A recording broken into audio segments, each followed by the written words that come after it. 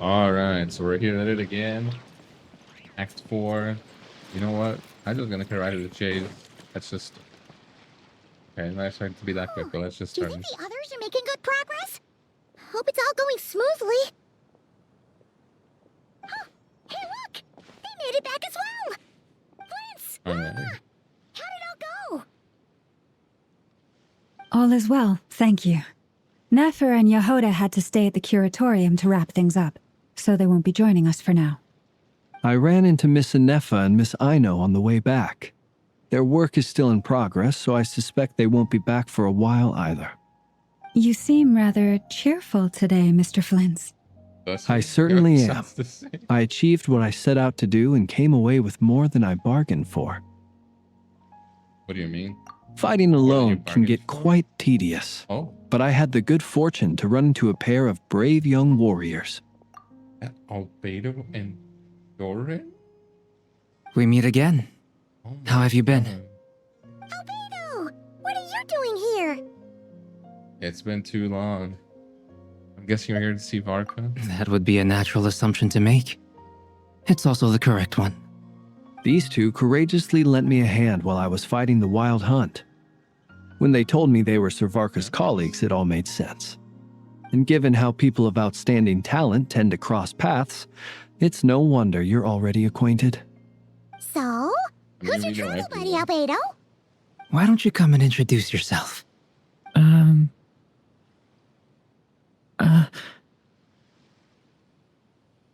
Oh, wow. A gentleman of few words, I see. And a rather stern countenance.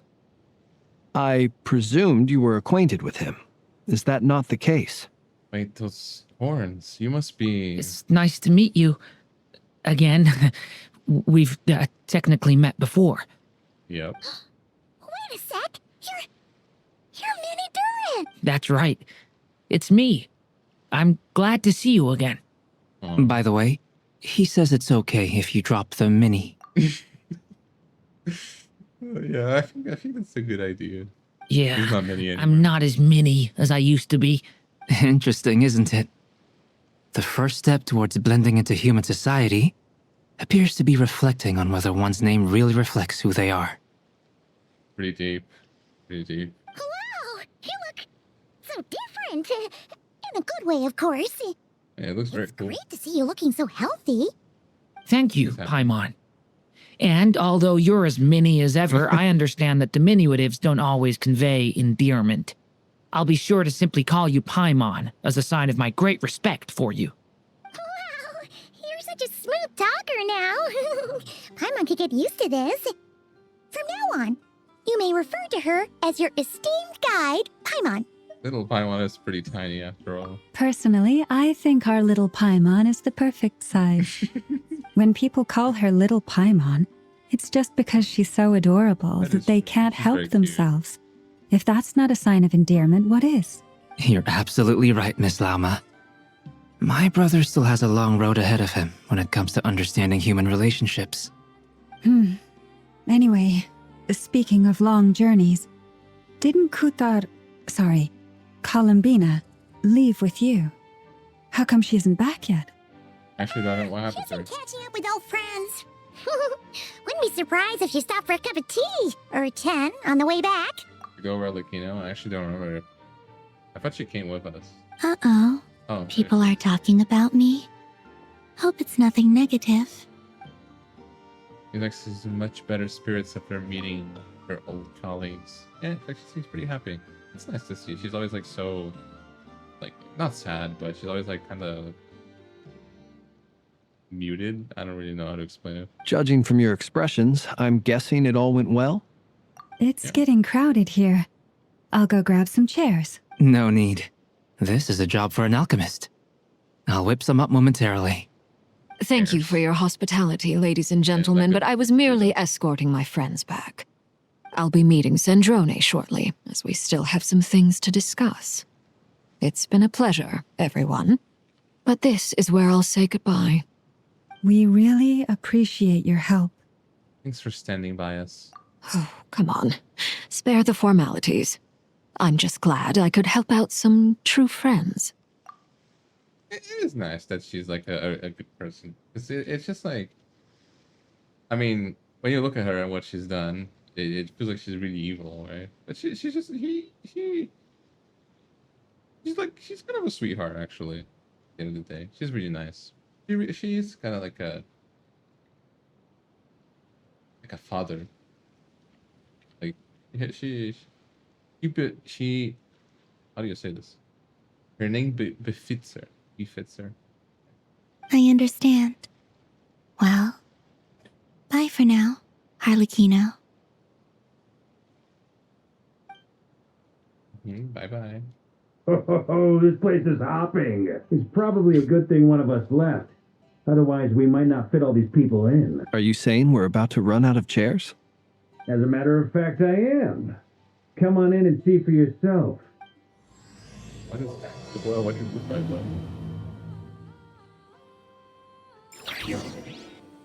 Something happened.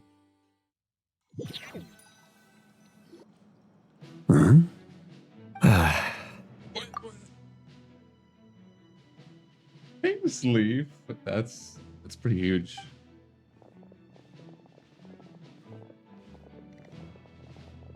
I overheard your little chit-chat outside, by the way. With Miss Columbina's colleague gone, we should be back to the original crew plus the other colleagues I brought in. Though, it looks like we have another new face. Someone else managed to rope in a colleague too? Sorry, he's probably here for us. Frankly, you and Paimon are the only people I know here. This here is Dainsliff, colleague of Tibet's greatest guide, Paimon, and greatest adventurer, the Traveler. Well, not exactly colleagues, more sort of friends. When someone else jumps in to do the announcing, you know you're speaking to someone important.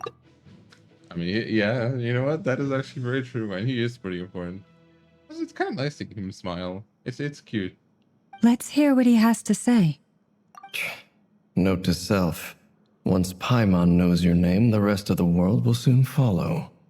I When mean, he comes looking for us, it's usually something important. Paimon's guessing you've heard about the Wild Hunt, then. From the looks of it, you're about to hold a meeting. If I were to say that the Wild Hunt is our mutual enemy, would that earn me a seat at the table? As the saying goes, the enemy of my enemy is my friend. Mr. Dainsliff, there's a seat with your name on it. Though, I can't promise the same for everyone else. Hey, Albedo, think you can rustle up a couple more chairs? After all this time apart, Grandmaster Varka's first order is to rustle up a couple more chairs. I've missed this. Is he being sarcastic? I'm not sure. He's your brother. Why are you asking us? I've still got a lot to learn about the nuances of human conversation. Trying to decipher Albedo's way of speaking has been like jumping in at the deep end. Yeah. Oh, good point. He is I'm definitely with pretty you different. now. Don't sweat it. There are people who go their whole lives without getting the hang of it. You're ahead of the game already. Look at you, Paimon. Expert in the art of encouragement. I don't know. Aw. I wonder what's Sounds taking weird. Nefer so long. Perhaps you should go and check in with her. If anyone can hurry her along, it's you. I just got back from the curatorium. Besides, aren't you curious to see what's taking her so long? Miss Nefer doesn't strike me as the type to share secrets. And since gathering intel is her specialty, I'm guessing she'd prefer to keep her methods confidential. I'm surprised. Wasn't Llama with Nefer and Yahoda? Does she not recognize Dainsliff? Even by name? Under such circumstances, would it not be tactless for me to impose? Oh, but it's fine for me to impose. What can I say? You have an unrivaled true. ability to garner people's affection, Miss Moonchanter. Besides, you have far more in common with her than I do. All right then. Was he this good at speaking before? Impressive. She barely fought back at all. I admire your powers of persuasion, my friend. As I'm sure Miss Lauma will realize soon enough, the trick in life is to always pitch in with other people's responsibilities so that you can be selective with your own. Oh, I never thought about this, but it's actually true. If you're the one selecting what other people do, then you also select what you do. I never really thought about it that way. That's true. It's interesting. Another trick is to simply hide in the background. I guess that works too. Spoken like a true sage.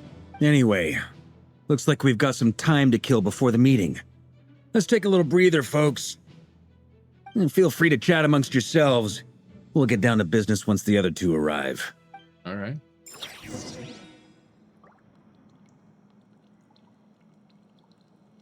I can talk to everyone. You're both awfully quiet. Just can't Why wait. don't I start us off with an icebreaker? Much obliged. Have either of you ever had your portrait painted? If not, I'd be glad to help. That sounds like a lovely idea. You know how to paint, then? I dabble occasionally. It's pretty He's good. an excellent painter. Tables, chairs, people, dragons, you name it. He'll paint it for you. I'm flattered. If I ever get the chance, I'd like to give it a try myself. I'll bear that in mind. Anyway, how about you, Durin? What sort of portrait would you prefer? Oh, I'd be fine with anything. Whatever style feels best to you. Very well. Then I'll play it by ear. You can replicate any style I want? I can try. If you show me a sample, I'll do my best to match it. Thank you. In that case, I'll dig up some reference material for you.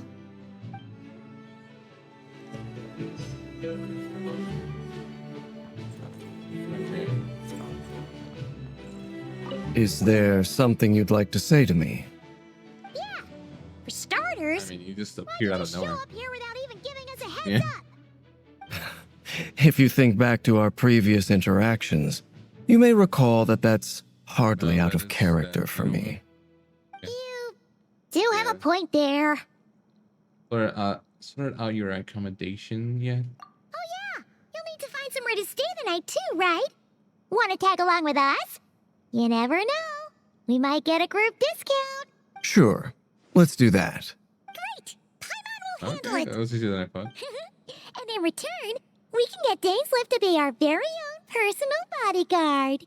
I mean, you're freaking out loud again. If that's what you had in mind, you should have said so sooner. I'd be happy to help. Since when was he so friendly? I mean, he has always been a good guy, but he's never been like this friendly before. Has he? Am I just remembering? I don't know. Oh, okay then. Paimon was only kidding, but good to know. Anyway, since we're all here together, we might as well watch each other's backs. That's just what friends do, right? Indeed. Thank you. Okay.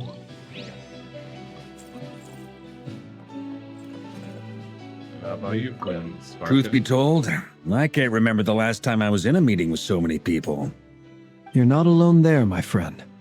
The Lightkeepers also struggle to bring everyone together for a serious discussion. I don't doubt that. I've only ever met two Ratniki, one being you, and the other being that young guy, Eatlua.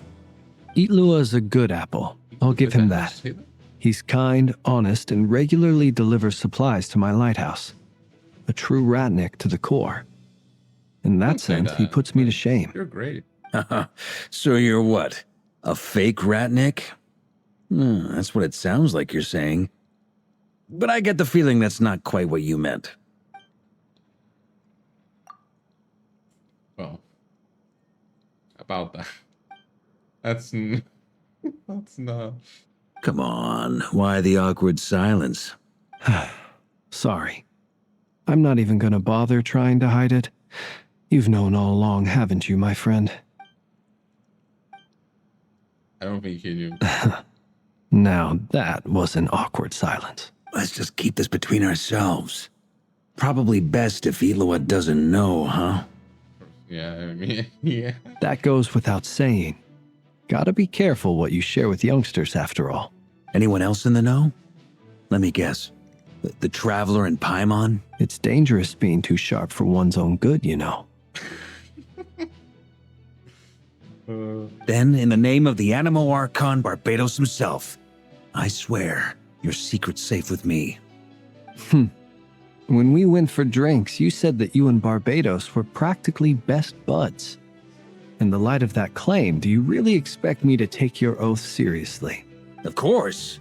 Just as long as you don't go spreading around the fact that I'm close with Barbados, all right? Fair enough, then. Nothing like a bit of mutual leverage to seal the bonds of friendship. Okay. I mean, I guess. I can agree.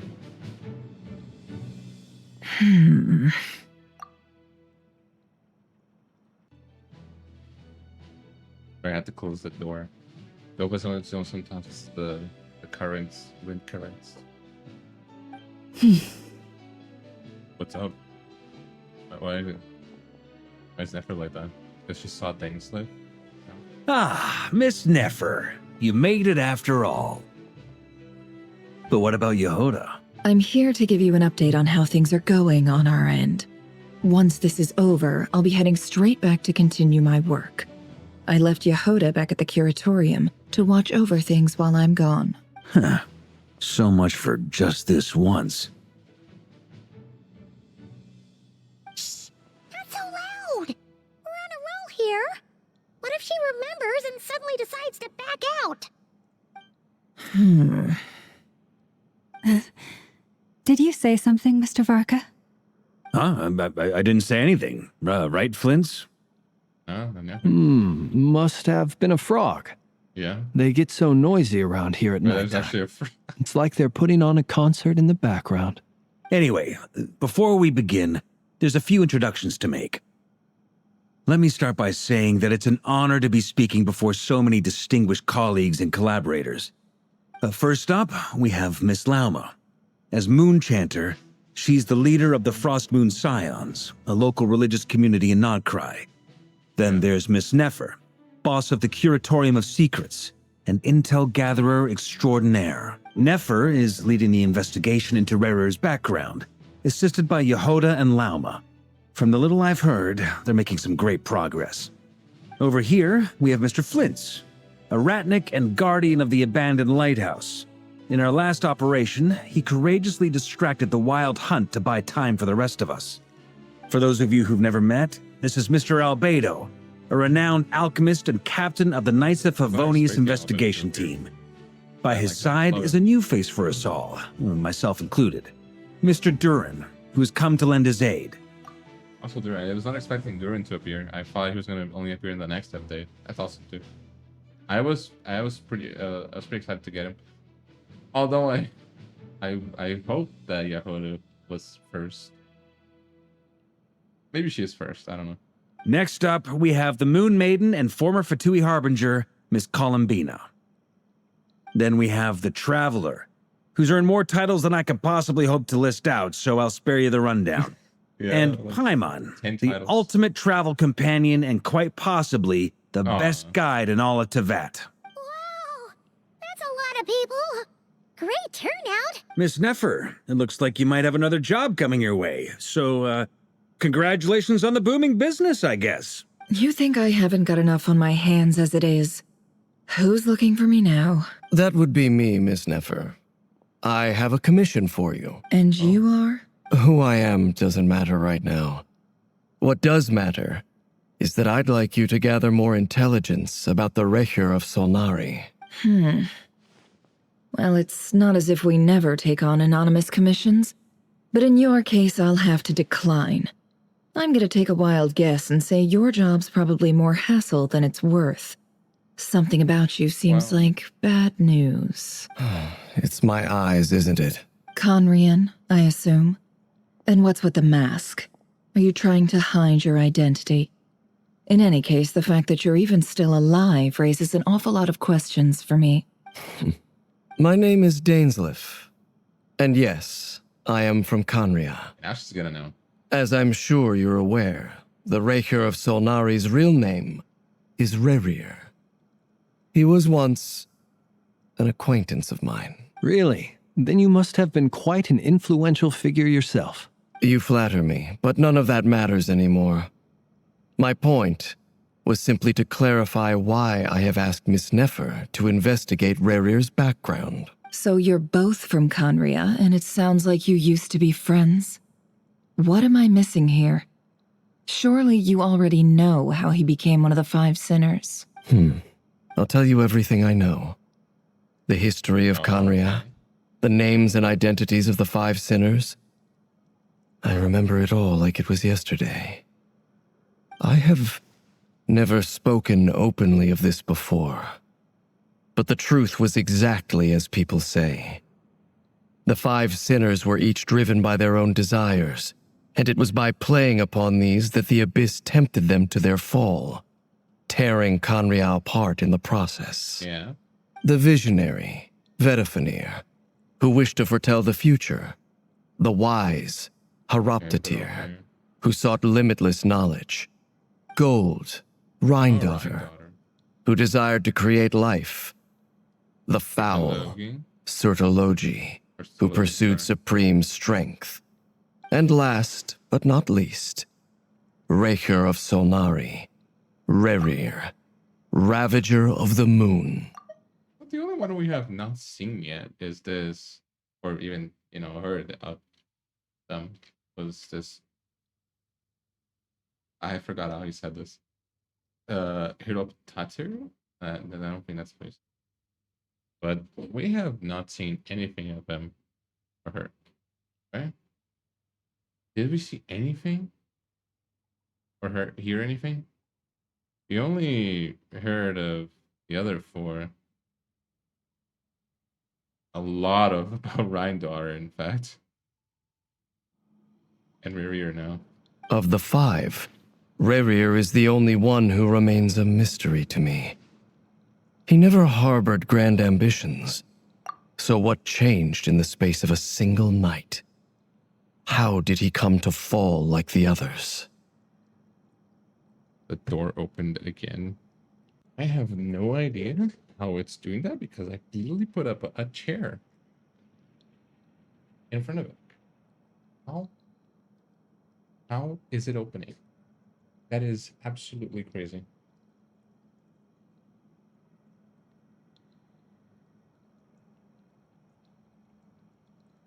In other words, you're saying that his change came as a shock to you, and you have no idea what actually happened?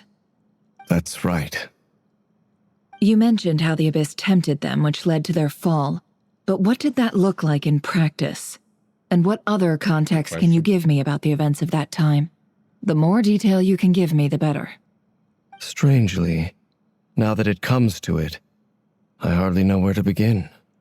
The fateful night took place during the era of the Eclipse Dynasty. One day, my elder brother, the visionary, Vedafenir, was summoned to the palace by the Vinster King, only for the king to gouge out his eyes and cast him into the dungeons. When I came to hear of this, my fury knew no bounds. I gathered together every ally I thought I had, and together, we set a night to storm the palace and free Ved. Centuries on, the memories of that night still haunt me like a never-ending nightmare. We broke through the palace gates, just like we had planned, each striking towards our separate targets. But then, I was betrayed. Even Vedafenir, the very person I had come to rescue, abandoned me and partook of the Abyss's power. So, it's personal after all. Then tell me, Mr. Dainsleif, what price are you willing to pay? You, of all people, must know that nothing comes for free. I cannot say what price would be worthy of such a commission. But know this. Rerir was not always a madman. Believe it or not, we saw it. there was a time when he was just an ordinary man, working for the Conrian Intelligence Service. Uncovering the truth of Rerir's past is the only way to unravel this mystery. But before you decide if you will accept my commission, I will tell you more about him. Enough, I hope, to help you plan your next move. Sounds pretty good to me. Feels like we just flagged down a random passerby, only to discover he's actually a master strategist who has a score to settle with our enemy. Yeah. Must be all that good karma I've been building. Can I borrow your halo? It could be useful in the lighthouse. Hey, enough with the wisecracks. Besides, isn't that lamp of yours bright enough already? Relax. It was meant to be a compliment. If that was a little over the top for your liking, I'll make sure to tone it down next time. I'll give your proposal some serious thought, Mr. Dainsleif. Let's speak in private once the meeting is over. Before that, there's a few things I'd like to share. Yeah, okay. Your account meeting with the knave and how the iridescent moon's mirror was retrieved from the crimson moon face. You make it clear that the knave chose to help you of her own accord, then conclude by reporting how the hearts of the three moons are finally in your hands. Now that we've united That's the not true. hearts of the three Technically, one moons, is in the knave's your hands. power should be greatly enhanced. But it seems like that hasn't happened yet. I believe it will take a little longer. You've done so much for me, so I want to be completely honest with you all. Even though I'm doing a lot better now, the truth is, my recovery will likely be an ongoing process. From the moment I was born, my power has been slowly ebbing away. And that is because Tevat has never accepted me. Even with the moons united as one, it seems my rejection cannot be undone. Yeah, because the moons and Celestia are kind of like opposite forces, right? At least from what I remember. So yeah, and Celeste is the one that kind of reigns over the world. So yeah, the moons are getting siphoned, per se, their power and their energy. So far, I have yet to find a solution. It may turn out to be a problem that will plague me until the day I finally leave this place behind. Even so, I will do everything in my power to help you drive out the Rerir of Solnari. As Arlecchino put it, this is not about chasing the spoils of victory. It's just a gesture of heartfelt gratitude. Kutar. She's a lot more energetic and positive than she did when we first met, definitely. She's a lot more, not peppy, but you get what I mean. Defeating the Rerir of Solnari will be no easy task. While my strength slowly recovers, we'll also need to gather more intel. Naturally. We should take all the help we can get if we hope to defeat him. We've considered several viable plans now, but our choice hinges on the answers to a few key questions. Is it even possible to kill Rerir? What experiences shaped the person or monster he became? And what's he really after? Given Albedo's expertise in alchemy, I think we should leave him to try and answer the first of these questions. Yeah. Understood. As for the other two, I'm afraid we'll have to count on you again, Miss Nefer. Believe me when I say it's not my wish to burden you. But right now, relying on your skills is our only option. So you're placing all your hopes on me, huh? We can't thank you enough for agreeing to help us. Honestly, I can hardly believe how lucky we are. You sure have a talent for changing your tune, Miss Moonchanter.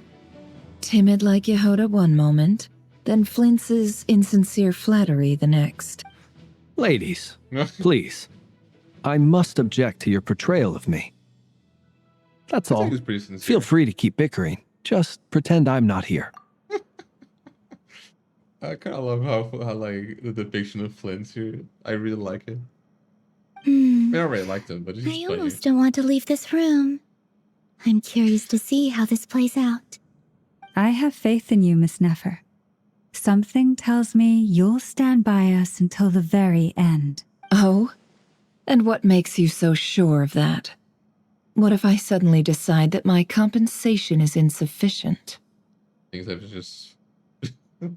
He's very, very pensive right now. Does that word exist? I'm not sure. This isn't about Not the with money. this. I can sense that you've got a deep-seated distaste for Rerir. And knowing you, That alone is motive enough. Definitely. Look at them getting along so well. Like two peas in a pod. And I'm the one they accuse of insincere flattery. There is no justice. Oh my god. I love this. Miss Lauma, you have to understand something. Unlike you, I don't actually enjoy having everyone's hopes on my shoulders. Is that right? I get it. Well, maybe the fact that I'm willing to put my hopes in other people says more about me than you. But the fact is, I also trust you. And that's because I know that you're someone we can count on. Anyway, we've got our plan, so let's get moving. Mr. Dainsleif, let's talk. And Traveler, once we're finished, if you've nothing else planned, I'd like you to come with me. Okay. This whole experience is teaching me a lot. For instance, I now know that when other issues come up in the future, I'll have far more luck getting Lauma to convince Miss Nefer than trying to do it myself. Hate to say it, friend, but that's one of the funniest things I've heard in a while. Why? You think I've got it wrong? Quite the opposite. But what makes it so hilarious is how long it's taken you to realize.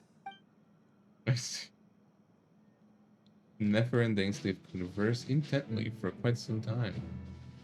From the gravity of their expressions, you can tell how heavily the next stage of the plan weighs upon them both. For a short chat, while Beto and Durin head off with Varka on what they describe as a sample finding mission. Mama steps out for a while, comes back loaded up with emergency medicine. She tells you that while people rarely expect to get her, it's her duty to be ready when they do. Alright. Ben Paimon wait patiently for Nefer, content to see how well everyone is working together. Yeah, it's nice. Once Nefer's finished, you follow her and Lama back to the curatorium.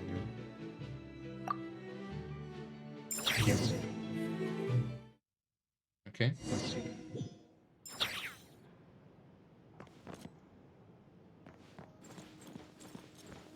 Oh, is it this one? I actually wasn't sure what door it was.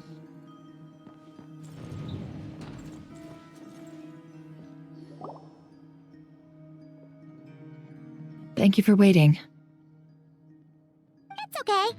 We actually used the time to help Dainsleif get a room at the hotel. That's very considerate of you. Now, I trust you share my curiosity about Rerir's past, and you seem fairly familiar with Mr. Dainsleif already. That's right, we've known each other for quite some time now. Yeah, been like 4 years or so. We spoke at some length after the meeting. He was the one who suggested I should invite you to join this operation. He feels confident that these secrets will be safe with you. Dane has a lot of faith in us, that's for sure. And so your trust too, Never.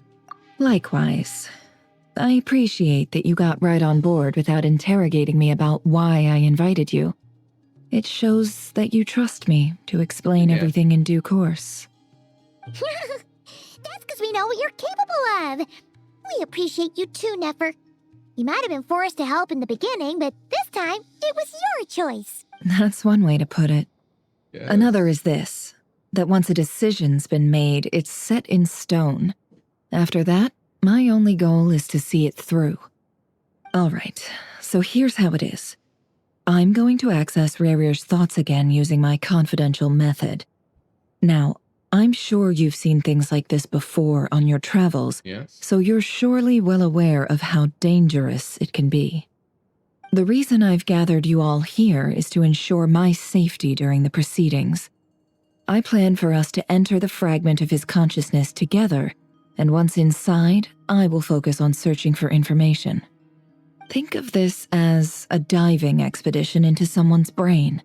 If I'm the diver, you are my safety equipment, tasked with keeping me alive while I'm under the surface. Once the ceremony begins, we will all be spying on privileged information. But in the interests of safety, you must remain absolutely silent at all times. We will discuss our observations after the ceremony has concluded. Lastly, any individuals of a weaker constitution are advised not to partake in the ceremony.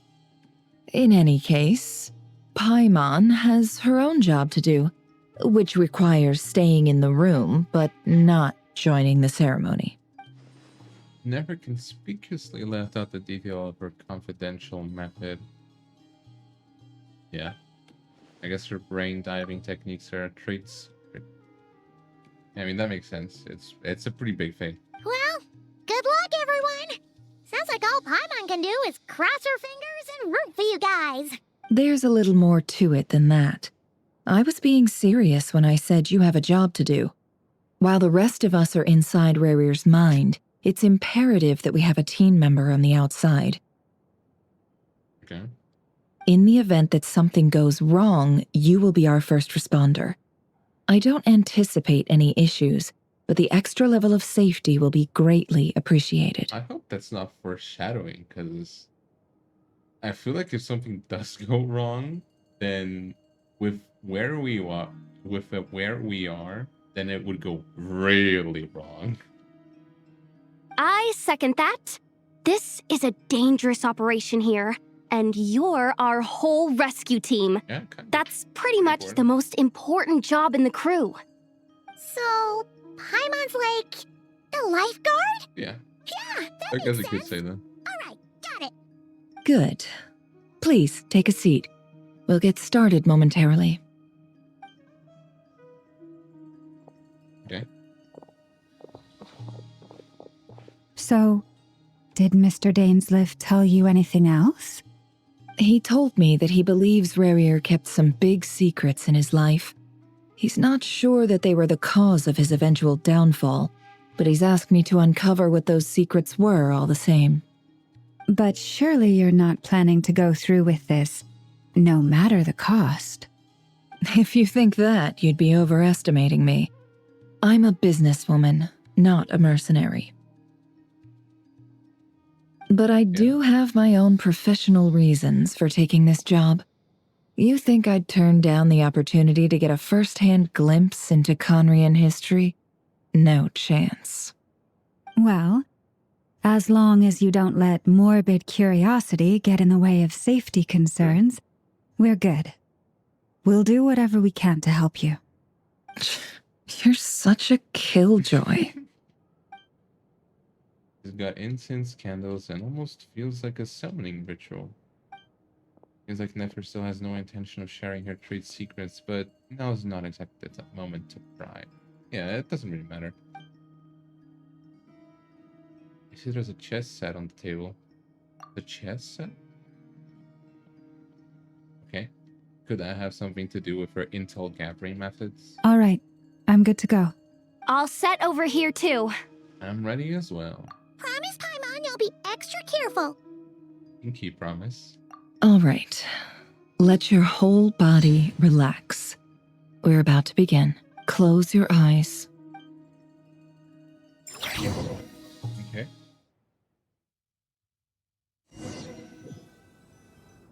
I guess you're gonna start from where we stopped last time. Okay. Could this be his office? Maybe. Pretty standard setup. Bookshelves, paperwork, files. According to Dainsleif, Rerir used to be an intelligence operative. Chances are there's plenty of top secret intel stashed away in this room. Yeah. Is this where you keep your secrets, Rerir? Can't say I'm not looking forward to this. Okay.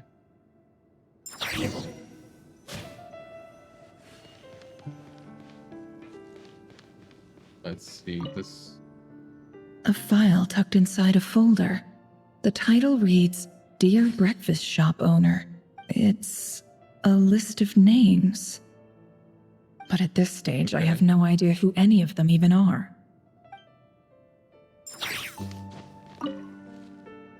Wonder what kind of encryption technique this is. Seems like it has to be inserted into that camouflage device nearby. Aha! It's an audio recording. Please, hear me out. I can't shake this feeling that someone's been spying on our house. No, I'm not being paranoid. It's true. I saw someone dressed in all black. It was a couple of days back, but That was on another street, not near my house. I swear, I know what I saw! There's a note in the margin. Surveillance of the run for their residence has concluded. We apprehended the target and filed the mission report last night. Could the voice in the recording belong to one of Rerir's targets? Yeah, I'd say so. That would make sense. What he was saying. A box containing a ring inlaid with a precious gem. Must be for his girlfriend.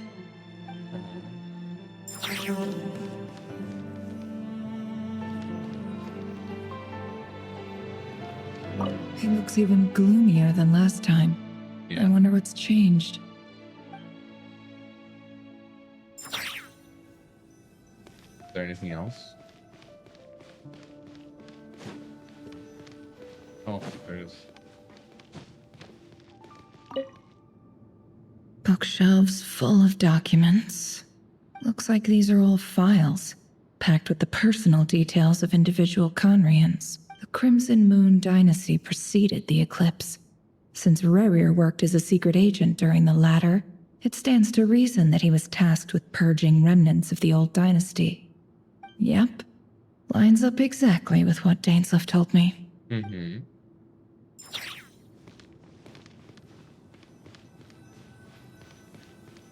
So sit down.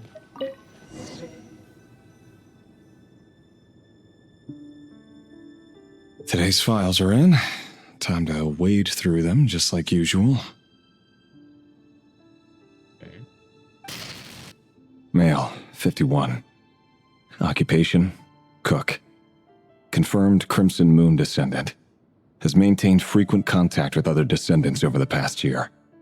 Poses a threat to the dynasty. Neutralized. Okay. This one should be archived under purged targets. Purged.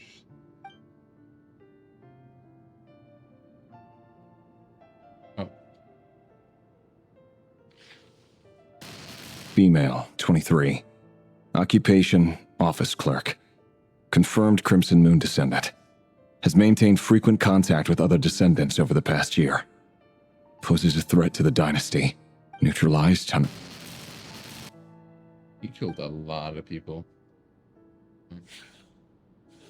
Another one for purged targets. Sounds like she was that other man's daughter. Never mind.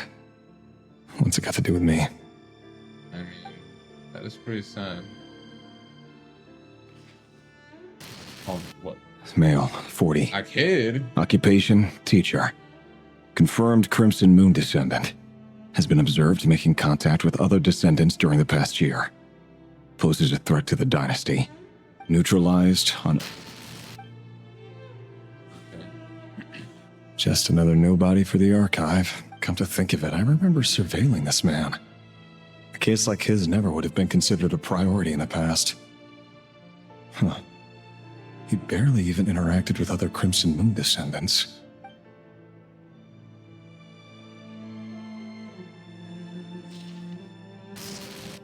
Female, 16. Occupation, none.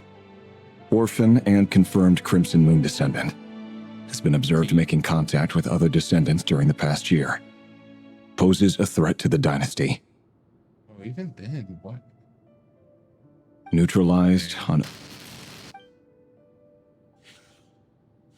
Filed. I have no recollection of this girl. None whatsoever. She doesn't seem to be anyone important, but then again, how many of them really are?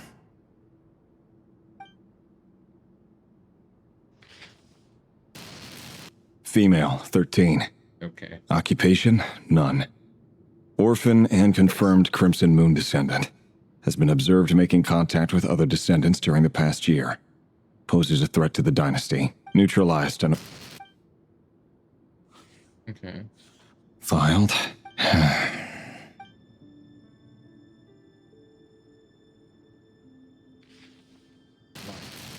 Male, 11.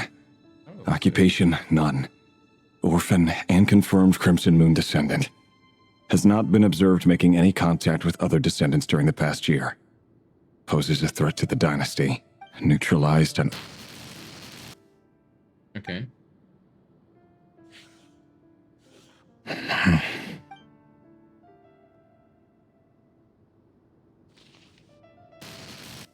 Male.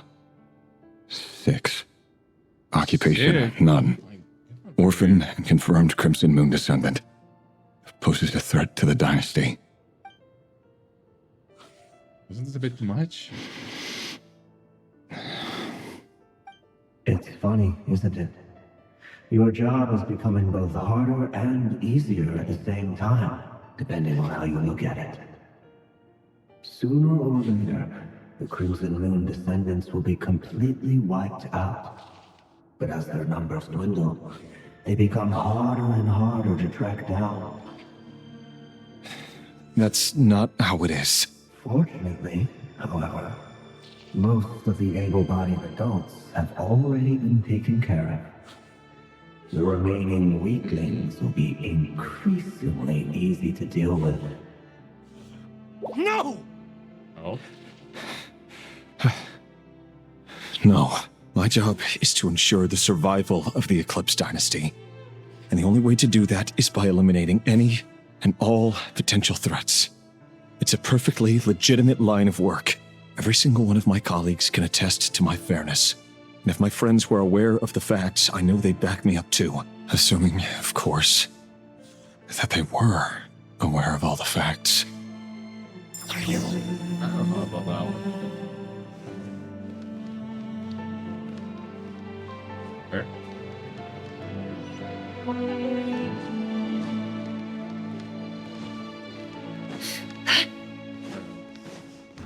Okay, that is the door.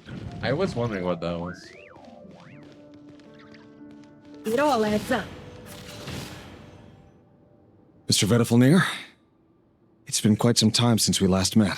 Rerir, I trust you're here because you have something important to discuss.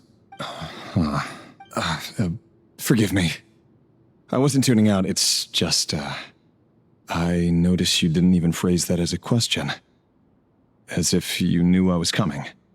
Tell me, does someone in your position ever feel the need to ask questions at all? It is indeed within my power to foresee certain things. Things like your arrival. I was just thinking. It won't be long before I'll be inviting both you and Dane to my wedding. That isn't a lie, but nor is it a fact as such. It's a wish, isn't it? No fooling a prophet. Yeah. Ever since that day we met for drinks, I knew it was only a matter of time before you came looking for me. Does it feel good? Knowing how the future will unfold. I'm afraid the notions of good and bad fail to capture the complexity of what such a power entails. Once you've seen what will come to pass, it can be all too easy to succumb to fear and melancholy. Unless, of course, you learn to abandon these feelings. You fear my silence, and long to hear the words I left unspoken that day. That's right. You must have noticed my reluctance to broach the subject, and the reason is simple. Because the truth could never have lived up to your hopes. For both our sakes, such words are better left unsaid. The burden of prophecy was never meant for your shoulders. So who exactly do you deem worthy to hear your prophecies? None but our exalted king? Or rather, our king as he once was. You're closer to his majesty than I am. You must know better than anyone how much he's changed.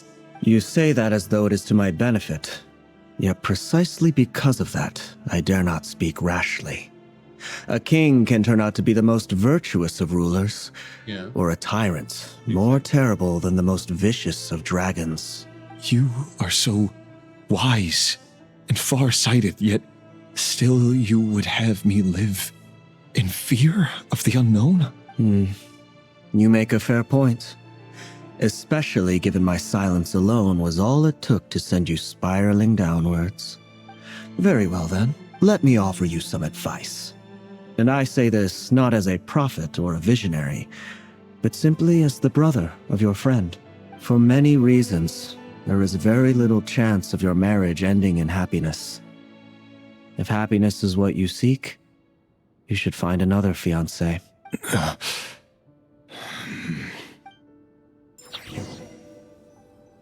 Hold on. There's that same black fog again. Could this memory belong to Thelindis? I have a feeling that Guess I'd better tread carefully. they like use or something, or at least like something like that. How would these memories appear in his, fragments? That just doesn't make any sense unless they are one now in some way. Wait. Hear me out. This time we finally got a clear look at his face and learned his true identity. His name is Rerir, and he claims to be one of the king's guards. What did you say? A cruel irony, isn't it? The man you're set to marry leads a double life as a brutal executioner. Why are you telling me all of this now? Simple. It's because I want you to kill him. You are the only person he would never suspect. No, absolutely not. I would never dream of doing such a despicable thing. So you'll just stand by and watch him slaughter us to the last? Do not forget that the blood of the Crimson Moon flows in your veins too. The blood of the Crimson Moon? What does that matter now? The dynasty has long been dead and gone. You think that alone is reason enough for me to throw away everything I have? Why wouldn't it be? You two were once a child of the Crimson Moon, just like me. Don't tell me you've never felt so much as a flicker of fury for the way we were trampled into the dust. As long as you promise to abandon this pipe dream of restoring your dynasty, I can try to persuade him. Or have him persuade the Vinster King. Persuade the Vinster King? Do you even know why he's so obsessed with hunting us down? Why he keeps trying to force us to hand over our secrets? Over and over again? Or why we refuse to give up on restoring the dynasty? The Vinster King. A blind fool. His eyes clouded by powers from beyond this world. A petty little man with a miser's heart. And he dares to sit upon the throne? He's right. Mark my words. Sooner or later, Conria will fall. If you can't bring yourself to do it, so be it. Just you watch. It won't be long before calamity descends upon us all. I think it is already too late, right? Even if you killed the Rerir, it's just too late. And the problem isn't really him; it's the king.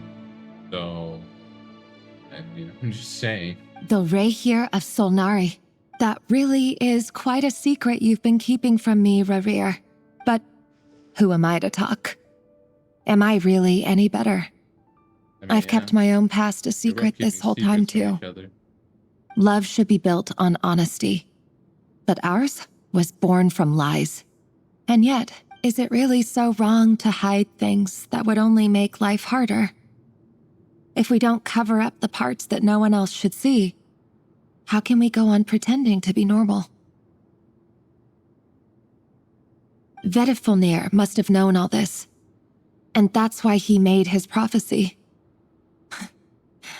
In the end, nothing stays hidden forever. No, I think he actually sees the future, though. I don't. But I won't just sit by and watch this disaster unfold. I'll do everything in my power to protect what I cannot afford to lose, no matter who I have to face. And who do you want to lose? Huh? Was that Rerir who just walked past the window? Doesn't it give you the chills that he still takes the same road to work every day? As if nothing ever happened. Those people at the deli. Enough already. The deli. They're clearly pretty taken by their own disguises, so just smile and play along. Pull the rug from under beasts like that, and you'll risk having your throat torn out. Deli? Oh. They're talking about us people from the opposition. Right. I'd almost forgotten they used to run a deli. People of no consequence always vanish so easily. And no one even remembers them. But surely you can see he's not the man he pretends to be. So many have died already, and they say that the king's madness grows with each passing day.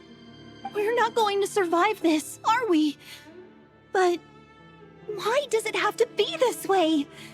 Do we really deserve to die just because of the blood that runs through our veins? Felindis, are you even listening?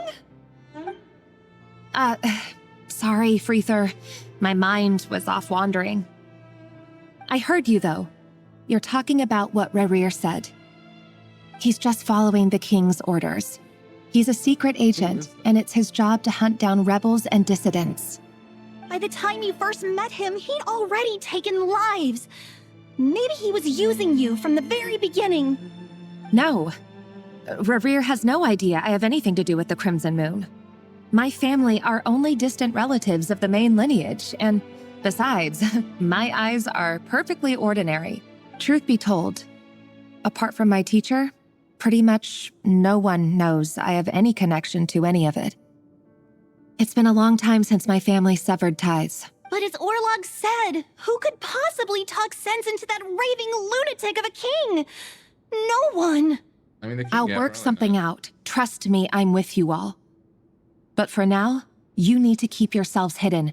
Don't let anyone find you, anyone at all. I think I see where this Don't forget that Rerir is an Eclipse operative. You need to be extra careful when he's around. And when I am too. For now, don't come looking for me. And if anything happens to me, just act like we've never met. If even you can't escape this, what hope do the rest of us have? But after all this time together, surely he wouldn't lay a hand on you. I won't speak in his defense, nor can I give you a clear answer to that question. But I'll do everything I can to put an end to this. Here, hold on to this. If an opportunity to escape presents itself, take it. You'll be glad you took some spare change. You call that change?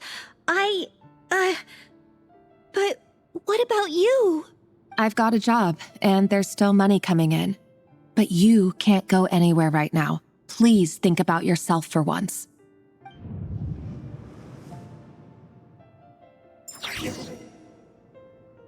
Okay. Training.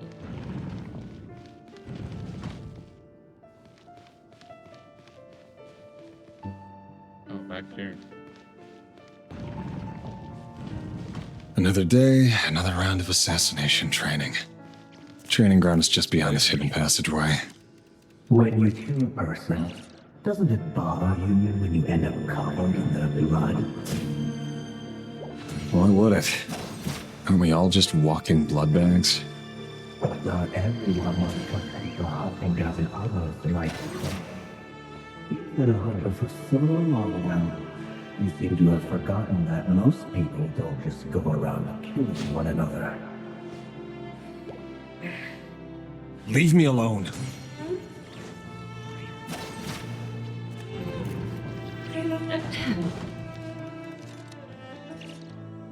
Oh, this is that training. Make sure you have a firm grip on the handle. Choose your angle well. Keep your movements light and brisk. Pray one sense a thing. I doubt that. I'll bet no one's ever died a quiet death on the I work clean. No traces.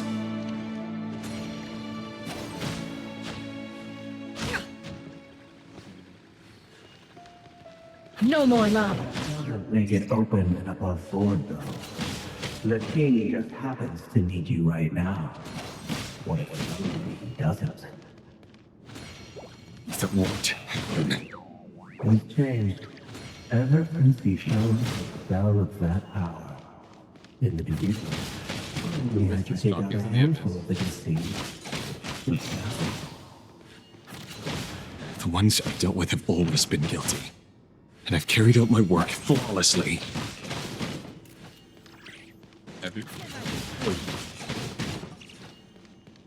It all adds up. Yeah.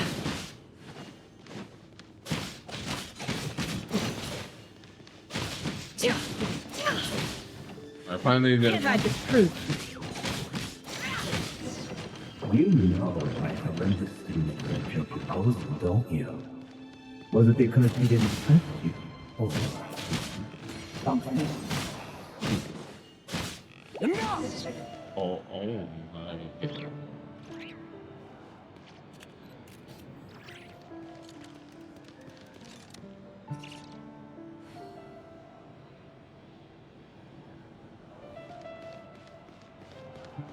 Okay. Delindis, do you still remember Orlog? Orlog? The boy who was pretending to sell flowers. You spoke for quite a while, didn't you? Yes, we did. What about him?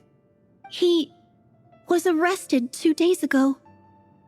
Chances are he's already dead. He... I just don't get it!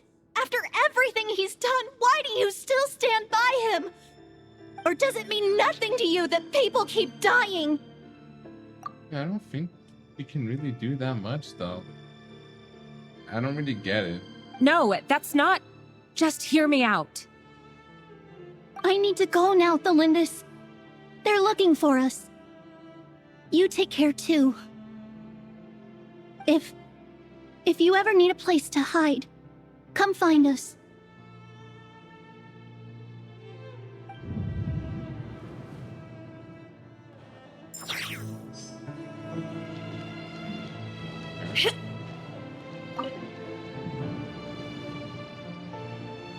Author Thelindis. Over the course of this week, the research object was subjected to interference for a total of 47 hours for experimental purposes. The results are as follows.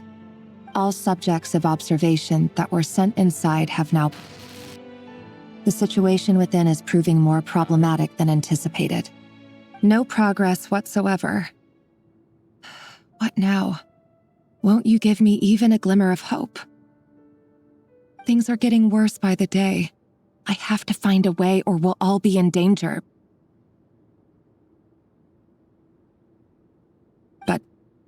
But I... If all this research comes to nothing, what then? Sooner or later, it'll be my neck on the line. I mean, yeah. But could he really bring himself to kill me? I don't think so. No. Surely he wouldn't have the heart.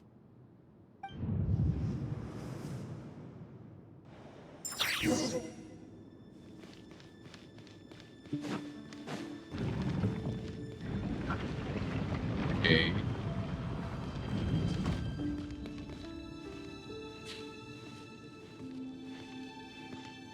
Why won't you just let us go? We don't even know each other.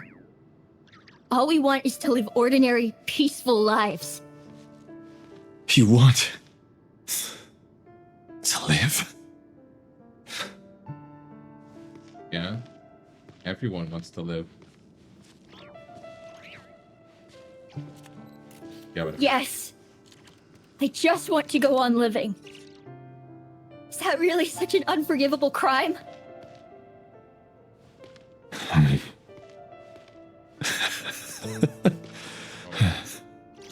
You want to go on living. I want to keep living too. To keep living forever. That's why I have no choice but to continue on the path I'm on. If only some savior would suddenly swoop down and change the way the world is. Too bad that's not going to happen. I mean, yeah, if he stops killing, it's probably gonna get killed, to be honest. So I guess I understand.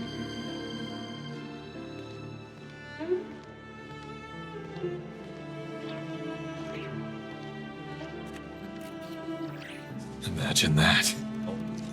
If there really were such a person, you and I wouldn't be standing here like this, would we?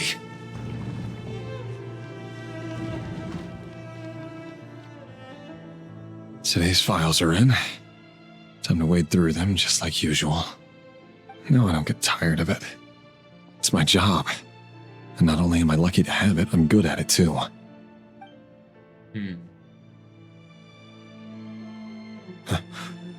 Oh yeah, you're good at it, alright. That's... What? Thalindis? Huh?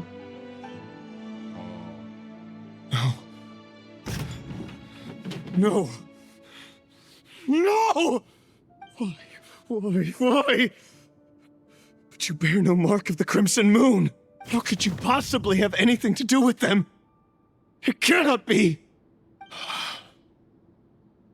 A diluted bloodline. Carefully concealed. I see it now. Just like you? What do you mean? You've been living in the shadows just like me. What a fool I've been. Numbing myself with talk of justice. Even imagining my friends would back me up. But in the end, Irminsul. Finster King! How far are you going to take this? From the direct bloodline to secondary offshoots? And then what? I feel like everyone in the bloodline, like everyone in Conria, because it was just the Crimson Moon before, right? So I feel like everyone has their blood in their veins at least a little bit. So is he just gonna kill everyone? Like, that's... Today it's the descendants of the Crimson Moon. Who will it be tomorrow? Will you not rest until everyone down here is dead? No. This cannot go on. This is where it ends. Okay. It's not gonna go well though. Maybe it does in some way. But that's...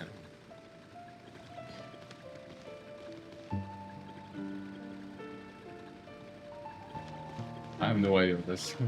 Okay.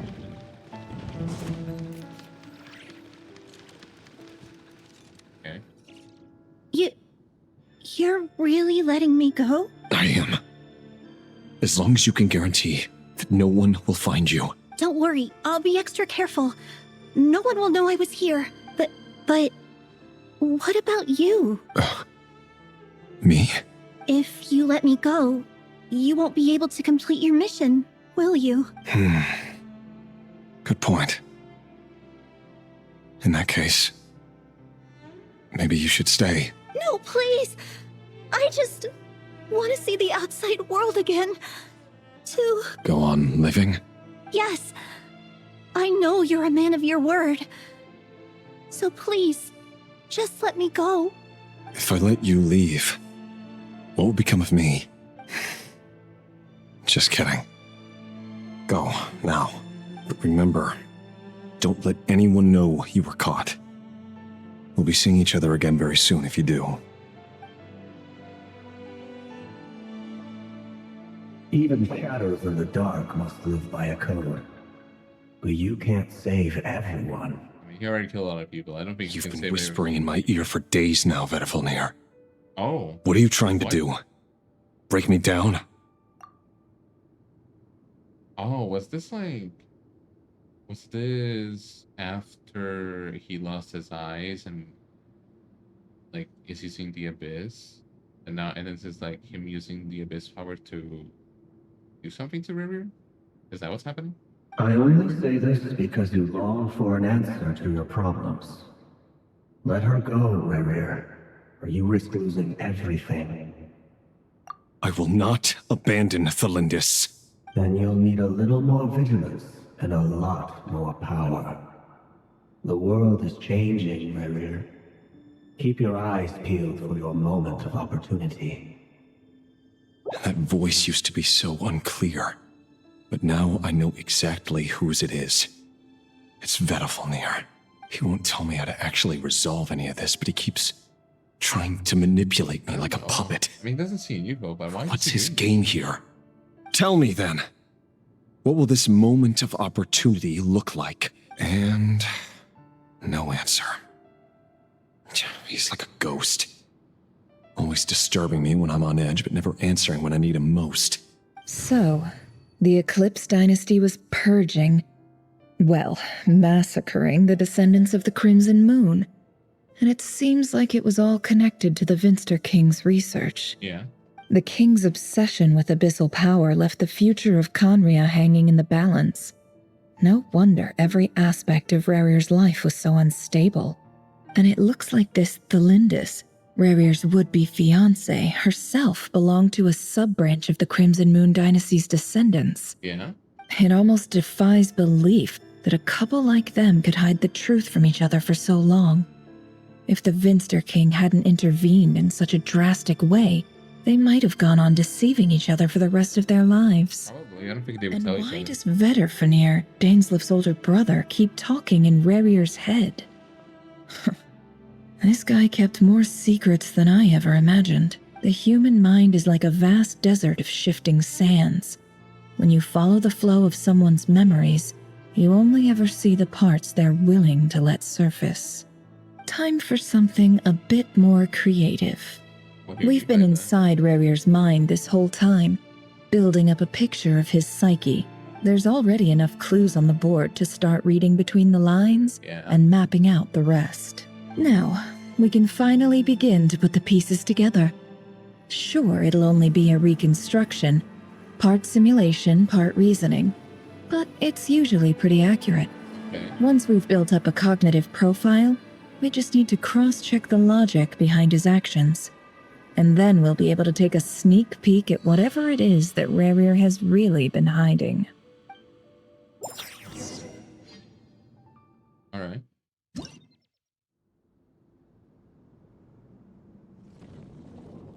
What? Oh, is that the chess thing? Okay. Rerir, are you there? Is that Dainsloop? Oh my god. Okay. Okay. When all your action points are used up, okay.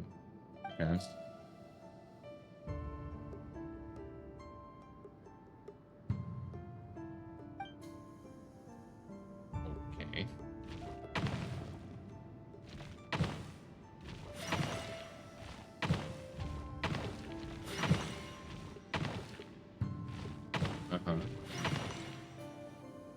Hey, Rerir!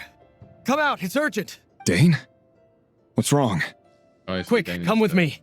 Okay. I'll explain everything once we've met up with the others. Okay. I'll come. But the Lindis is still over at the Universitas. I'll need to leave her a note. All right then, but make it quick. I've never seen Dane so worked up before. Whatever this is, it must be big trouble. I think this is when that happened, right? I don't know why it reminds me of the Inscription. Great game, by the way. In this way, does not assume it's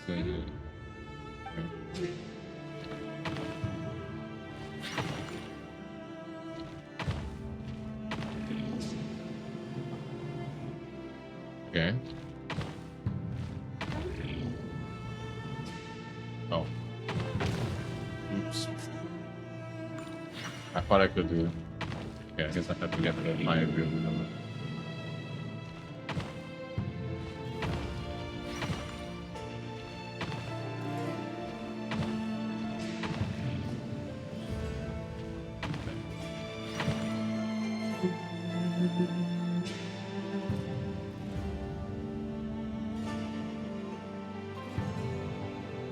What notes? Well, this is a nice change, meeting you all at this hour.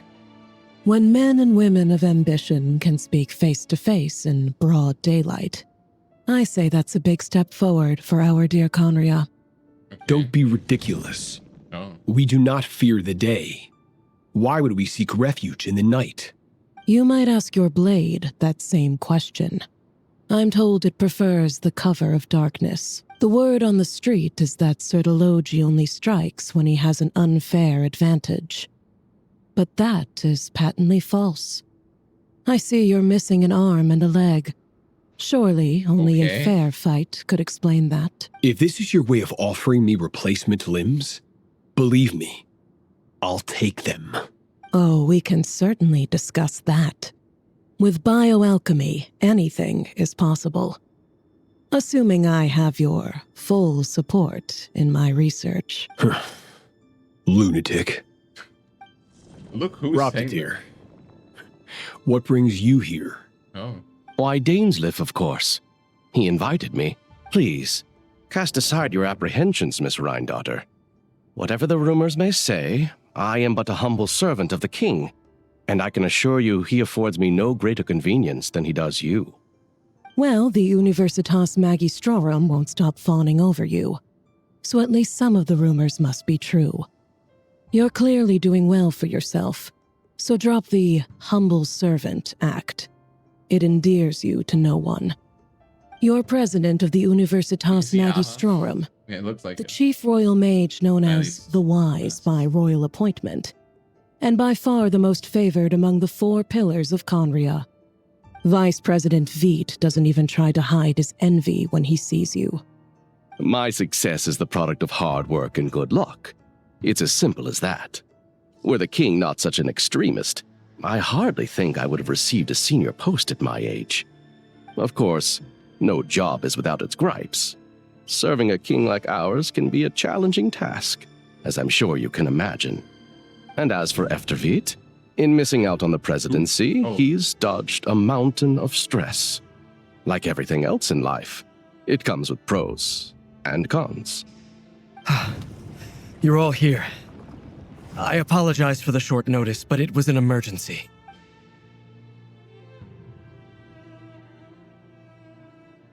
Okay. You must be Rerir.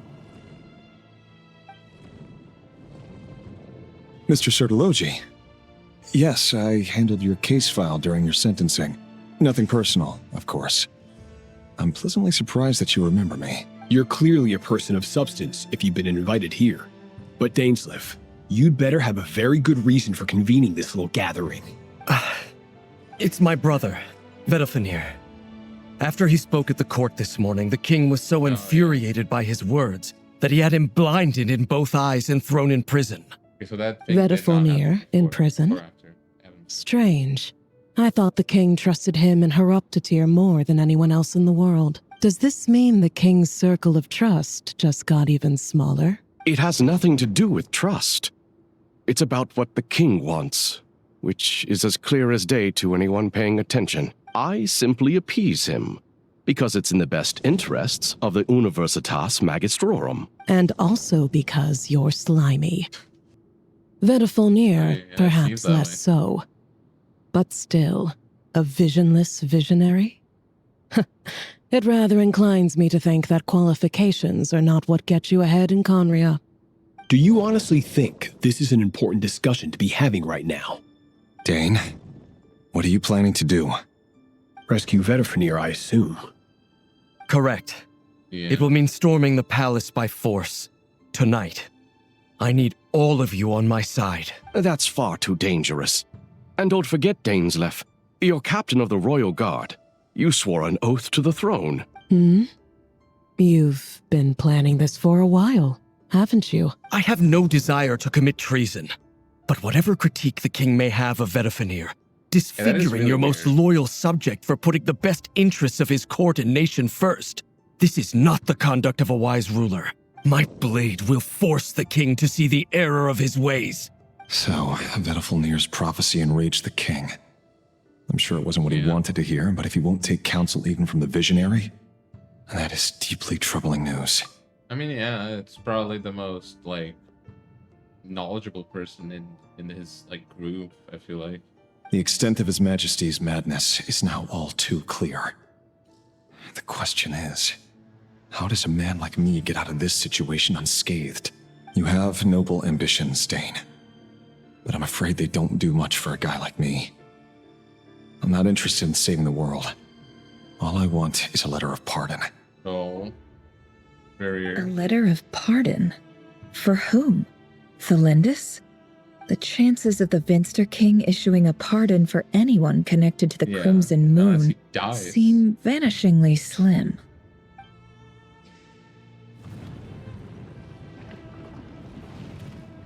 Oh shit. Okay. Oh. What is that? This black fog over the board must have some connection to Thelindis. But why is it taking this form? Does it have something to do with Rerir's past? Another mystery I'll need to unravel. Mm-hmm. See the market activity of That's cool.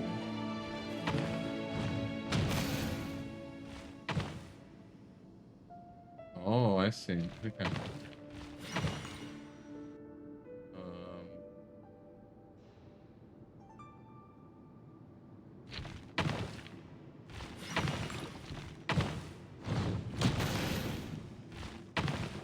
Oh. I forget that. I wanted to move. Oh, it does stay broken though. Okay.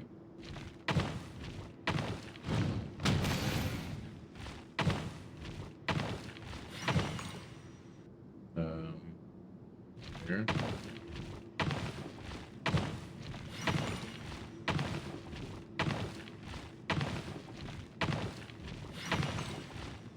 Easy. I mean, I could have made it even easier if I wouldn't have her, I feel like, but you know, it worked out. Author Thelindis.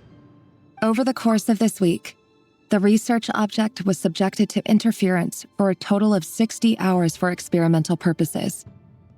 The results are as follows. Research dating back to the Crimson Moon Dynasty has established 2 points regarding moon marrow. Firstly, its origins have something to do with a god's power. Secondly, it serves as a portal to an as-yet indeterminate location. Moon marrow can thus be defined as a spatial gateway. However, there are a number of hurdles to overcome before we can answer the question of where it leads to. To start with, opening the gateway requires a specific power source, which the relevant literature indicates. An enormous amount of power is then required to keep the gate open. Currently, the total power output of our instruments remains in the single digits. To make matters worse, I am now the only staff member remaining in the Moon Marrow Lab. Oh. The Universitas Magistrorum recently decided to move most of its personnel into abyssal energy research, which has stymied all Crimson Moon-related projects. This is not a wise move. I have always maintained that placing all our hopes in a single source of power is risky. I mean, yeah. Especially one as poorly understood as this. As well as making ourselves overly reliant on a single resource, we are neglecting other promising technologies. I apologize if this comes across as disrespectful. But as a Moon Marrow researcher, I desperately want to see the world beyond the gateway. If we really made it there one day, what would we find? And how would we go about taming the unknown? My imagination is endlessly fueled by questions such as these.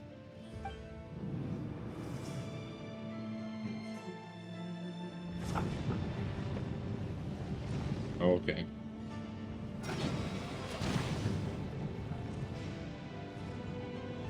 Seminar, yep.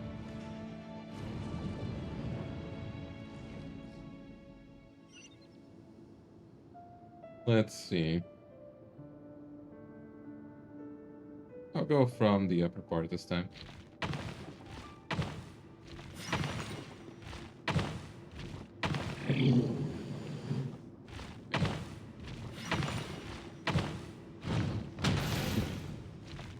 This is easy. Oh.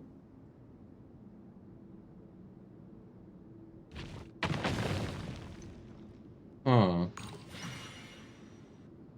Wait, didn't I get the other two? Wait, is there only one correct path? I guess so.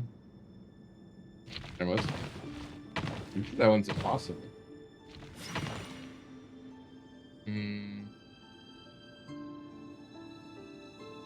Okay.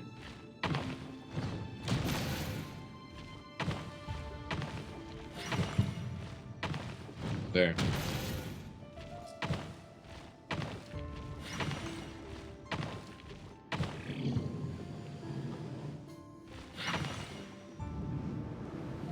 Okay. This is for you.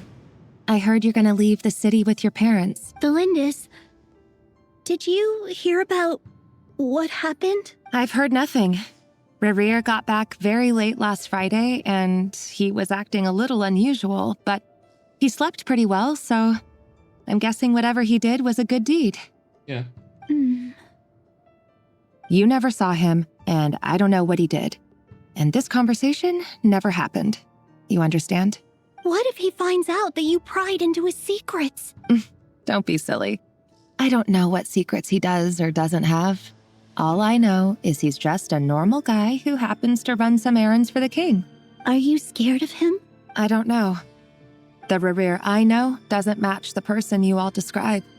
I mean, yeah, it seems like in his like personal life, he's actually a very normal and kind person. Well, I won't say kind. He's a little bit selfish, but he's pretty normal actually. Pretty standard per se. Logically, I should be scared of him. And yet, I don't want to lose him. But enough about that. You should get going, and be careful with the package I gave you. Keep it secret. Keep it safe. What's in it? A piece of the moon. All you need to know is that as long as you keep it safe, then in the future, everyone will be able to see a red moon. A red moon? You mean our moon? That's right. Our moon. Promise me you'll look after it. I promise, Delindis. The Crimson Moon bloodline will never die out. Its light, the color of blood, will become like a fire that flows in our veins, no matter how long it takes.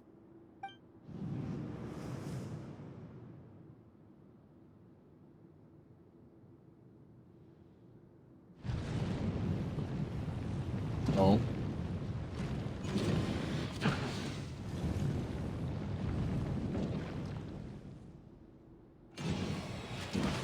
Oh, is that the king? Yeah, you get what I mean. Okay, let's see. 3 paths, huh?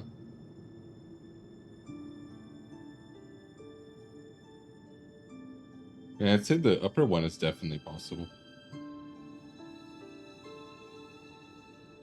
I guess I'll just go for the upper one then.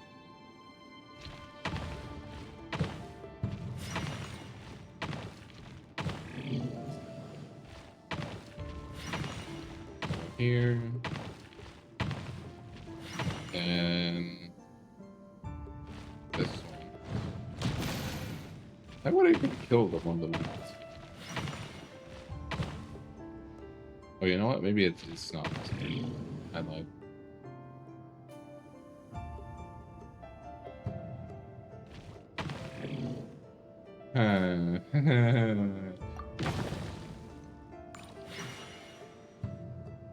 Oh, but now what do I do? Oh, I can just go here.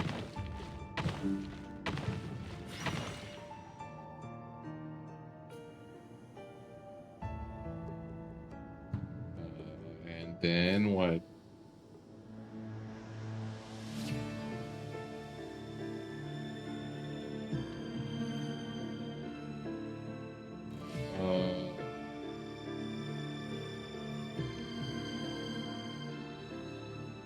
What?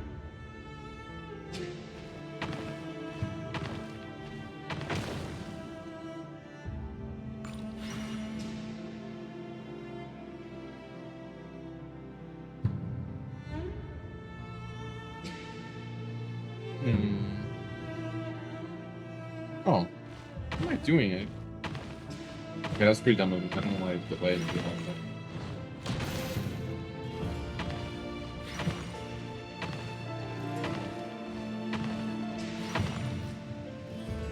Hurry, everyone, and stick to the plan. Sir Dainsleif, what are you? Is this treason? You know what happens to those who betray the throne.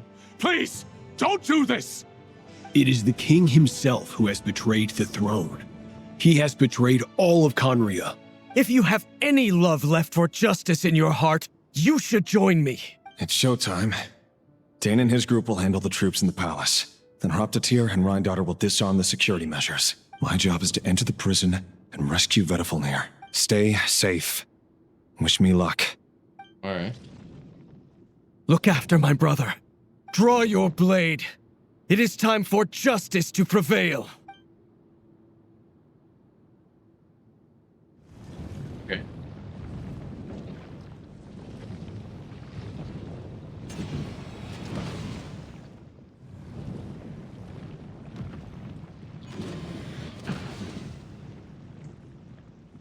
I like this. It's pretty cool.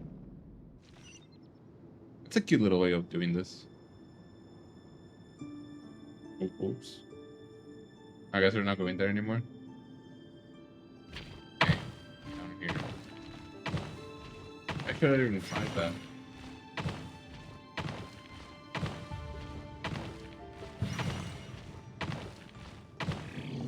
Okay.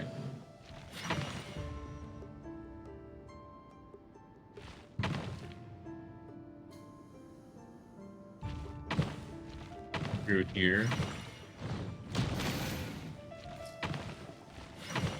I don't know why I did that. I could just there.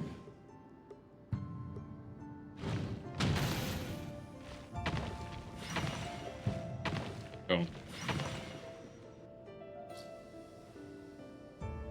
That was a bad idea.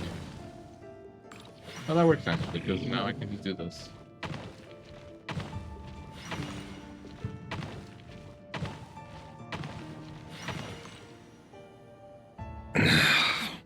This place is filthy. And the smell is abominable. Clearly, the king doesn't allow his prisoners a single shred of dignity. This is dire. Found you. Hello, Mr. Vedifalnir. Ah, it's you. Surprised? Oh, wait. I guess surprise isn't an emotion that prophets feel very often. I certainly felt some surprise in the moment when I was blinded. Surprise at the king's sheer ignorance. Surprise at just how unfairly this world responds to words of earnest remonstration. I'm curious. What did you prophesize this time? It wasn't a prophecy. It was a word of warning. Someone had to say it. The king has forsaken all reason in pursuit of his obsessions.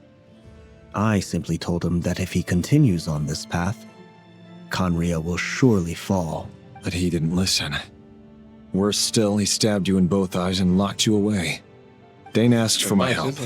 The court is in complete chaos now, but I'm sure you predicted that.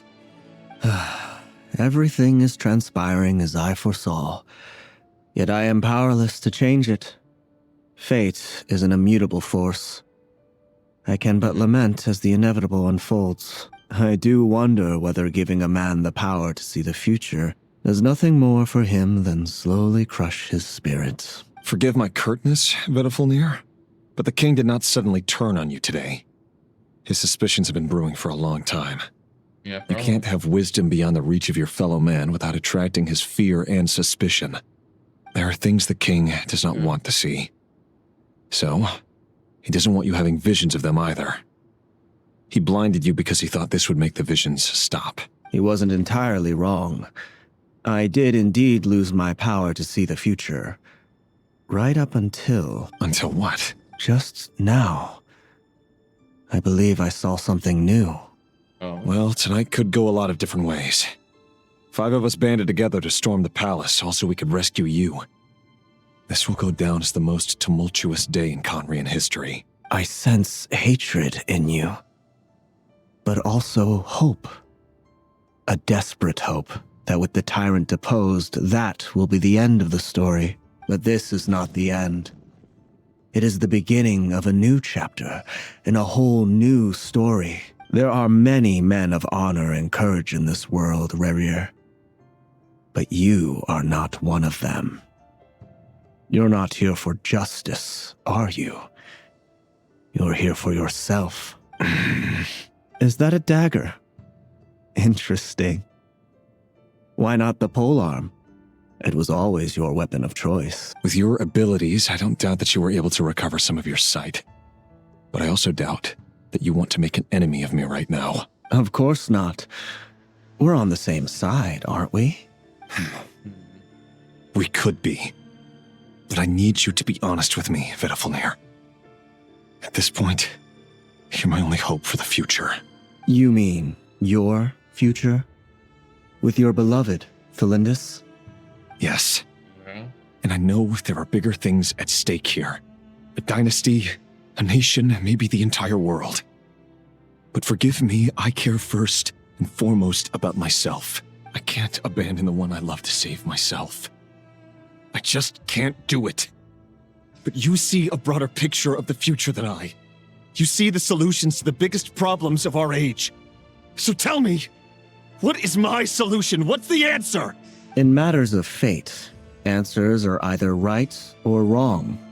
What will be and what will not. Maybe you are willing to pay a certain price in the pursuit of happiness, but unfortunately, fate does not negotiate. That is the cruelest thing about fate. It is unmoved by your sacrifices. That can't be true. I know it's your voice that I keep hearing in my head, urging me to see how the world is changing, to seek more power, so I can protect the things I love. You show me disaster, but you won't show me how to avoid it? Why? Why are you doing all this? My voice. In your head. So, you hear it too.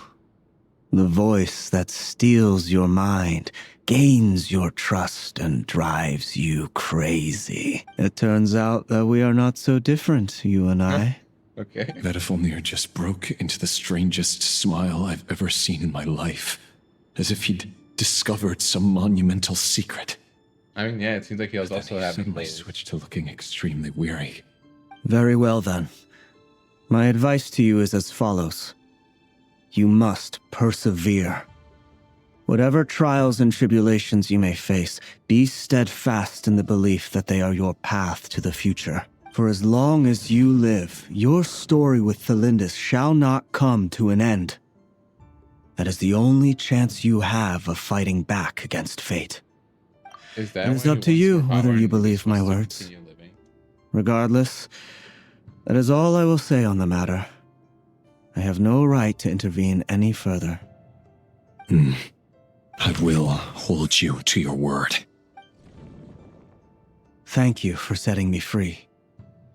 In return, I will tell you one more thing that you cannot afford to ignore. Just then, a strange wave of energy rippled through the city. We had no idea what it could mean. If I were you, I would head to the Universitas Magistrorum. The Universitas? Oh no! I'm sure we'll be seeing each other again very soon, Rerir. That does not bode well. Whatever Vedafalnir said, I didn't catch it. I didn't even help him out of the prison. There was no time to lose. I mean, he's black. Well, maybe he can get out of a-hole. Oh, chest. Thank you.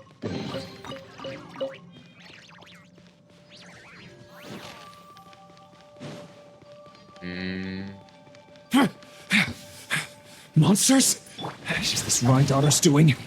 With the Universitas Magistrorum. Out of my way!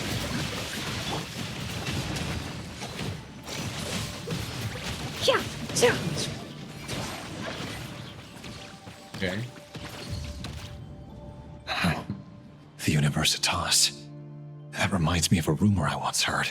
Allegedly, the king installed secret mechanisms in the palace and around the city. No one knows where they are or what kind of power they hold. But if they were ever going to activate, it would probably be on a night like tonight. Help! Help! Hold on! Don't let them anywhere near you! Save me! I can't! Ah!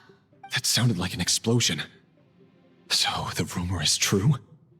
The king really went through with it? What other means does the king have at his disposal? They must run on power from the Abyss. And given it's a major center of Abyss research, anyone over at the Universitas will be in grave danger. I have to hurry! Why is he even doing this? Like, you're destroying your own kingdom. What are you doing? You're the king. Is there a reason for this? So why Abyss Hounds? Did they research the Abyss so much now that they can already do that? Didn't they just start researching it? Or was it because of it? It was because of the research that something happened.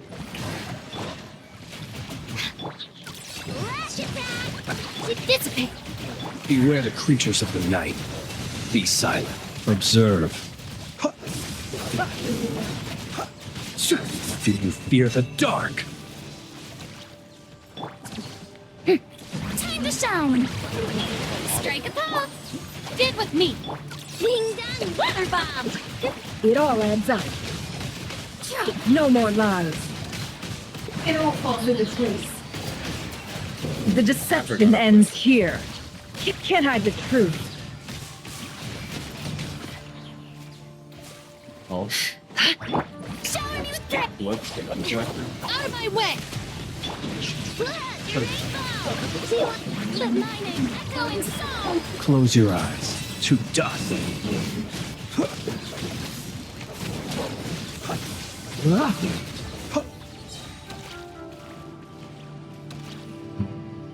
Okay.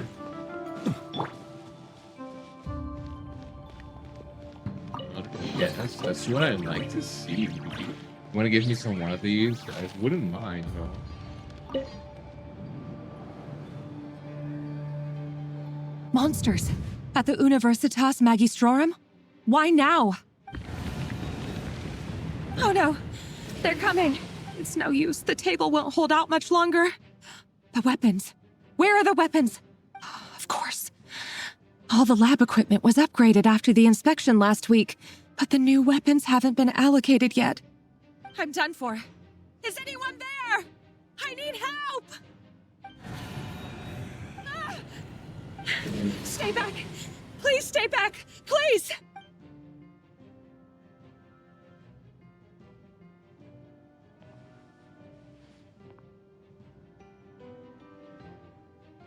What?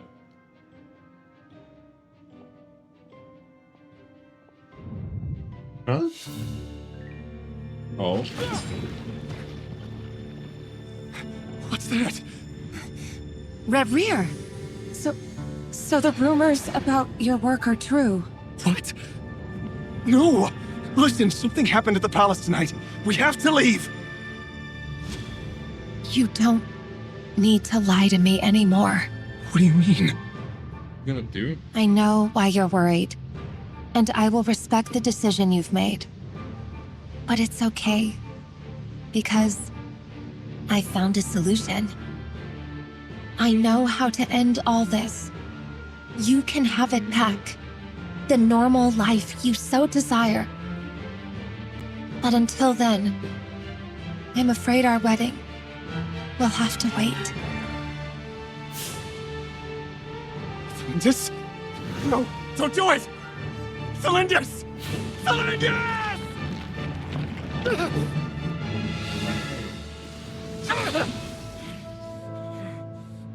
I told you, Rerir. Let her go. You will find someone better. No! No, I won't do it! I have to save her! By what means exactly? A lonely pawn. You lack the power and the strength of will. Do you know why? Tell me! Come to the palace. Join us.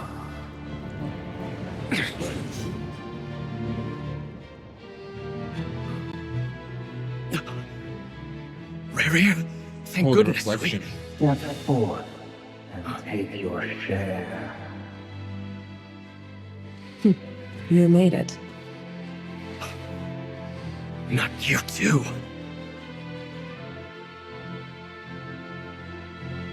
Hatred or grief, despair, So desire. is this voice the thing that We all have our do they can go crazy? Oh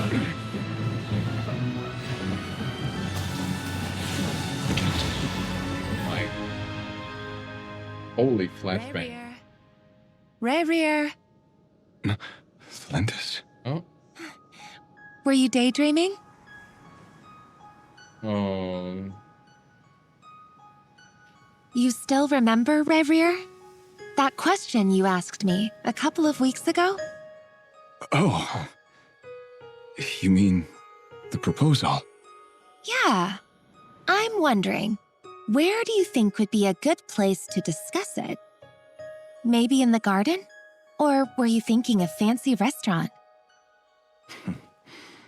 It's your choice. Oh.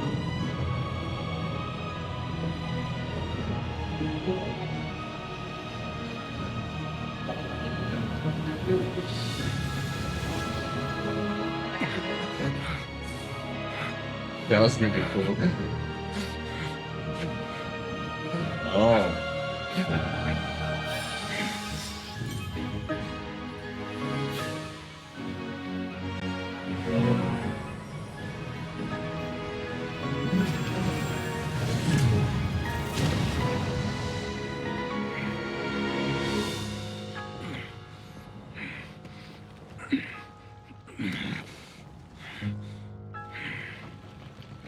I see. I will find you. And then you can give me your answer.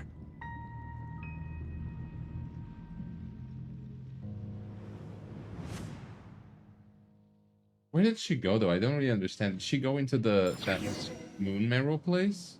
If so, she's definitely dead. So that's how the Raker of Solnari was born. A monster created by circumstance is a monster all the same. That's true. Viewing other people's thoughts for too long can get uncomfortable. Right now, I'm feeling a strong sense of loathing. In a nutshell, the story of Conria is what happens when the truth falls by the wayside. Everyone tells little white lies, and before long, you have a huge pack of lies that destroys everything. Time to get back. His past is filled with sorrow, but the tale of any fallen civilization is one of endless tragedy. Cruel as it may be, that was Conria's fate. I thought the cutscene was so cool, by the way. That was definitely my favorite, actually, from the... That was my favorite cutscene from the NodKrai quest so far. Everyone, I'm back. Can I get a standing ovation? Never! How are you holding up? Feeling okay? Was Yehuda also not part of it? I thought Paimon was the only one. I mean, at least Yehuda didn't seem like she was part of it. She's fine. Boss is a pro. Yes, I'm fine. You will have seen the events of Rerir's life through my thoughts. It's now clear that he is just a regular nobody, driven by personal tragedy, as he said himself. I mostly agree. There's only so much we can know about him from his memories alone, but they did give us a clear glimpse into his life in Conria. However, I would not consider Rerir to be a nobody. He was deeply involved in the events of that era. Yet, when the catastrophe of a generation strikes, nobody is safe. Sounds to me like you're speaking in riddles again. Is this you urging me not to abandon the people of NodKrai in their hour of need? That's not what I meant. Although I do hope you choose to remain a part of the plan. Without you, the mission ahead will be all but impossible. Then try to remember that I respond better to the carrot than the stick. And I don't appreciate being bossed around. Now, as for you, Missy, you were excellent. You stuck to the rules of the ceremony and kept your mouth shut the entire time. Bravo. Cool. So, can you fill me in on the deets now? Most of what I saw went right over my head. Patience. You'll hear the whole story, don't you worry. But let's meet up with the others first. It will save me narrating it twice. Yehoda? Yes, boss! Let me get that door for ya. That's more like it. Okay, nothing happened. For a moment there, I was worried you'd forgotten about the first clause of your employment contract. Forgive my curiosity, but what does the first clause say? It says I gotta do the annoying stuff that boss is too lazy to do for herself. Like opening the door, pouring the tea, yada yada.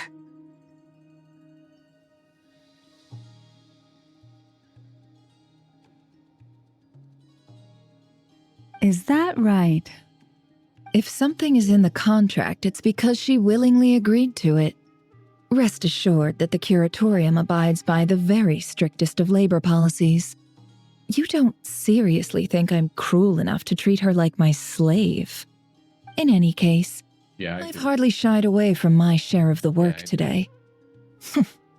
Hope I don't catch Flintz and Varka lounging about in their chairs, enjoying a leisurely cup of tea. There's nothing I dislike more than other people enjoying themselves while I'm hard at work. I mean, they didn't have anything to do, I think, so not their fault.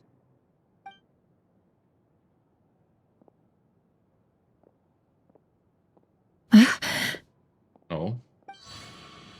Oh no. Oh no, what? Oh no, what happened? What happened? Sorry to disturb you, but we seem to have run into some trouble. What? Evidently so. Don't worry, I'm not about to leave you to fend for yourselves. I'm not that kind of boss. And it would go against the curatorium's labor policy. I'm sorry. What did you hear me say? I wasn't talking about labor policy. Wait. How long have I been standing here? Not long. You just appeared by the door a moment ago. What?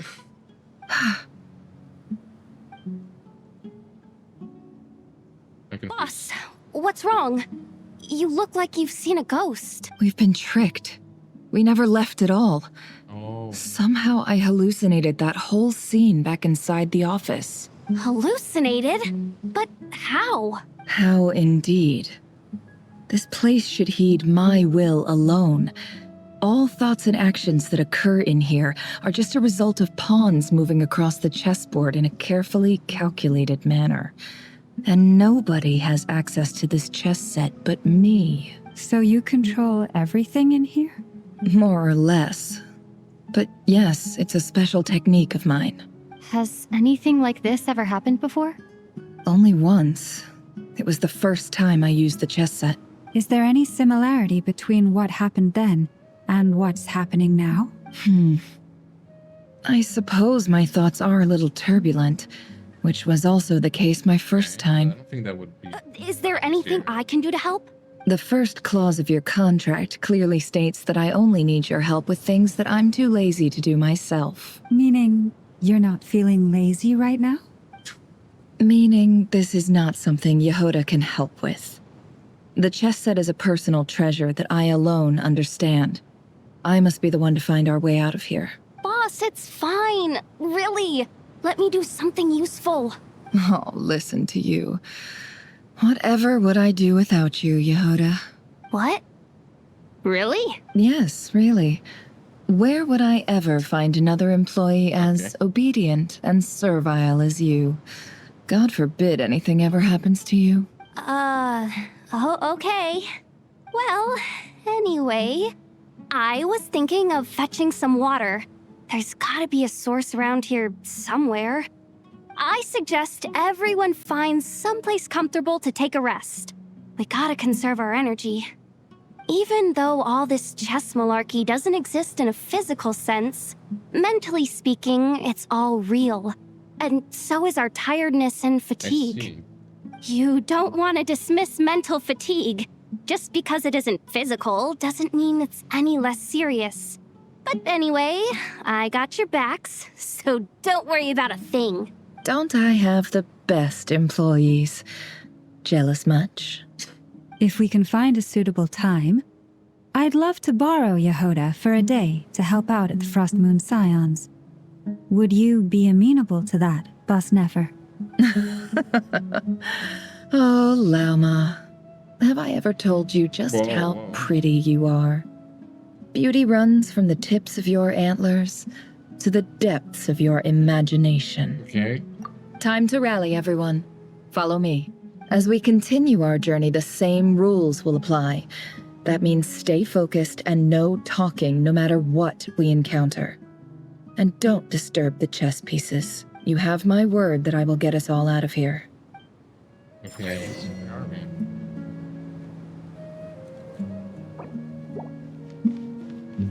Is this third pass? It's kind of sooner. Actually, I thought you ran past you like this. Okay, oh yeah, it is sooner. This place looks familiar. That's not a good sign. Is this? There's someone up ahead. Time for a little chat. Oh, actually, no. I thought this was a freaking Darvafield. Oh, it's getting this gift. Arv the village, I think. You know, the desert one. But it's not. I wasn't expecting visitors at this hour. Wait, is that? Oh, it's him. There you are. Sinue's been looking for you all day. I think he has some news for you. Oh, yeah? What were you doing just now, Uncle Retinue? Hiding away some more loose change? I know I saw some Mora. What do you mean loose change? Oh, come on, I'm too old for this. Just pretend you saw nothing. I see.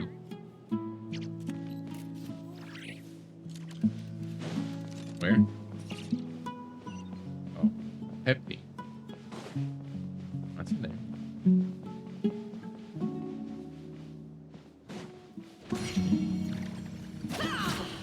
Hey, kid. Mind telling me what Sinuhe's been up to recently? I'm trying to get in his good books and I need a way in. Get in his good books? Why? What do you want with my dad, Uncle Apepi?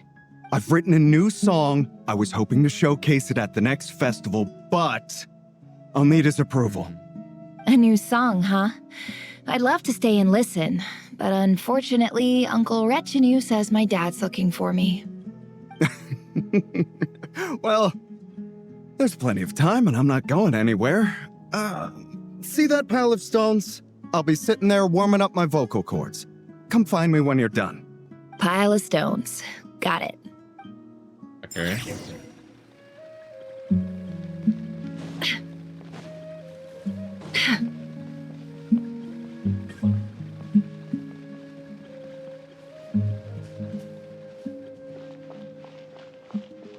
Hi, Dad.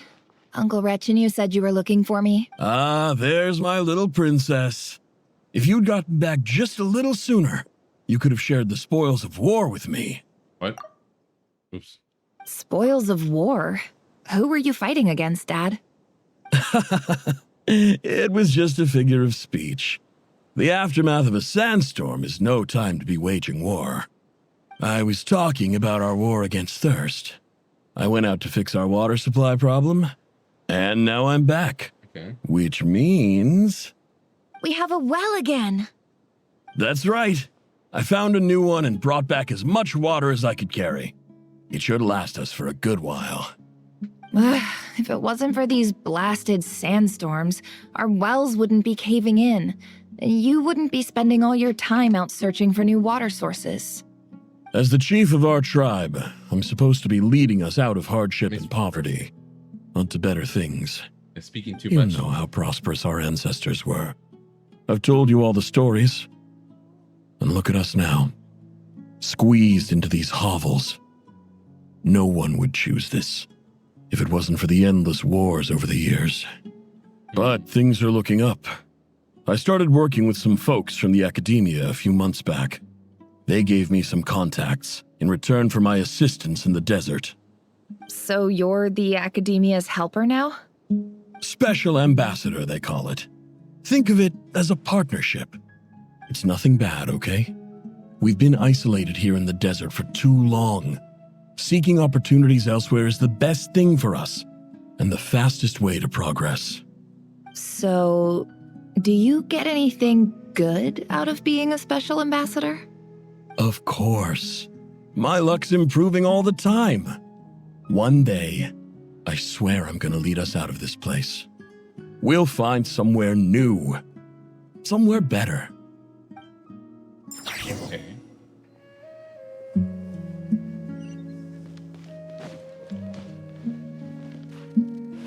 Good. Was not stuck there.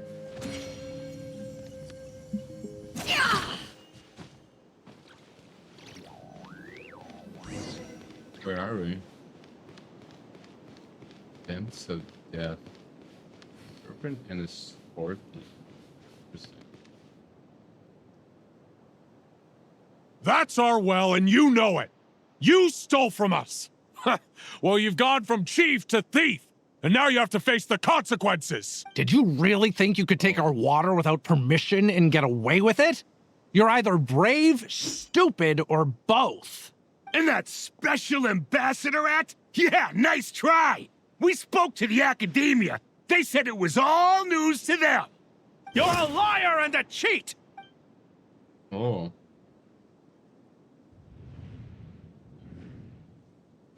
What? I heard Yehuda gasp, but I don't blame her. Most people are terrified by the sight of blood. There's no corpses strewn across the ground. Sorry. The wounds are clearly from scimitars and daggers. The desert dwellers' weapons of choice. There's a handwritten note on the ground. Okay. Let's see what it says. Halil, this is Sinuhe, chief of the Shimti tribe. Surely you remember me. I was the one who helped you and your colleagues avoid the quicksand in the desert. This is my second time writing to you. I assume my last letter must have gotten lost in the mail, as I didn't receive a reply. I hope this one makes it to you safely. I'm writing to you because I need some help. That sandstorm the other day completely blocked up our well, forcing me to look for another water source in Iab and Unut territory. It was a matter of survival. Praise the gods. The well of the Iab tribe was intact. It was my last resort. I drew what water I could and left, but not without being spotted. I fear they will retaliate. You told me to write to you if I ever needed help. You said you'd be my ally in the academia. I urgently need you to formally recognize my title of Special Ambassador and send some of your people to assist me for a few days. It's the only way I can convince them that this was the academia's decision and prevent them from retaliating. This is an emergency. I don't think it helped, did it? Please send help as soon as possible. Looks like this letter never got sent. The writer died a grisly death, and the letter was trampled into the ground. It's badly defaced. Some parts are barely legible. What a ridiculous lie the surviving Shimti tell. Their whole village was butchered over a sip of water. You're dead? You're dead? Why are you speaking like that? Ah, officer. Yeah, it's pretty dumb Welcome. stuff, though, yeah. Welcome to our humble village. I thought you would at least have the courtesy to provide some respectable libations. This is the finest wine our village has to offer. I promise.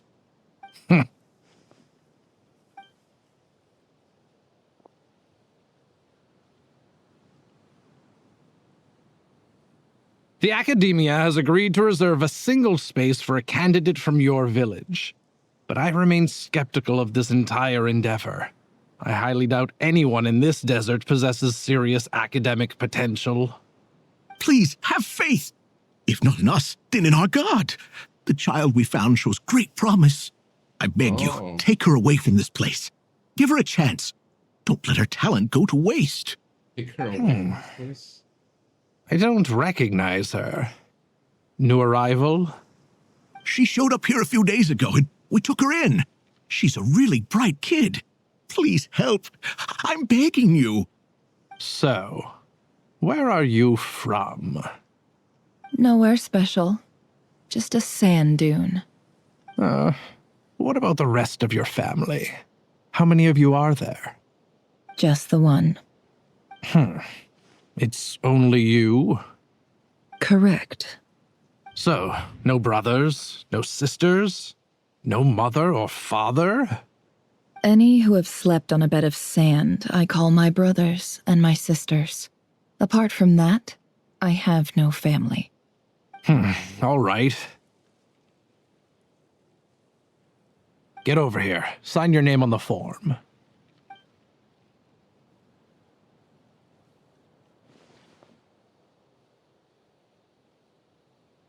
Never? You're rather fair-skinned for a desert dweller. Okay. Wait, that is true.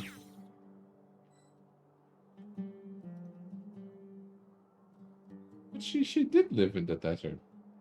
Wonder why. If she didn't actually live in the desert? I don't know.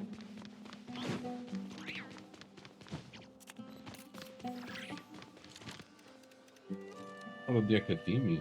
Nefer, this term's assignments have been issued already. Please read through the materials thoroughly, conduct your own additional research, and then write an essay on the topic. Yes, Professor, I'm aware. I just had a couple more questions I wanted to get your perspective on. Oh? Please ask away. Well, I saw the other students' problem sheets, and I couldn't help but notice that my assignment is much easier than theirs. Do you really think I'm a weak student? A weak student? Goodness, no. Quite the opposite. You have a sharp mind. Almost just too from sharp. the desert. I think what you're saying is a weak student wouldn't have noticed the discrepancy. And if they did, they certainly wouldn't complain about the lighter workload. You see, sharp as they come. You see things the way they are, and I'm sure you know why they're like that. Because of where I come from. Because I'm different. I'm sorry, Nefer. I don't like it any more than you do. It's just... Anyway, you said you had a couple of questions. What's the other one? I wanted to check. If someone sent me a letter to the academia, where do I go to collect it? Ah, your family wrote to you. Well, as long as they put your name on the envelope, someone should hand it right to you. Not exactly. It's not even a recent letter. I was just curious where the mail would end up if no one collects it. The House of Dana, I expect. I know there's a box for unclaimed mail somewhere in there, probably sitting on a shelf. Oops. Whatever you're looking for, that'd be the place to start. Okay, got it. Thank you, Professor. Oh, don't mention it. Honestly, I feel like I failed you. I'm supposed to be your teacher, but I haven't taught you anything. Hey, don't say that. You're a great teacher, and you do your best for all your students. But the rules are the rules. You're not allowed to teach students like me. It's not just the academia either. The whole world bends over backwards for the successful and leaves the losers to suffer and die. Oh, my dear child. Don't tell me you've given up on life already. I haven't. I just think that if you want to make it in this world, you have to find a way to become successful. I see. Is this the House of Dana? Maybe they have like a different thing for each thing. You got me?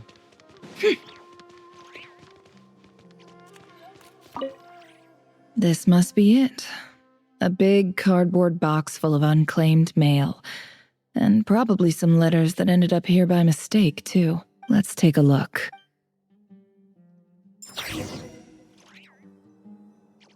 Okay.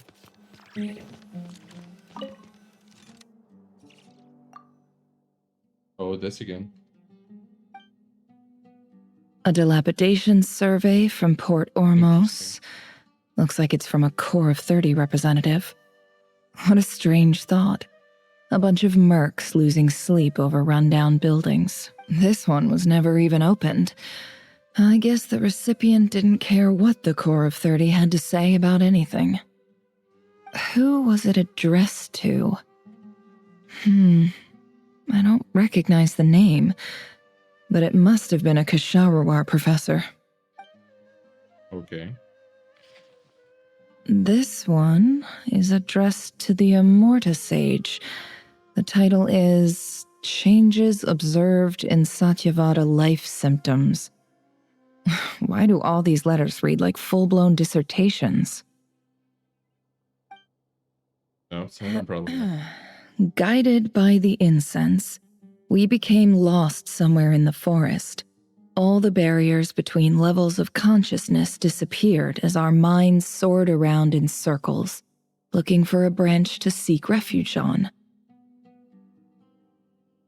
In clinical terms, these symptoms fit the description of incense poisoning. The Immorta Darshan strictly prohibits the use of hallucinogenic substances, but I believe there are still people getting away with it. Where they live? For example, my neighbor who always breaks out into song and dance after using incense. This seems like something the academia would want to know about. Why wasn't it collected? Wait, what's this written on the back? It's so small. The note says, the sender authored this letter while under the influence of mushrooms. Okay. I would send it back, but no return address was provided. Stamped by the Grand Conservator of the House of Dana.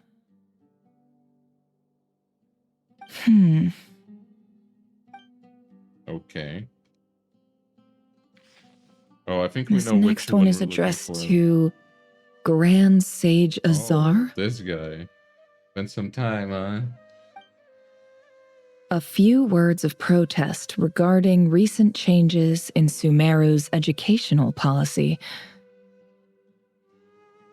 In recent years, the academia has taken on a small number of students from the desert region, as per the policy to this effect. However, it appears to me that these students have not, in fact, been provided with educational opportunities that are, in any meaningful sense, equal to those enjoyed by their peers. As well as receiving dumbed-down assignments and perfunctory tutoring, they do not even have full access to the Akasha system. Education is the fundamental purpose of this institution, which should go without saying in a nation whose founding virtues are knowledge and wisdom. I ask you, is the lip service we pay to the policy of education for desert students truly the standard of pedagogy to which the academia aspires? Of what pedagogy? I have no idea what that means. As Grand Sage, policy decisions are your prerogative, but do not forget your roots. You and I were once students too, as was everyone else in this institution. I do hope you will give some serious attention to this matter. I encourage you to discuss issues like this with myself and others, and listen to some alternative opinions. Great letter. Shame it didn't get to where it needed to go. And the sender is... Sage Cyrus of Spontamod. Cyrus. I didn't realize anyone else even knew how bad students like me have it in this place. So this is where letters from the Sage of Spontamod end up? Nice one, Grand Sage. Really enlightened leadership. Yep. Whatever. This isn't what I came here for. Moving on. I'm not exactly holding out hope that a letter sent from the desert would even make it here. But if it did, where else would it end up if not in this box? I mean, that one looks like it. I can't believe how much discarded mail there is. Must have been years since someone last went through it all. And this is just one box. The whole house of Dana is boxes on shelves.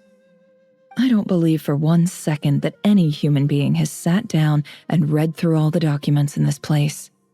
Who has that much free time on their hands?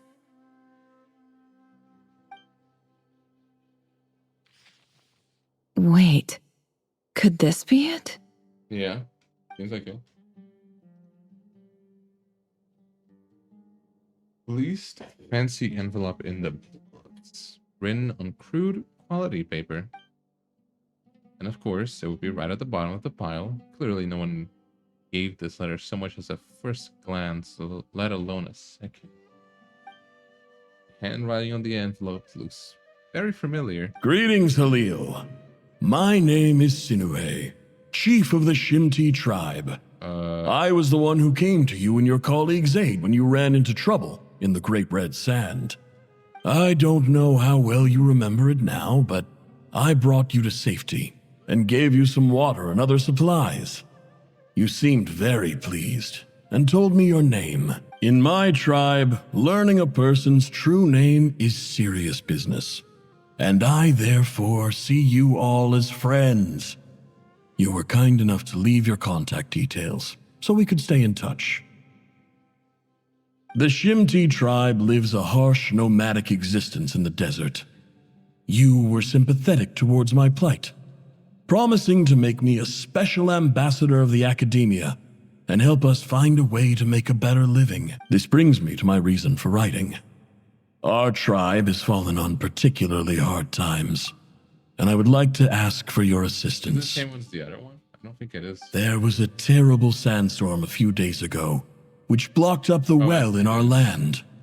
To ensure my people's survival, I had no choice but to venture into Eob and Unut territory in search of an alternate water source. The Eob and Unut are descended from the Thamudians, while we trace our ancestry to Tulatula. We worship the Lord of Flowers and have had relatively good relations with our fellow tribes.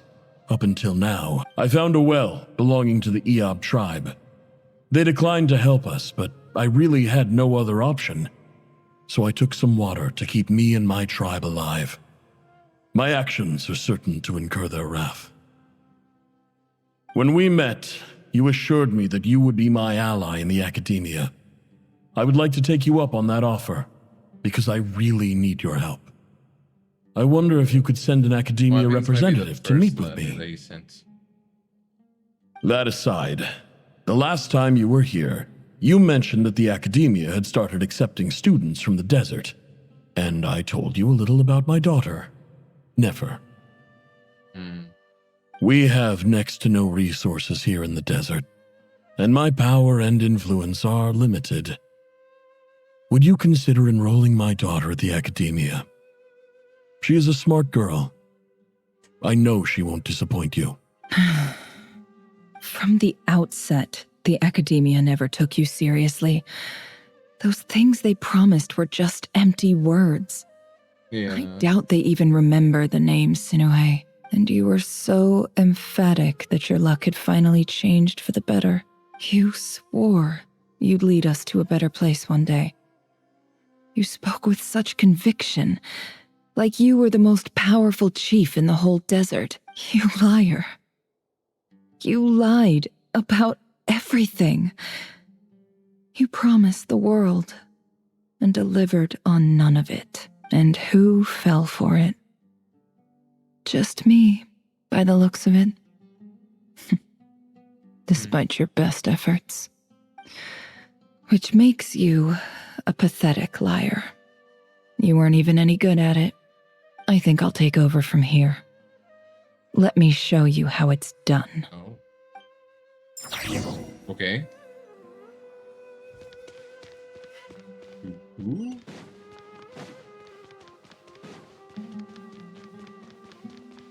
Oh, no names.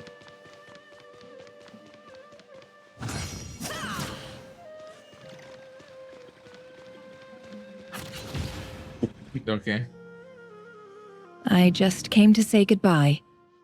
Thanks for everything you've done for me in my time here. Nefer? You packed your bags. Where are you going? I'm quitting. Something's come up in my hometown. Gonna head back and deal with it. Huh? But this was a hard-won opportunity for you. You know that better than I do. It was. But it doesn't matter. I have more important things to deal with and they can't wait. Oh, and I didn't want to overfill my bags, so I left some incense on your desk. What's wrong? I thought you liked incense. Although, I did read somewhere in the House of Dana that it has hallucinogenic effects. Don't use it all at once, all right? Isn't this the stuff you brought from your hometown? You're just letting me have it? But you said it's a rare and valuable commodity. Yeah, about that. I lied. It's not rare at all. There's this bunch of ruins near my hometown that are practically overgrown with this plant. It's not worth much. Keep it. It's fine. But never. All right. That's all from me. You take care. That was quick. Don't forget me, okay? I mean, we're more than just classmates, right? We're friends. Yeah. I'll remember you. I lied again. That incense is worth a fortune, and it's a rare find even in those ruins. And as for remembering her, I have far too much to do when I get back. No time to reminisce. I'll be lucky if I even make it through this alive. But either way, I expect I'll forget you pretty quickly. That's pretty mean.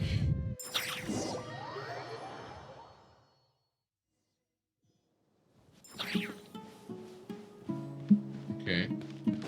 Going back.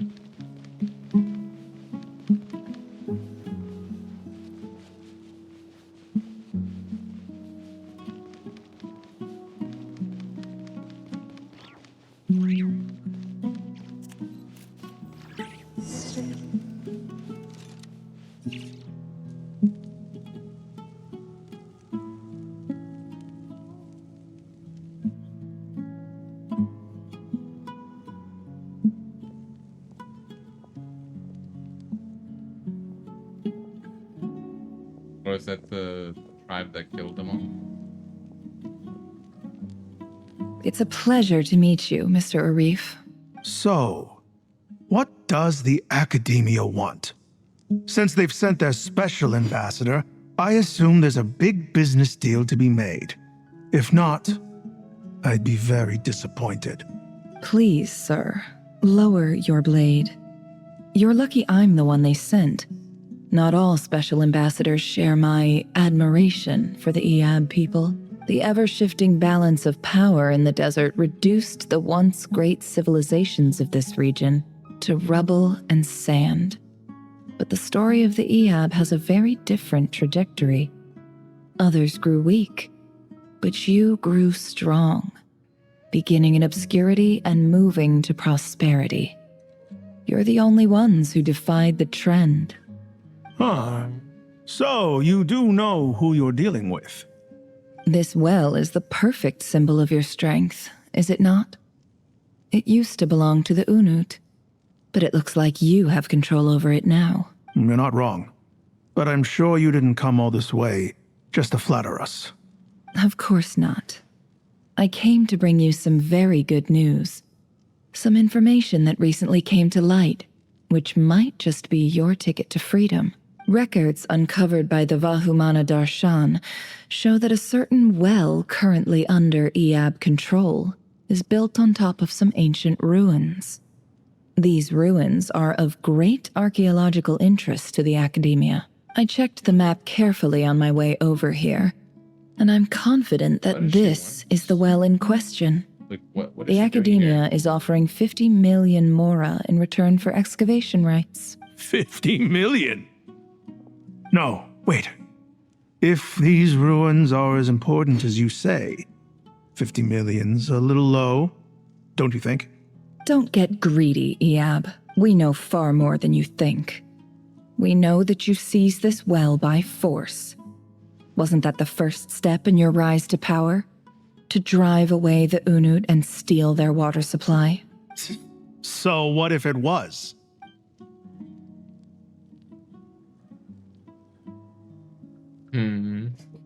Don't worry. As unscrupulous as it was, it's something we're willing to overlook. The Academia is only interested in dealing with the de facto power holders in the region. I hope I am making myself clear. And I hope your words are the truth. If I find out the Academia is trying to play me, I'll hunt down every one of your people and make you watch as I cut their heads off one by one. Even if you wanted, I don't think you can do that. I mean, like, I feel like there's a lot more experienced people in the, or not even more experienced, but there's a lot more people in the forest. I assure you, Chief, that would not be in your long-term interests. You don't want to make an enemy of the Academia. You see how I'm dressed, don't you? I appreciate that you've never been to the rainforest, but surely even you recognize an ambassador's attire when you see it. And what does a barbarian like you have to lose anyway? You really think the Sumeru Academia would bother to come all this way just to lie to you? We have more important things to worry about. All right, I take your point. The Academia is the highest authority in the land. I'm sure you're trustworthy people. In that case, we have a deal. Well, we will sell you the excavation rights. I'd like to thank you, Ambassador. This is good news indeed. Excellent news. In fact, it calls for a celebration.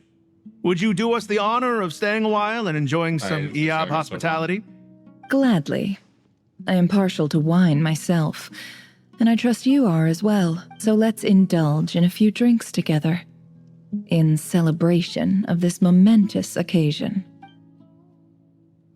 Elated, the Ea drink the night away. The prospect of their new wealth. Okay, when new day dawns, it brings some shocking news. Chief! Chief, it's an emergency! It's the Unut. They've taken the well. Oh. What? Well, don't just stand there. Take it back. Yes, Chief. I have every confidence in the EAB's military superiority, and yet... Well, what is it? The Unut's response was alarmingly fast. The day after we reach a deal, they seize the well. This can't be a coincidence. Perhaps there is a traitor in your midst. I don't think so. I'm confused. Isn't the Unut tribe? Oh no. No, her tribe is the Shimit tribe, right? Or something like that. Unut's another tribe. I am obliged to remind you, Chief, that the Academia will only deal with the de facto power holders. If you cannot regain control over the well, I'm afraid you won't see a single mora of that 50 million. No! Please, Ambassador, just give me some time. I swear the Unut will not get away with this. That well is ours, and so is the mora. Okay. Glad to hear it. I will wait here for an update. If there is a traitor, I will find them. In the meantime, make yourself at home. I'll report back as soon as I have an update. Much obliged. Wow. All it took was a few words and I've got him wrapped around my finger. What an amazing feeling. So, in summary, Ambassador, the Academia would rather negotiate with our tribe instead of the EAB, yes? The EAB are ruthless murderers who don't listen to reason. And now they have the gall to interfere in our research projects in the desert region. So let me ask you, Chief, if you were the Academia, what would you do? Kill them all, of course. Precisely. The Academia does not tolerate those who stand in our way. The EAB have held back our academic pursuits for too long, and is wearing thin. I stopped pressing that. At the same time, there is simply no way that the Academia can be seen to be intervening in desert affairs. I'm sure you understand where I'm coming from. We have our own rules out here. If the rainforest dwellers raised arms against a desert tribe, you'd start a bloody war. Right. We can't confront them ourselves, but we can support their enemies. The Unut have always had strained relations with the Iab, which makes you our natural allies. Natural allies. Weren't the Iab your allies once? You were quick to send them after us to protect your interests back when we stole that water. And now look at you. You're at each other's throats. Let me be clear. The academia wishes to collaborate with the legally recognized rulers of the desert in this matter. We are asking for excavation rights to that well, and our offer is 50 million mora. Say no more. I believe we have an understanding. Good. Then I suggest you get to work. Get us access to that well, and the mora's yours. You see, Dad? Lying is easy when you know how. People will believe anything. I mean, you do need to be really good at it, though. And you, Nefer, might be the best of them all here. Much better than your father was. So, I don't know, man. I mean, you have a talent for that. Be that good. Continuous for it.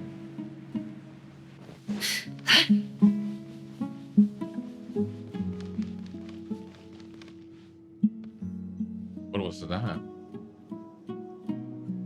You see that? A crow? What? Oh.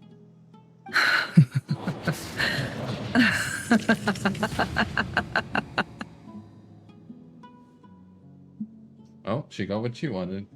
Her revenge. Look at yourselves. You may be vile, savage monsters, but your butchered bodies bleed like any others. You're no different. You're nothing special at all. The monsters who destroyed my home, they're just ordinary, petty human beings. What a joke. I think we're even now. Maybe I've even done the desert a favor. It's a better place without all these people around. Oh, Sinuhe, my gullible fool of a father. Perhaps if you'd been as ruthless as I was today, our tribespeople would still be alive. In this dog-eat-dog world, a chief needs to be tough to survive. But you couldn't do what had to be done. So I did it for you. Nefer, it's okay. All of this is in the past now. I believe I remember you promising to remain silent. Yeah, but even so... Yehoda, is there anything you can do to ease the tension? Can Yehoda do anything? You got this, Yehoda. It's your time to shine. Alright, time for a sharp turn onto a completely different topic. So, anyway, that's enough of that. When are we getting out of this place? Feels like we've been walking forever. I'm getting pretty tired. Oh, Alma, you tired? Yes. If we can find somewhere to sit down, I could certainly do with a rest. It's not far now. There should be a temple just up ahead. Is this situation about to reach a conclusion? Yes. Really? A temple? This was the conclusion. That's where this story ends? Oh, you know what? Is that where she gets her powers at the... Forgot his name. I still don't remember, but the Desheret's guy. I guess that's how things go in the desert. I went to a similar place with a friend from the desert before. Desert dwellers can never escape their destiny. Or so everyone says. I never wanted to believe it, but looking back now, I'm as desert as they come. You mentioned a temple. What's waiting for us there? My biggest trade secret of all. Ah. Then I'm guessing it's where you got your power from. The power to peer into other people's minds. I didn't know you were clued up on any other religions. I'm no expert in the history of Sumeru, but since you come from the desert, I would imagine it has something to do with King Deshret. And the 7 pillars who served him. Sounds impressive. I have some friends with connections to this stuff. Specifically with Hermanubis. Ah, I know who you mean. General Mahamatra Sino. The spirit of Hermanubis dwells within him. That's Boss Neff for ya. She knows everything. Sino's hardly a figure of obscurity, but I know about Sethos too. What about him? Is he a big deal or something? Well, he's not a small deal, let's put it that way. You sure know your stuff. Please, this is the bare bone basics. Save the flattery. Thanks for your patience, everyone. I'm sure it's been a lot to take in. With any luck, that's our exit just up ahead. I don't have to say, I don't understand how they died like that.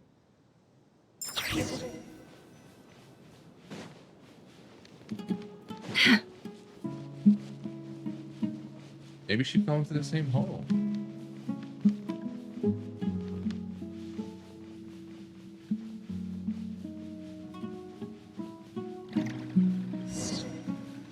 Or not, she actually just found the thing, like, organically.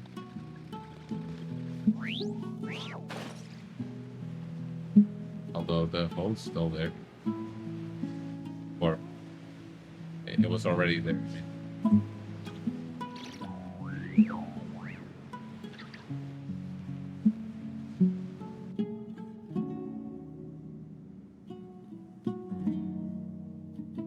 Uh-oh. Uh-oh. Uh-oh. I'm totally out of my depth here. I don't have anything to add about any of this stuff. Like, look at that statue, for instance. I want to do the whole name-dropping, this girl knows her stuff thing too, but I've never seen anything like it before. Even though I made it. A statue with the head of a bird. Looks like something out of King Deshret's mausoleum. That's Thoth, the Ibis King, one of the 7 pillars of King Deshret. The legends say that he, the Crocodile King, and the Goat King were the 3 retainers of King Deshret. Let's take a look. Oh, cutscene. I thought we were actually gonna... play. That's better. No, it's the... That's it.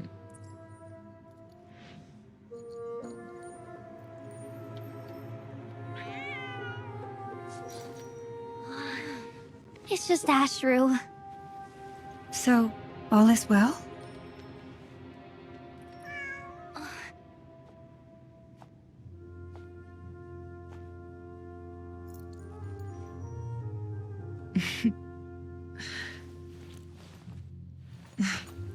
Typically speaking, at this point, the world disintegrates. Then we find ourselves back in the outside world. Besides, these are my memories. There's nothing to fear. You're sure? Of course. It's almost over.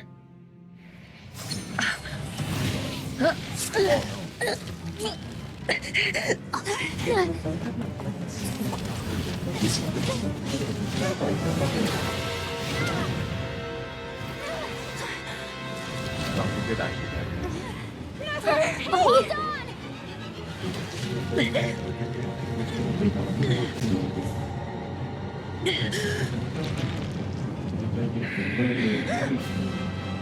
Knowing too much is always a death sentence. Speak for yourself.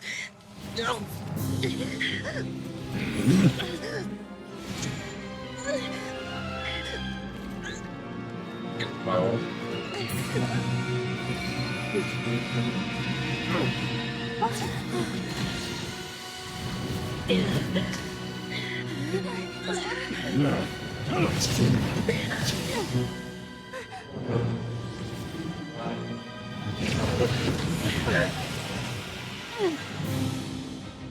How repulsive. Oh, thanks, dude. Okay.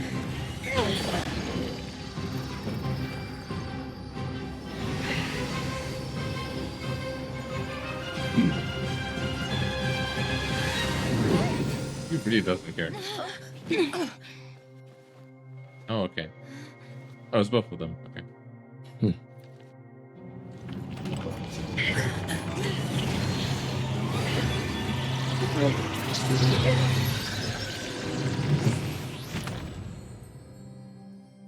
Okay, what happened to him though?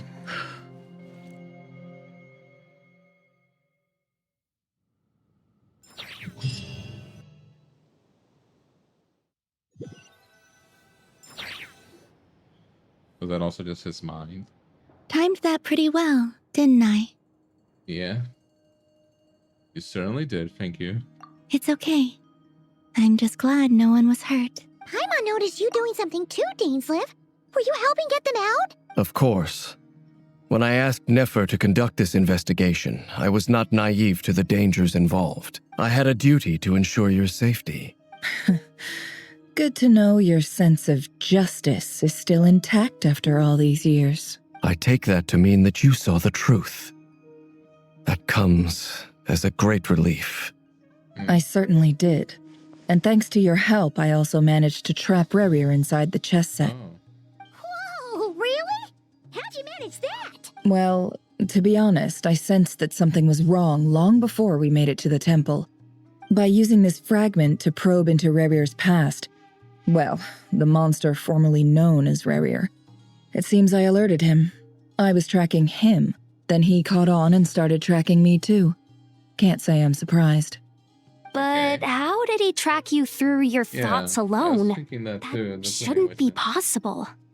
Rerir was a secret agent who reported directly to the Vinster King. He is an expert at finding a trail and hunting down his pursuers. No wonder. He infiltrated the chess set, read my thoughts, and built a new virtual chess set inside of it. That's why we weren't able to leave at first. Speaking of your chess set, it's quite a remarkable item. Would I be right in thinking you have some connection to King Deshret? You overestimate me. I only have a connection with one of his That's still underlings, really good, though. the Ibis King. You all saw how this came to be. A long time ago, the Eab massacred my tribe, the Shimti, in our home village. A few years later, I enrolled in the academia, where some new information came to light. The Unut and the Eab fought a bitter battle over the rights to a well, all for the sake of a non-existent 50 million mora. The Eab ultimately won that confrontation, but their victory came at the cost of almost every warrior in the tribe. The final blow to the Eab came at the victory feast, when an Unut assassin beheaded their chief right before my eyes. The remaining Eab fled and have been scattered to the winds ever since. Having gotten my revenge, I returned to my hometown, where to my surprise, the nearby temple was still standing. There it was, seemingly immune to the relentless hostility of the desert, while my tribal home lay in ruins. As I stood there gazing at the temple, I noticed a cat just outside. This cat, as it turned out, was home to the spirit of the Ibis King. He led me to a gate deep inside the temple. This chess set is my gift from the Ibis King. The chessboard within is made to the same specifications as the one in the mausoleum of King Deshret, and represents his power of piercing analysis. With this chessboard in its container, I gained a certain ability to perceive hidden secrets. Now, you could conclude that the Ibis King simply wanted to give the people of this world the power to seek the truth, but I don't believe that's the full story. Every god plays favorites. Their hearts are as fickle as any human's, full of secrets, perversions, egotistical tendencies. But precious few gods are willing to admit this. It is the same with all powerful forces, including fate itself. Their gaze falls preferentially upon a select few. As you rightly point out, this is an act of favoritism. if you're alluding to the abyss, then yes, I agree. Gather the others. It's time to share everything I've learned. Okay.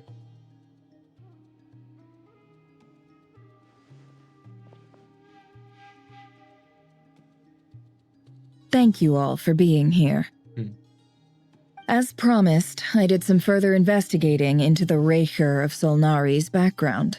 I am pleased to report that the investigation has been most fruitful indeed. The Rerir of Solnari, real name Rerir, was once a Khaenri'an subject who served the Vinster King. I will now share the important details of his story. Please save any questions or comments for the end. Nefer narrates Rerir's backstory to the group. At the Vinster King's behest, he gathered intelligence and assassinated descendants of the Crimson Moon dynasty. Unwilling to take down his beloved Volendis, who was secretly of Crimson Moon heritage, he then got dragged into court politics. Oh my god, what is that picture in the right? That one at the bottom? The one at the top is kind of scary. The one on the bottom is so cute. Okay, going back to him. The Dolphinier's voice, which spoke to him of his fate, was like a reflection of the moon. Though he could disturb the waters to gain some temporary relief, he was powerless to erase it entirely.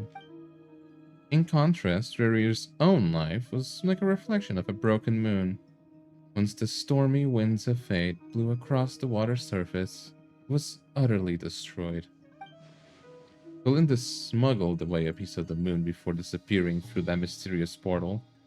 It was passed down through the ages, finally falling to the hands of the knave. But what lies on the other side of that portal? Is it really a whole other world? Belinda's never had the chance to share what she found there. Neither did Rerir, who followed her in. So that's why he's so obsessed with the moon. Yeah. A tragic tale, to be sure. But it does not excuse his many transgressions. Definitely. No matter how much Rerir suffered in the past, the fact remains that he is what we know today as the Wild Hunt, wreaking havoc upon innocent lives in NodKrai. He becomes more dangerous with each passing day. If left unchecked, it is simply a matter of time before all of Teyvat suffers the consequences. This is a threat that the Knights of Favonius cannot ignore. Yeah. A question for Miss Columbina. Forgive me if this is presumptuous, but have you ever seen the spatial gateway that appeared in Rerir's memory? Never. But I have heard stories of something called the Moon Gate, and this seems to fit the description. Okay, this could be Miss Lama, any thoughts on this? In the lore of the Frost Moon Scions, the moon is believed to hold many secrets. Some sources speak of ancient knowledge, others of a gateway to the unknown. The term Moon Gate is one I have heard before, but as is the case with all of our legends, there are no records of any first-hand witnesses. We cannot know whether it truly exists. Then back to Miss Columbina. Come back, so. As a moon goddess yourself, do you have some idea of where the Moon Gate leads to? I just thought about something. If she's in another dimension, I mean, thinking that maybe she's immortal there or something. Maybe the time doesn't, happen as fast. I don't know. It's slower there, but she wouldn't have the curse, right? Because she's in another dimension. She isn't in Teyvat. She wouldn't have the curse of immortality or the becoming a pillager thing, Interesting. At least I think that would be the case, right? Not at this stage, sorry. I do hold the power of the Frost Moon, and my strength is recovering well. I can sense that the gate would open at my command, but... But there's more to the power of the Frost Moon than that? Yes. A moon goddess has the right to open the Moon Gate, since it is a path to the moon. But as Nefer mentioned, holding open a spatial gateway takes a huge amount of power. Makes sense. And right now, I need to conserve my energy to fight the Rerir of Solnari. I'm afraid this is one mystery we may have to leave unsolved for now. I agree. Better to save your strength. But if you'll humor me for a moment, I have a bold conjecture of my own regarding the world beyond the gateway. I highly suspect that neither Tholindis nor Rerir made it through unscathed. The evidence pointing to this is the fact that the Rerir of Solnari exists in the form of countless fragments. I'd say that makes some sense. And then, but then again, what happened to Tholindis then? Is it what I thought? Is it what I said? Maybe they fused together when they went through that, and that's why her memories were in the fragments too. With the abyssal power he wields, no ordinary foe can touch him, let alone tear him to shreds. And yet, the wild hunt proliferates wherever his scattered fragments lie, drawing hordes of monsters to many different locations across the land. So your theory is that Rerir was physically torn to shreds by some powerful force? Hence, why the wild hunt is a distributed phenomenon, rather than a unified one? Makes sense to me. Explains why the wild hunt is so pervasive, and why he's been trying to piece himself back together. He was whole to begin with, and he wants to be whole again. Without the power of the Abyss on his side, he almost certainly would have perished the moment he was torn apart. But the Abyss, much like a curse, has kept him alive. I could not agree more. The power of the Abyss is most surely a curse. It is a compelling explanation, and one that accords with my present understanding of Abyss creatures. Whether the life form in question is primitive or advanced, if a curse has extended its lifespan unnaturally, it will continue to survive in spite of everything. This raises some interesting questions. I will run some experiments and see if there is any validity to my suspicions. That being said, regardless of whether my research bears fruit, I would like to thank Miss Nefer for conducting such a thorough investigation. Already, it has greatly enriched my understanding of the entity we face. My pleasure, Mr. Albedo. I too hope that the information I have shared today proves useful as we look to formulate the next stage of our plan. Hey! What is it, Dainsleif? You look really upset. I mean, yeah. It's just... when I think of the man I once knew as Rerir, I struggle to understand why things had to turn out like this. The two of you used to be friends, didn't you? I don't know if these words will bring any comfort, but my heart goes out to you. I'm just looking at your hood in the back. Like, that's cute. She's not even paying attention though. It's important. You need to come back here. Mine too. We can never know all the hows and whys of the way things are. The moon and stars are full of untold secrets and lies, and the skies are host to many more mysteries than these alone. Yet, none of that can begin to compare with the complexity of human life. Those are the first comforting words I've heard in a long time. Thank you both. Well, I think this is a good place to end today's meeting. I'm sure Nefer needs some time to recover. She's been through an awful lot today. That's very thoughtful of you, Lama. Of course.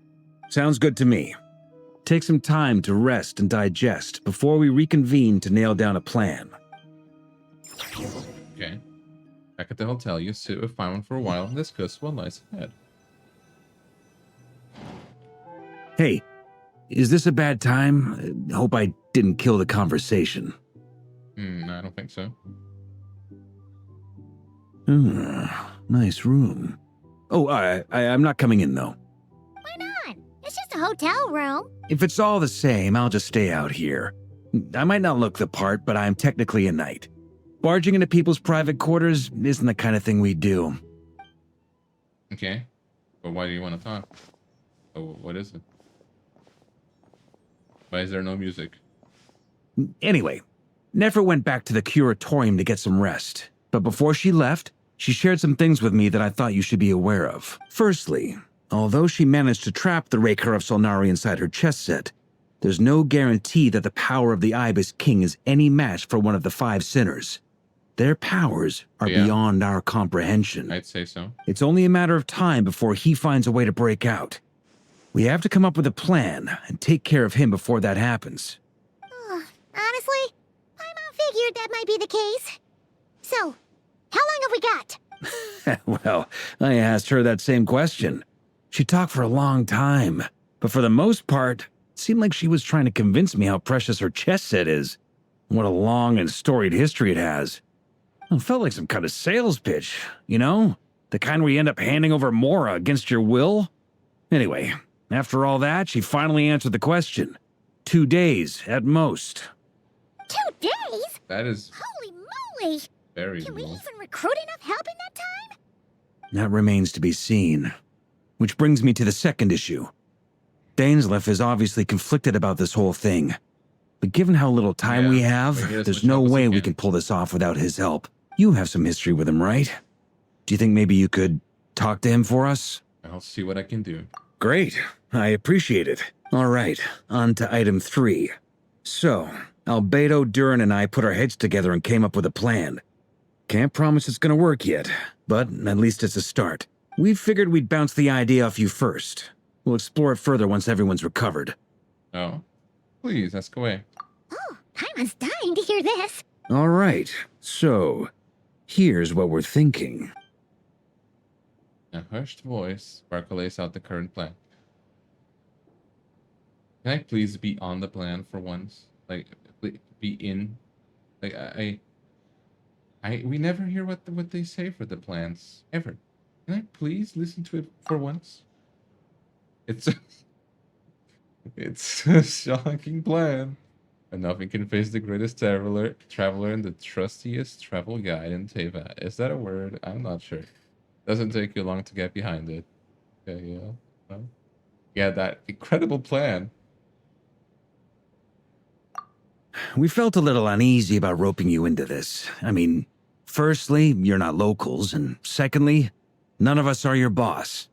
You're well within your rights to refuse if you so choose. Roping us in? Why would you even say that? We know the stakes here. Yeah. It's all of us against the Rerir of Solnari, or none of us stand a chance. I choose my words very intentionally, I'll have you know. I like to think there's an art to striking a down-to-earth tone even when the stakes are through the roof. Sir Varka, I have a few thoughts about this plan. I'm all ears. I think we can be more flexible with how the roles are allocated. In my view, the most sensible lineup would be like this. Okay. I mean, that's nice. Traveler's putting her word in. I see your point, yeah. But if that's how we're going to approach this, you'd better make sure you're ready. To be clear, I don't doubt your abilities. Far from it. I just want to make sure. Are you really willing to take all this on? I want to do everything within my power. The Rerir of Solnari is a truly fearsome opponent, and if I do my part, it'll greatly reduce the risk for everyone else involved. Well, that tracks with what I've heard. Jean's mentioned in her letters that you're so diligent it's almost abnormal. As in, most people weigh up the risks and rewards in situations like this.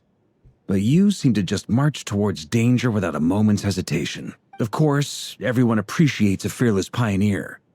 But all that aside, I'm the Grand Master of the Knights of Favonius, and you're our honorary knight.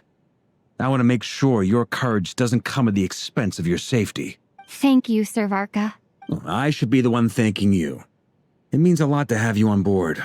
I'll give some serious thought to your suggestions. He gives a very knightly bow and says he will see you at the hotel again later. He has arranged for everyone to meet and finalize the plan of action. In an effort to lighten the mood, he booked out the hotel for this meeting, so you could all chat over a drink. That's nice. As the moon rises in the sky, you and Paimon leave your room, discussing whether Paimon has any other options than fruit juice. Oh. I mean, Lamina too, apparently. Everyone is already there waiting for you. They're chatting and smiling. Clearly, the rest has done them good. As well as the existing crew, some unexpected help arrives. Ooh. Still, you remain conscious of the fact that the future of NodKrai rests on what is decided tonight. So many lives are at stake. You may never meet most of them, but whether they know it or not, all of them are counting on you. And yes. Okay. That's the plan of everyone.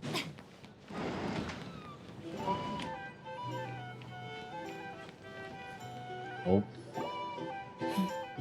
This is a thorough plan, but I do have one last question before we take action. How can we be sure that our enemy won't leave the designated area? God, I just noticed Llama has like leaves and branches on her arms. I never noticed that. Crazy? Great question. Albedo's been hard at work analyzing Rerir and the Wild Hunt's behavioral patterns. His conclusions are as follows. Firstly, from the earliest known confrontation until now, Rerir has never displayed any ability to manipulate the dimension of space. So it's unlikely he has any power in that domain. Secondly, he seems to have a particularly strong vendetta against our group. If we put him in a fight-or-flight situation, he'll choose to fight every time. Thirdly, finally, and most importantly, he is consumed by hatred, both for the moon and for his enemies. Turns out, we tick both of those boxes. We have a reincarnated moon in our ranks, and a spy who accessed his private memories without permission. He'll be baying for blood, not looking to escape. As someone who's had their fair share of interactions with the Wild Hunt, those all seem like valid observations to me. Understood. Then I will defer to the verdict of the group. Well, everyone, that's the plan in full detail. Albedo and Durin are carrying out their part as we speak. Plan approved. Scheduling. Okay, any firepower you need, I got you covered. Let's light this baby up. The Frost Moon Scions are behind you as well. And the rest of you? No objections? All right, then it's settled. This is the plan we're going with. Next up, an old tradition of mine. Anyone who wants to back out, now's your chance. Wait, we can still back out of this? Everyone says things they regret, right? I don't want anyone feeling trapped because their mouth said yes before their brain had time to think things through. A very people-first approach. I hear that's common practice in the Knights of Favonius. Heh. Who'd you hear it from? D-Luke? Shh. We don't use people's real names at work. This contact will be known only as Owl, please and thank you. This plan can only work if everyone does their part. Flint's and I will absolutely support it. We shall indeed. You'll be glad you accepted our help. Also, you are the last person I expected to see here in Miss Dory. It's not often I get called Dory in a work context. My peers usually call me Lord Sangama Bay. So, the longer your name, the higher your net worth. Is that the idea here? In that case, Mr. Flint's here must be worth a fortune. That's right, I know your full name. It's... The walls are thin here. I'd appreciate you keeping that a secret. Okay, fine. I'm actually only here as a favor for someone else. Do you have any idea how much it would cost to hire me otherwise? Oh, does this mean someone out there actually has the power to boss Dory around? It most certainly does not. We have a long-standing and mutually beneficial business partnership. She's actually the mom of a friend of yours. Alice? Said mom supplied me with a great little trinket, but now that lady's ruined everything. If I don't start building a little goodwill now, my whole business in NodKrai is gonna go down the drain. Okay. So what exactly is so special about this pendant? It's a lucky charm that a great mage made for me. We have a business relationship, and she was worried that something bad might happen to me. So, she wanted me to have something that can store power to protect myself with. I finally got it all fully charged up with Kovaki, and then never went and used it all up at once. Never lost so big in my life. You're right. It was all my fault. Well, it was I didn't mean to drain all the Kuvaki in the pendant, but I'll make it up to you. You will? Well, in that case, how about you give me your chess set, and we call it even? I knew you'd say that. Well, it's yours if you want it. In fact, take it now, and I'll even throw in a free Rerir of Solnari. Deal? You're putting me in a difficult position here. It's a very useful thing to have around, but I have a funny feeling it won't be around much longer. I guess we'll see in a couple of days. Looks like bankruptcy for me. Hey, don't be so pessimistic. See this through and you never know. You might find a new business opportunity on the other side. Sure. With an action plan in place, everyone should know. We have happened to check it with the reverse survey. Okay, I managed to read it.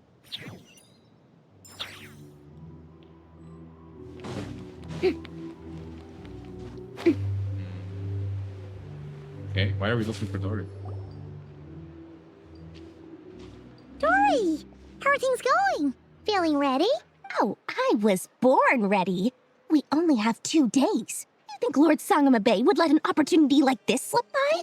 Don't forget, when something's in high demand, the people with the goods on hand get to charge the highest price of all, even higher than the sellers taking advance orders. Oh. Ta-da! See? It's right here. Oh, What is that? pretty. Did you make it? I had no idea you were so skilled with your hands. No, I have a supplier. We go way back, so he made me a very attractive offer. Aha! No wonder you were talking about Lucky Charms at the meeting. You've been getting Kave to make them for you. That's not the full story. It actually started a while back as a project between me and the Dendro Archon. Mage Alice once warned me that this world won't stay safe forever. There may come a day when everyone faces a great crisis. I passed this on to the Dendro Archon, and she secretly brought together a research team made up of Sumeru's top scholars to invent a technology that could keep people safe. I won't go into the details because it's all very complicated, but if you want to know more, you can ask the Dendro Archon about it sometime. Anyway, point being, it was the Dendro Archon who asked Kave to build this little contraption. As one of the top Kashara War talents, he was the obvious choice. Took him long enough. He stressed over it for ages. Must have gone through at least a dozen designs before producing a final product. But that's Kave for you. Marak delivered it to me a couple of days ago, along with a letter from Kave. Could I ask why I'm sending this technology to you? And what's your proposed use case? Has it been approved by the relevant authorities? There are no authorities. So nosy. My fault for sending him the research permit to begin with. Surely Nahida must have told him you were involved in this project. He was probably just nervous because you're always so secretive about your business. Could be. Anyway, I just replied, let's hope there never has to be a use case, because it would involve grave danger. Fair enough. Yeah. But it sounds like he was just being cautious. He probably felt responsible as the one who made it. Or maybe he was asking as a favor for his housemate. He's done that before. Not sure why, though. His housemate doesn't seem to really care that much about this kind of stuff. Either way, all's well that ends well. I'm just glad to finally have my hands on the product. I wouldn't want to be without it, given the potential dangers that lie ahead. Huh? What does that look mean? Paimon's just super surprised. Yeah, me too. This must be the first time we've ever seen you actually get serious about something. This is not the Lord Sangamabe that I'm used to. Well, a long time ago, I made a promise to myself. I promised that I was gonna live every day of my life with a big beaming smile. Obviously, Mora plays a big part in that. But there are always gonna be times in life when you have to give something back. That could mean paying back a debt, returning a favor, or showing some kindness. Alice has been a huge help to me over the years. She was the first investor I ever had. And I want my investors to know that Lord Sangamabe is the best in the business. And more than that, no one knows what the future will bring. Whatever happens, I want to make sure the Dendro Archon and all of Sumeru is prepared to face whatever comes. Nice. I never expected this to come from Dory. Nice seeing her like this. Go back to the pendant. You never intended to pass fruit back, did you? Oh, that? I was just making sure Nefer and I are square. Don't be thinking it was some sort of benevolent act. I'm no saint, so don't treat me like something I'm not. My priority is doing the business that I want to do. So long as my conscience lets me, but it usually does. That's the Lord Song of a Babe business model. All right, if you say so. I do say so, and that's the whole point. I'm a businesswoman. Don't go trying to figure out what kind of person I am. You'll exhaust yourself. Much easier for everyone involved if you just take my word for it. Oh, and could you two help me get this stuff where it needs to be? Thanks so much. You're my favorite assistants. Favorite assistants. That's I actually thought this was going to be where the story ends for now. They're going to be with Act 5. This is really long. I mean, I don't remember how long Act 1 and 2 were, but this is really long. Especially compared to yesterday. Act 3.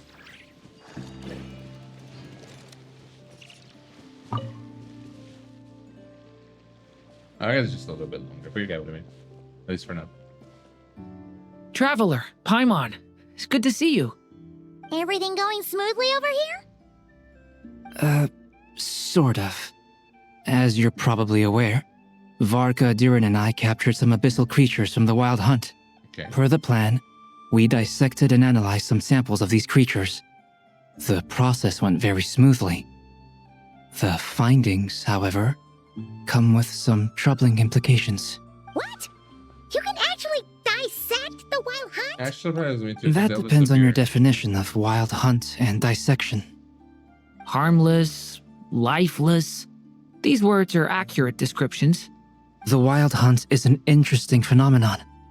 In and of itself, it doesn't seem to possess anything akin to a human personality.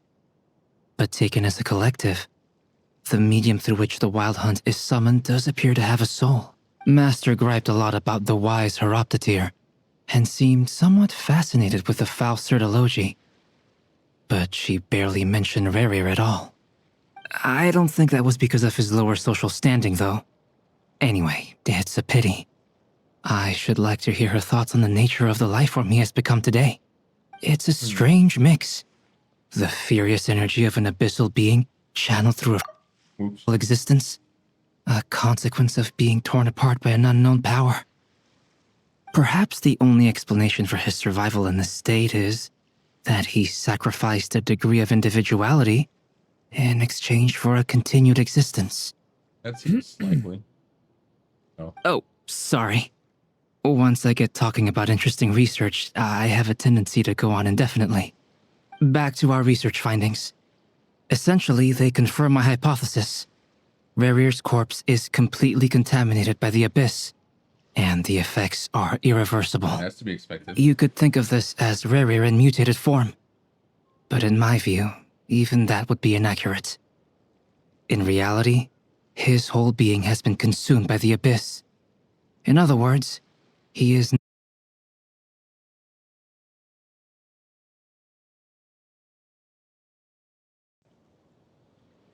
Okay, it's back. Nice.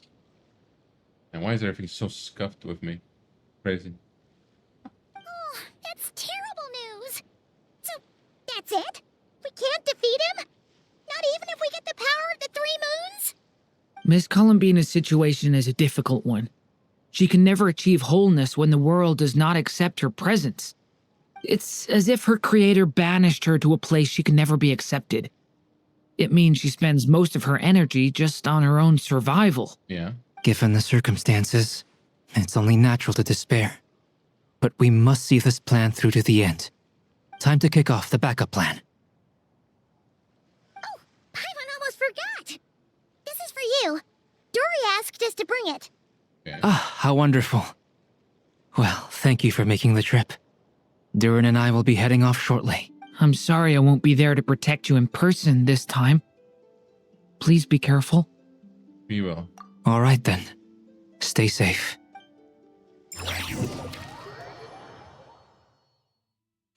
Bark and almond. Little drawings at the bottom are so cute.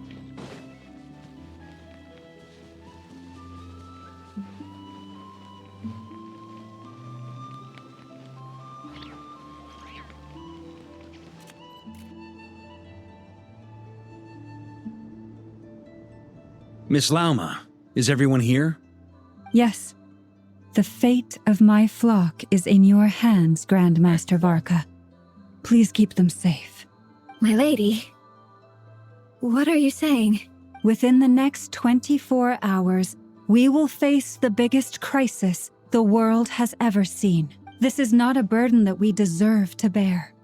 But I believe that we reap what we sow in this life. So I intend to act. I must do what I think is right. For me, that means fighting for the future of NodKrai. This gentleman is the Grand Master of the Knights of Favonius, Varka, Knight of Boreas. In my absence, please follow his lead. Hey, everyone. Guess I should introduce myself. Well, to start with, I know my way around a battlefield. Just like me, for real, for real. Biggest strengths are honesty and hard workingness. Anyway, point is, I don't intend to let Lauma down. I'm gonna do everything in my power to keep every last one of you safe and sound.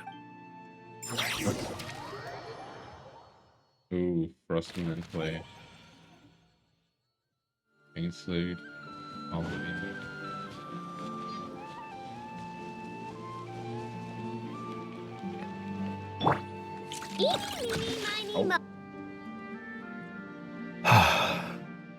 Something on your mind? Miss Columbina, was it? I believe that's how the others addressed you. That's right. Names are funny things. Have you always been called Dainslev? Yes. I take it your own name has a more complicated history. Yeah. I have a different relationship with names than other people. To be honest, I'm not even sure that Columbina is my name. At least, not in the same way that Dainslev is yours. But it's what everyone calls me, and I go along with it. A lot of my life has been that way. I get so used to things that I forget to question why they are so. I never used to think much about where names come from, or what they mean to people. Maybe something's wrong with me.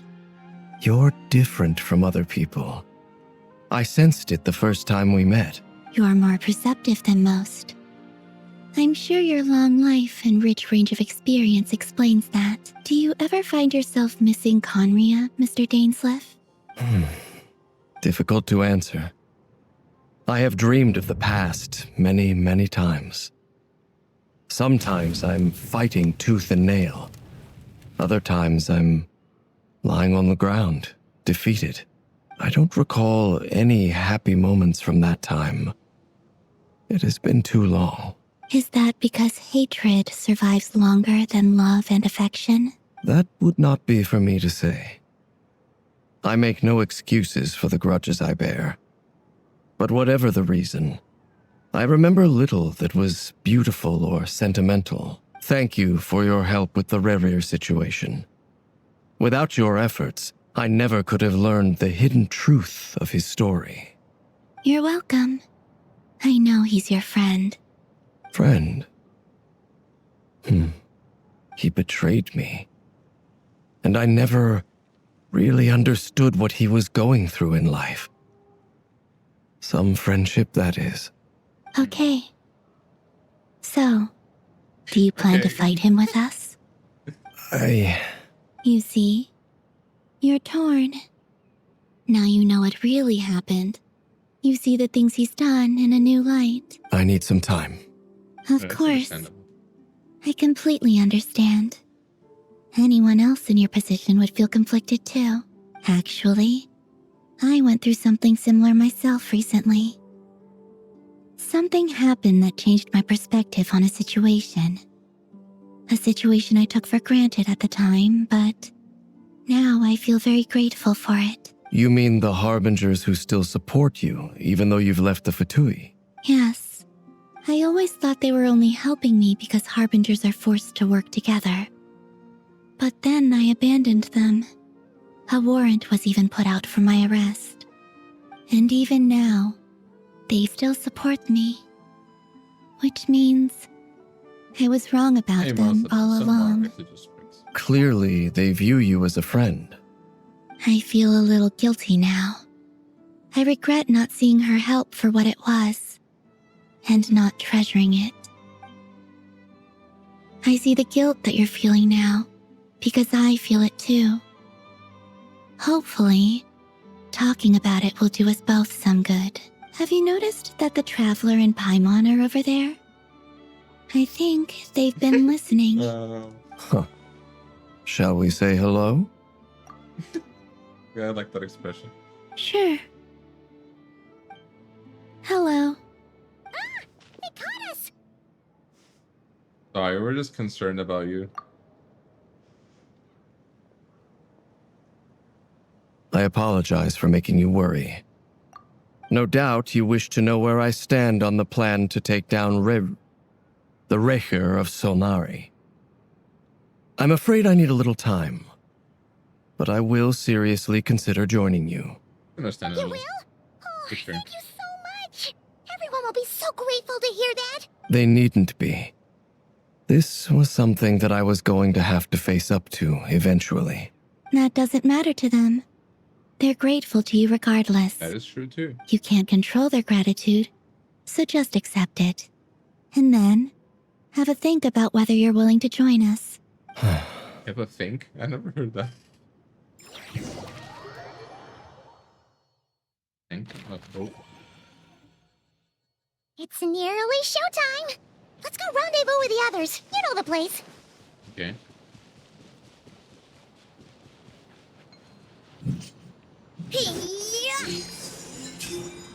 Larry didn't do much. No plans. Go Claw! Ah, you're earlier than I expected. Hey, Flint's! Been waiting here long? Not too long. I came a little early so I'd have some time to think. Are you nervous about the battle? Quite the opposite. I'm reminiscing on my past battles. When I was awakened by the Ratniki, I had not touched a weapon in many years. I felt like the battlefield was not where I belonged. But after waging war against the Wild Hunt for so long, I came to realize something. A life of absolute peace is simply not a possibility for me. My restless flame indicates that somewhere inside of me, there is a deep yearning to root out the evil in this world. That doesn't sound like such a bad thing. Yeah, that's good. Well, in the past, when I was a Fae whose primary concern was hibernation, it was hardly ideal. I guess so. But it certainly serves me well here in the present. And I am delighted to be able to join forces with you in this endeavor. Looks like I'm not the first to arrive. Ah, Miss Lauma. Did you sleep okay last night? I struggled to settle down at first because of the nerves. But don't worry. I got enough sleep in the end. I'll be just fine. Thanks for everything. Please, I'm just doing my part. Never! Over here! They got... Oh. The goods have been delivered, and the backup plan is underway. Aino asked me to relay a message. She said Anefa will be on high alert and keep a close watch over all secondary districts where defense is required, providing support as necessary. Meanwhile, Aino herself will provide range support to us directly, using her latest invention. Excellent. My thanks to all involved. Oh my. The chestnut's looking a little unstable. It won't hold him much longer. We should be prepared to engage at a moment's notice. No sense sitting around waiting. Let's make the first move while we still have the option. I agree. Paimon, find a safe hiding place. Got it! Be careful, Traveler! I will. Just disappear like you normally do, you know? Just... Okay. Everyone, take your positions as soon as the battle starts. Every ounce of strength we have in our bones, let us bring to this fight. Ready? Let's go. I've seen all your futile ploys before. You have become the authors of your own demise. I wouldn't be so sure about that. You are merely a moment of sport before I tear down the moon. Okay. Are we gonna actually fight him? Oh shit. Can I like Stay on your toes. You too. Let me help you guys. Moonlight, raise to dust.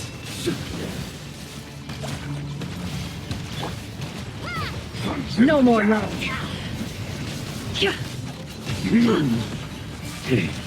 Pathetic. Leave this place. Close your eyes. To dust. For the everlasting forest. Moonlight. Mystery unravels. It all ends. Move.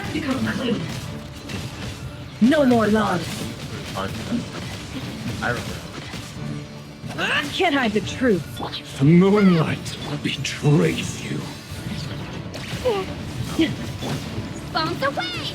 Observe. Close your eyes. Night falls. Move. Observe. To dust. It began with the moon, and so shall it end. The moon will protect you.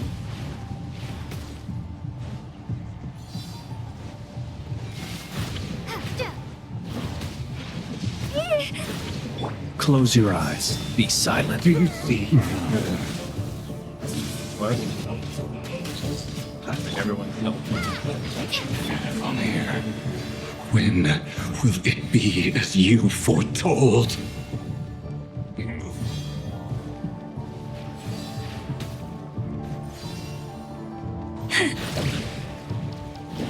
Observe. Be silent.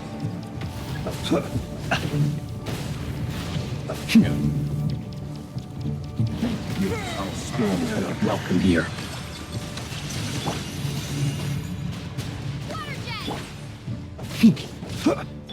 You poor lost lamb. With one heart, we pray. No more lies.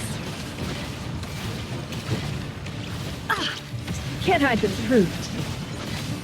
The moon. Within. Forest, protect us. Observe. Close your eyes. Night falls. Futile. For the everlasting forest. You poor lost. No more lies. Let's see what they're made of. Let's see what they're made of. The deception ends here. Futile.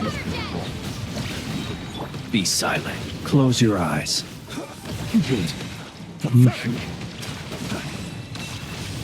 Move. Your little game of heroics is over. The moonlight's to go first. You.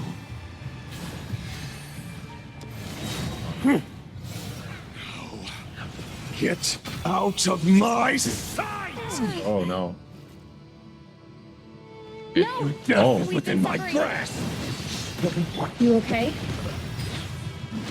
Never. Where are the others? Stuck outside the barriers. I guess he really doesn't like us. Before, knowing too much is always a death sentence. Be careful what you wish for. Lauma, can you hear me? Silence. Voices are gone, but at least I know they're still there. We need to the phone. Remember my most important task. Just installing him. Okay. Install him for long enough. The moment will come. I sure hope so. The mystery unravels.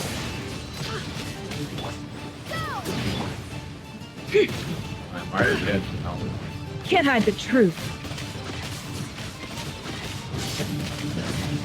No more lies.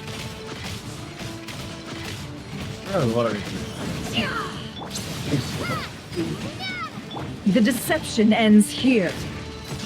Can't hide the truth. Okay.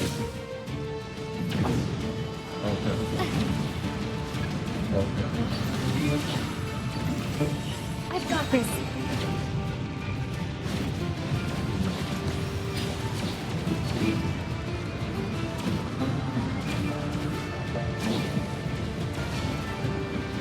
I hope that's all I have to do.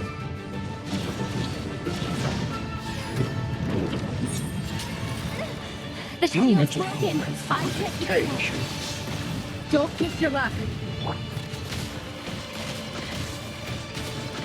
It all falls into place. It all adds up.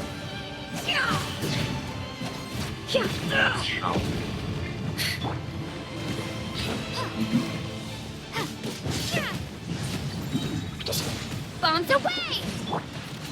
Time to come clean. The mystery unravels. No more lies. Let's see the mega.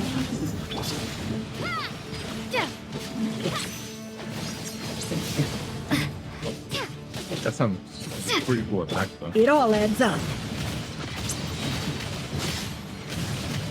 Seek within. Can't hide the truth. Time to come clean. So how much damage is it to do? No more lies. Time to come clean. Can't hide the truth. Water jet! Bombs away! The deception ends here. Oh, not again.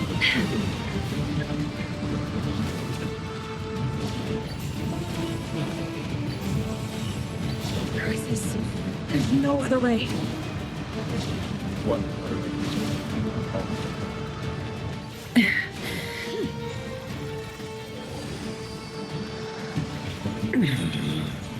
Oh no, this isn't gonna hit. I don't think it works.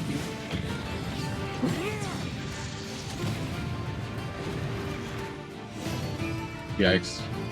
The only way to defeat Rerir is to borrow his own power.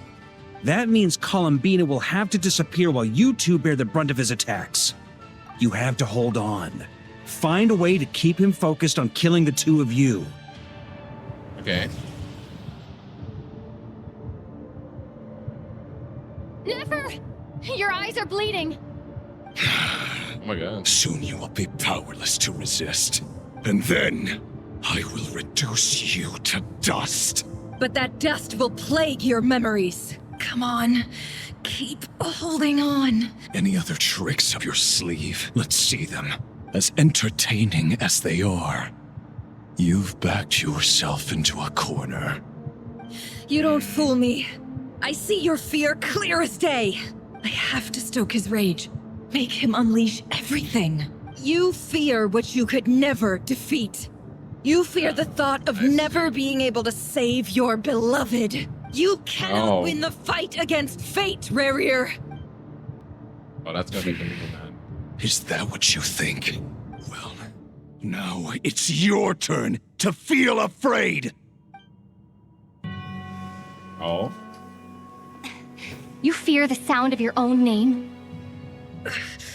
Is it us you hate? Or is it what you've become? Let's see what becomes of you!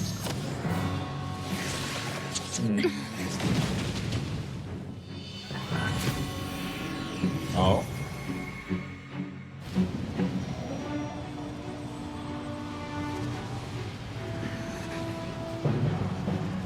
Okay. So that's stealing his balance. What's happening? That power. I've seen it before.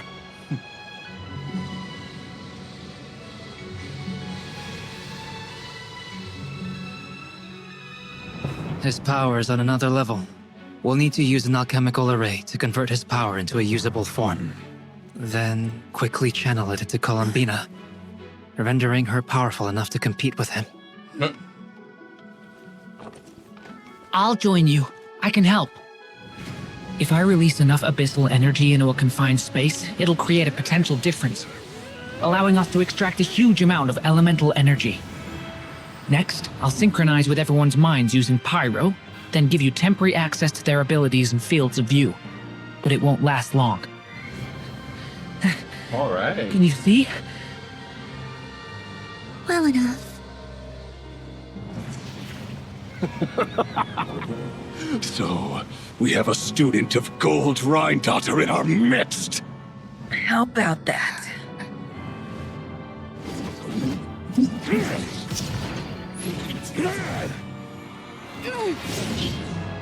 That was close.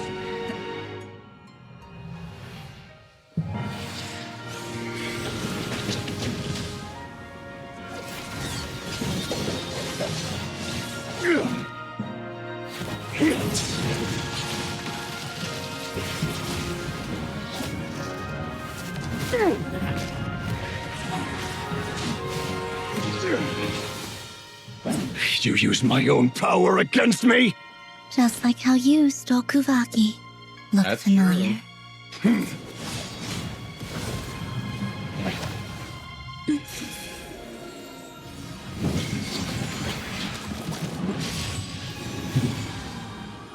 Go.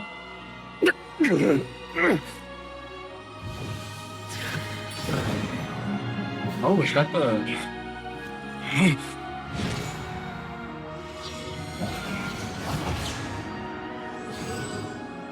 Don't you realize? You don't have the power to hold that gate open.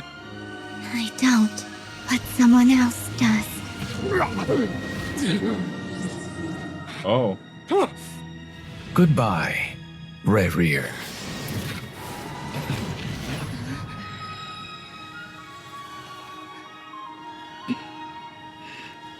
We won.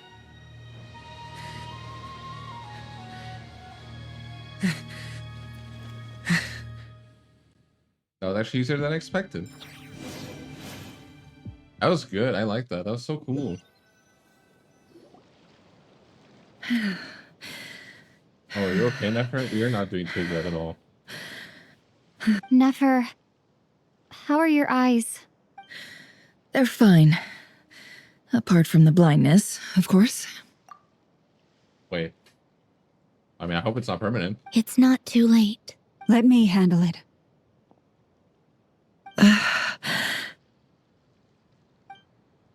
What? Oh, she's gonna do the...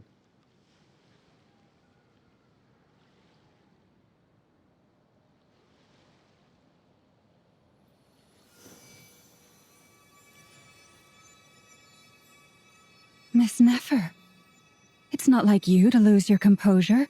That was the most reckless thing I've ever seen you do. Reckless how?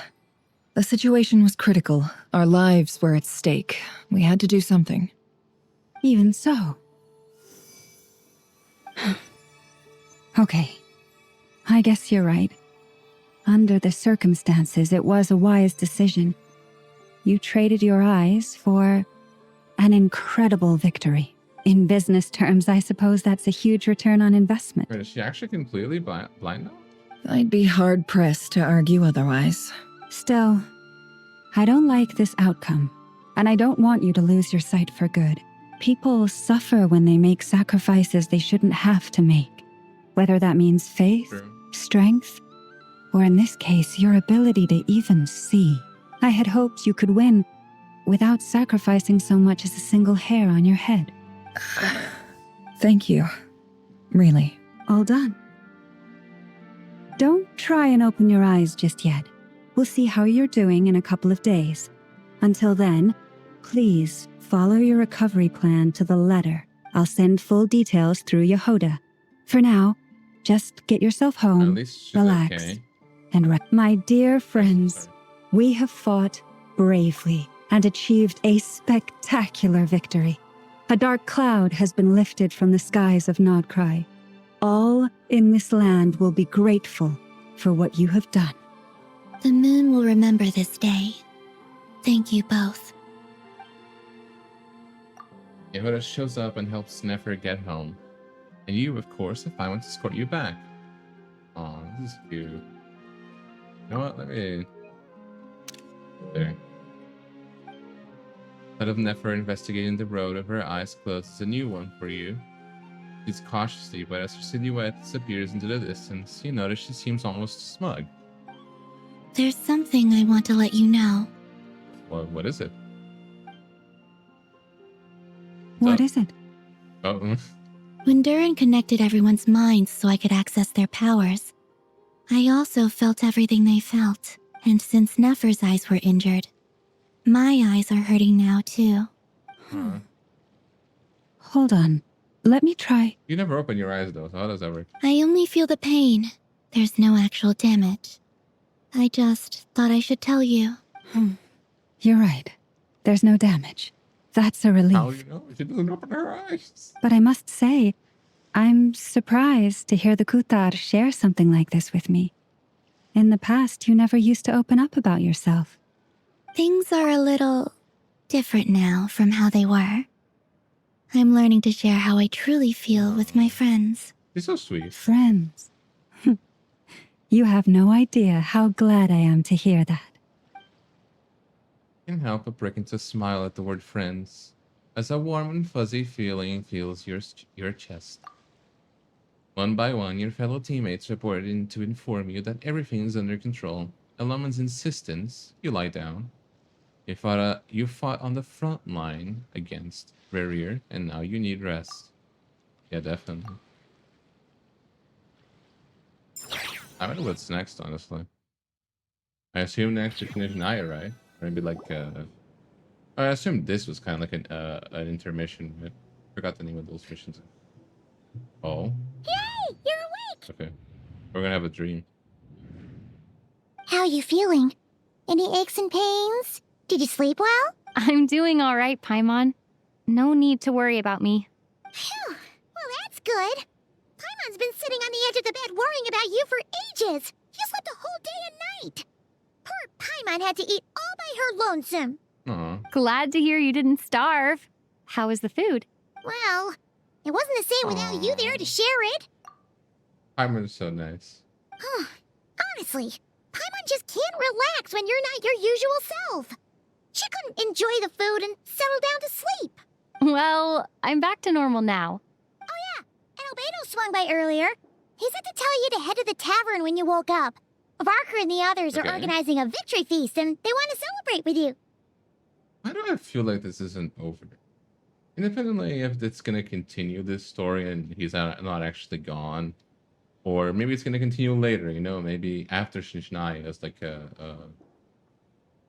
not side quest, but you get what I mean, right? It's like an intermission of some kind. Or like maybe a character quest. But I feel like this isn't over at all. Maybe it was just me. It had some finality to it, but it also felt like there's more, especially to Rerir and the dimension, right? That the Moongate leads to. Well, can only hope that maybe he finds Belinda's somehow. I don't know. He also dropped off some medical supplies, but you seem fit as a fiddle, so guess you won't be needing those. If you're feeling up to it, let's head over now. Wouldn't want to keep them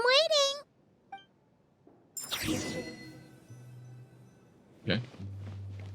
What are the achievements I got? Was an age when sinners had yet to commit grave sins. Not but a handful of dust and sand. Iteration Sonari, one of the 5 sinners of the moon's spell. Okay.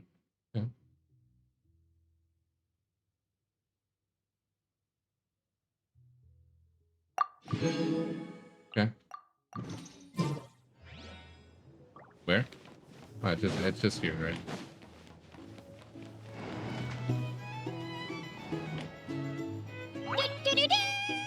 We're here! Oh, Traveler and Paimon! Perfect timing! We were literally just saying how there's no way we're holding this victory feast without you any longer, and we would have postponed it till tomorrow. How are you feeling today? Much better, thanks. Don't worry about me. Relieved to hear it. If that changes, just let me know. Happy to check you over at any time. Yep, we're here for you. Anything you need, just let us know. Oh wait, where's Nefer? Yeah. How are her eyes doing? Hope she's okay. Nefer's right over there.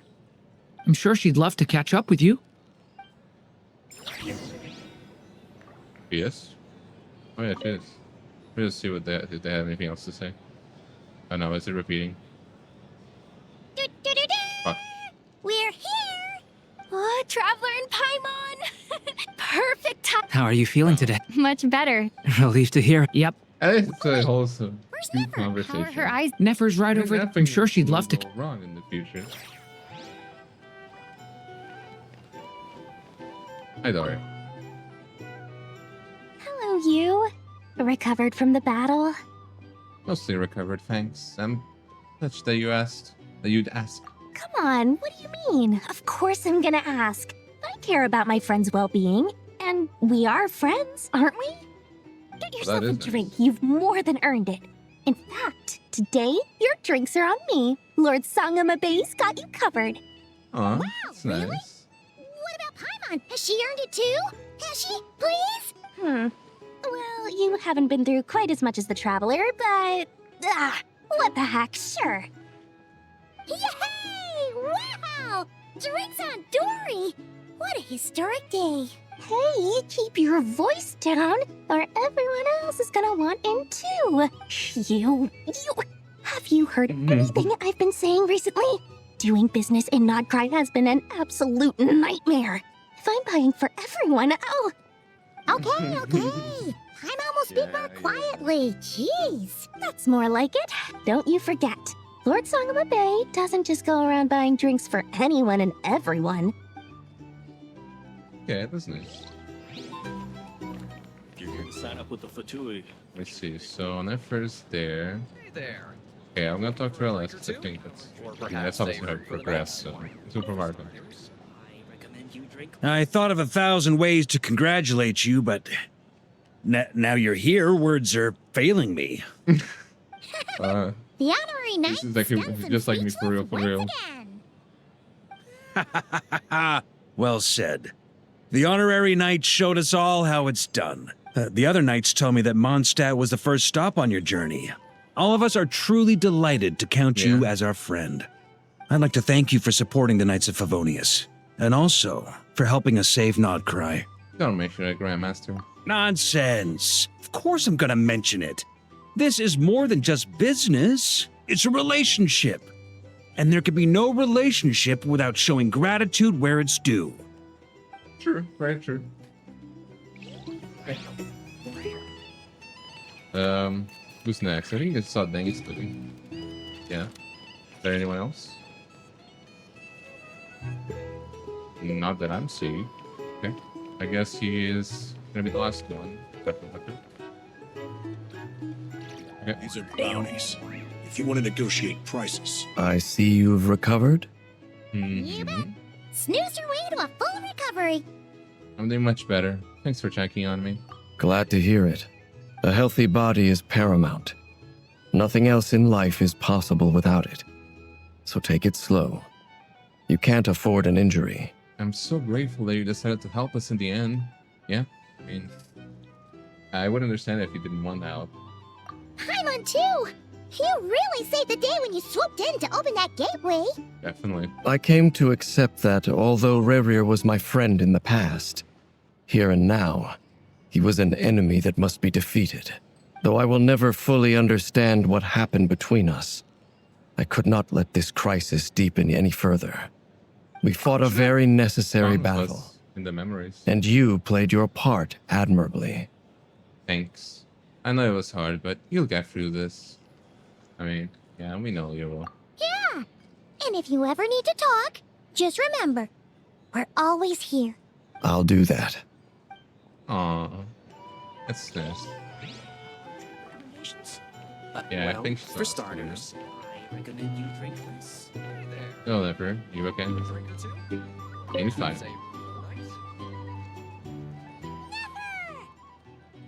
Traveler, Paimon, are you recovering well? Much better, thanks to a good rest. You're looking well too, it seems. Turns out that moon chanter has some real talent after all. My eyes were mostly recovered after just a couple days' rest. I can actually open them again now. Yeah? Yeah, but you gotta be careful. Lauma says not to strain your eyes while they're still healing. Yes, thank you. I'm well aware. Yehoda, could I borrow you for a moment? I could do with an extra pair of hands. Oh, sure. Coming. Did you hear that? I gotta go help Lauma for a second. You guys chat among yourselves. I'll grab us some drinks on the way back. Paimon, you still like 'em sweet? You bet. Make it extra sweet, because Paimon's earned it. Aw. Sure thing.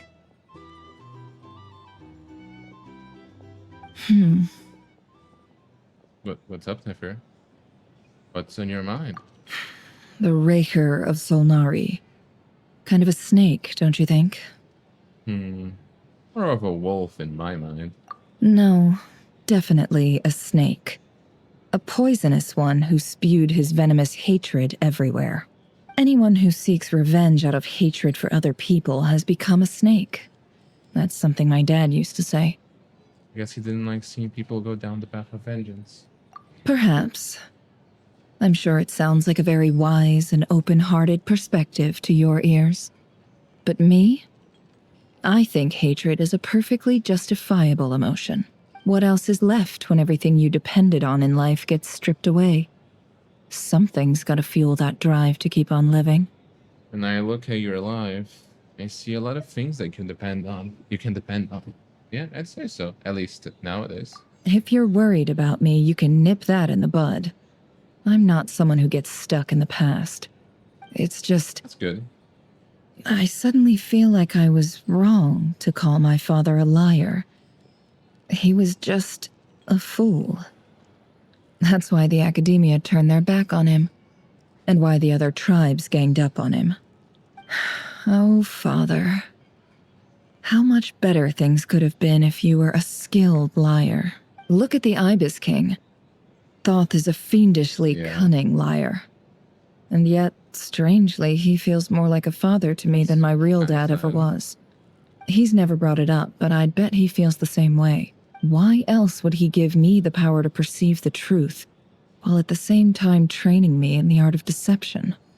Apparently we are using the art of deception because we know this. I mean, obviously it's an event, although...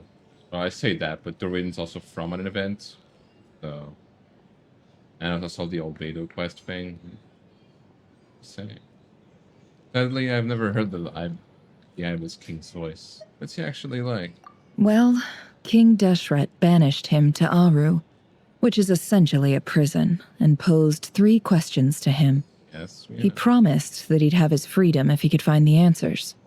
His response was to take on a physical form and approach me, hoping that I could become his envoy and search for one of the answers on his behalf. Did he really think I'd fall for that? He's stuck there. He can't make me return what he gave to me. I mean, sounds like he was nice enough to you. You definitely sound like father and daughter. Yeah, I mean, to be honest with you, even though he was a bit of a liar, he wasn't, at least from what we interacted with him, right? He wasn't bad at all. He was actually kind of nice. So that's enough for you to decide he's nice, is it? He's a prisoner, and he was scared. So he decided to perform some good deeds to win people's approval. He lives in fear because he's a deceiver. How is Rerir any different? You can't work as a spy your whole life and expect a happy ending. It's preposterous. Yet I can't say I don't understand it. Liars live in the darkness of their own making. But it's still human nature to want to go on living. They say that a liar's soul is the most worthless thing in the world. What do you think? I have to disagree. Every soul is just as worth as other souls. Oh, really? Well, it takes a very kind person to find compassion even for liars. If you ask me, the soul of a liar really is worth nothing. Because all they care about is themselves. For example, when something good falls into my lap, I don't go sharing the news around. Stops other people trying to steal it from me. I have a feeling some people over there may have overheard that one. So be it. They have sharp ears. I can't keep anything from them. Is that your way of saying you've warmed up to them now? Oh, is that what it looks like? What if it... What it looks like... Wait, what? What it looks like is you're starting to see as your friends. Well, you all know my past now. And I can't simply eliminate everyone who knows too much. So I guess I just have to put up with you. For the foreseeable future, at least. When you find yourself in a situation you can't control, the safest play is to keep calm and start monitoring everyone involved like a hawk. In the intelligence world, you need to have a sense of perspective and play your hand accordingly. If you understand what's at stake, please ensure my secret is safe with you. I trust you'll respect my wishes as a friend. But don't forget, I will also be watching you like a hawk. I don't know how, but yeah, sure. Very good. Oh, wait. Now that the panic's over and we've all calmed down, Paimon suddenly remembered something. What is it? After all that build-up, our mystery ally never showed up even once. That's true. Maybe it was Dangsteve?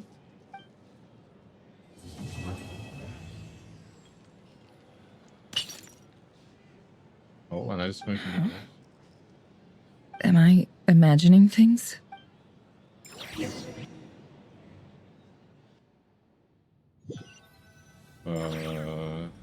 So, that close colleague who stayed behind with you? What's he been up to recently? Don't know, don't care. I get more normal human interaction from hanging out with Bosco too than him.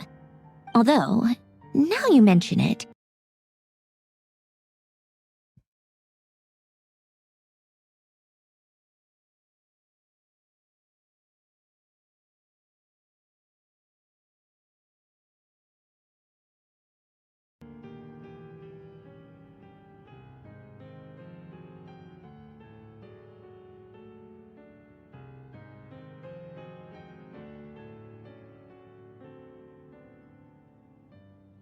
If he's disappeared without a trace, it's the biggest gift he ever gave to the world. But I somehow doubt that's what's going on.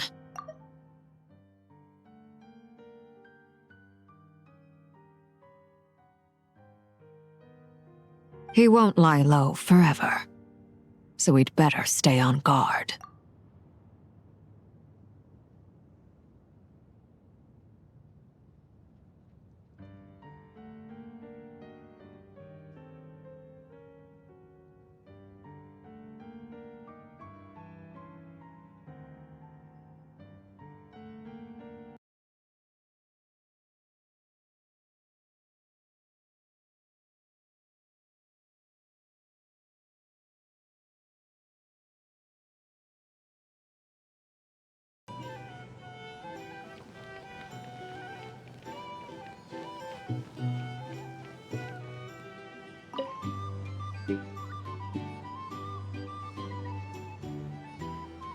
Ah, Lord Sangama Bay.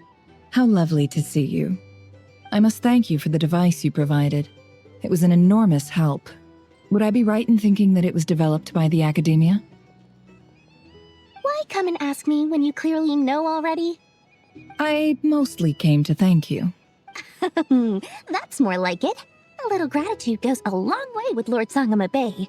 Play your cards right, and you might even stand a chance of becoming my long-term supplier. The chance to work with such a kind and charitable investor as yourself would be a great honor for the Curatorium. Huh? Charitable? Who said anything about charity? First time hearing about it. Let's see. The first plot of land you purchased in NodKrai, your desert interests, and... Stop! What do you think you're doing? Exposing my investment history! It's nothing to hide from. They're all perfectly legitimate investments. And some of the land you purchased was with the intent of building a sanctuary? Yes, I heard about that too. That was going so well. Now everything is scuffed. I just noticed it stopped again, and I was muted. Oh my god, this is just perfect, isn't it? There's no fucking way, bro. There's no fucking way. This is nuts. I cannot I need to, I don't know, man. I don't even know what I'm gonna do. Okay, I just said that, like, I don't know who, well, I don't know, maybe I wasn't muted then. But I just said, I just said, like, I didn't know who the Harbinger was that they were talking about. I assume it's either the Tore, although I don't think it is, or the other, like, the short guy. I forgot his name. The head that, like, has the big nose. Those are the only two I remember that, you know, were guys that are still alive. Oh, actually, no. There's one more, right? Oh, is it that? I don't remember his name, but there's one more guy, right? Had like a scar on his face, I think. Not sure. That's about it. And I'm thinking that there might be something in the room that I might have to investigate later. Maybe it will be part of the main plot here. How did you... I don't know. You're a curious case, Lord Sangamabe. You don't like people finding out about your good deeds, do you? But I'm afraid no matter how hard you try to keep things under wraps, where there's a will, there's a way. You did it for Sumeru, didn't you? It was empty land that was gonna go to waste otherwise. I figured if I built something there, it might at least get some use in an emergency. Disasters are capricious things. They strike without any warning. I've lost family to a disaster before, and I don't want to lose any friends or business partners if I can help it. My elder sister used to dream of finding a sanctuary. Somewhere with plenty of food, water, and medicine. Where everyone could live happy lives. It was something I looked into, but after discussing things with the Dendro Archon, I decided on a more effective strategy. The tech people handled the tech, and Moneybags provided the Mora. It just made the most sense. It's a pity that so few people know the truth about you. Everyone says that you view everything in terms of Mora, and all you care about is growing your own wealth. So, what's the problem with that? Everyone wants to be rich. It's human nature. So yes, I love Mora, and it's nothing to be ashamed of.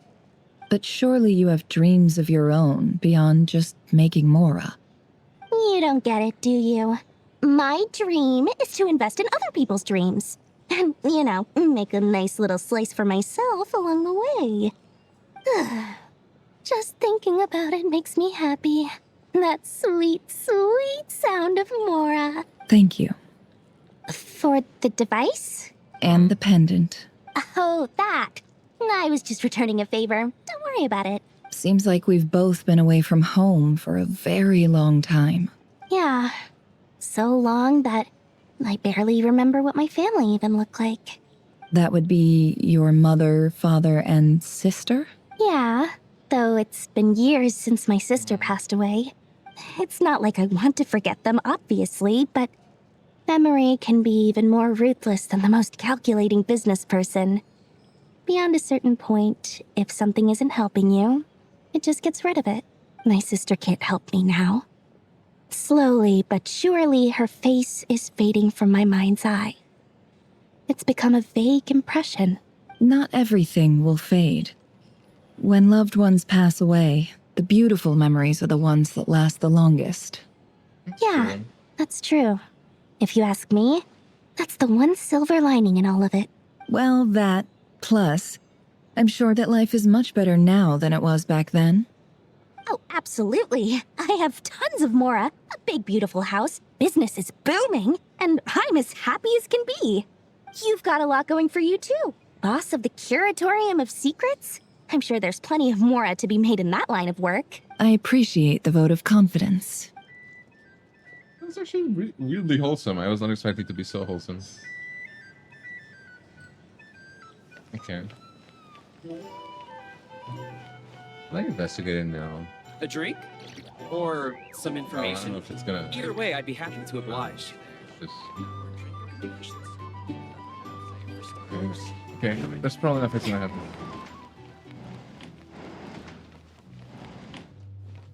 Okay, there's nothing that's.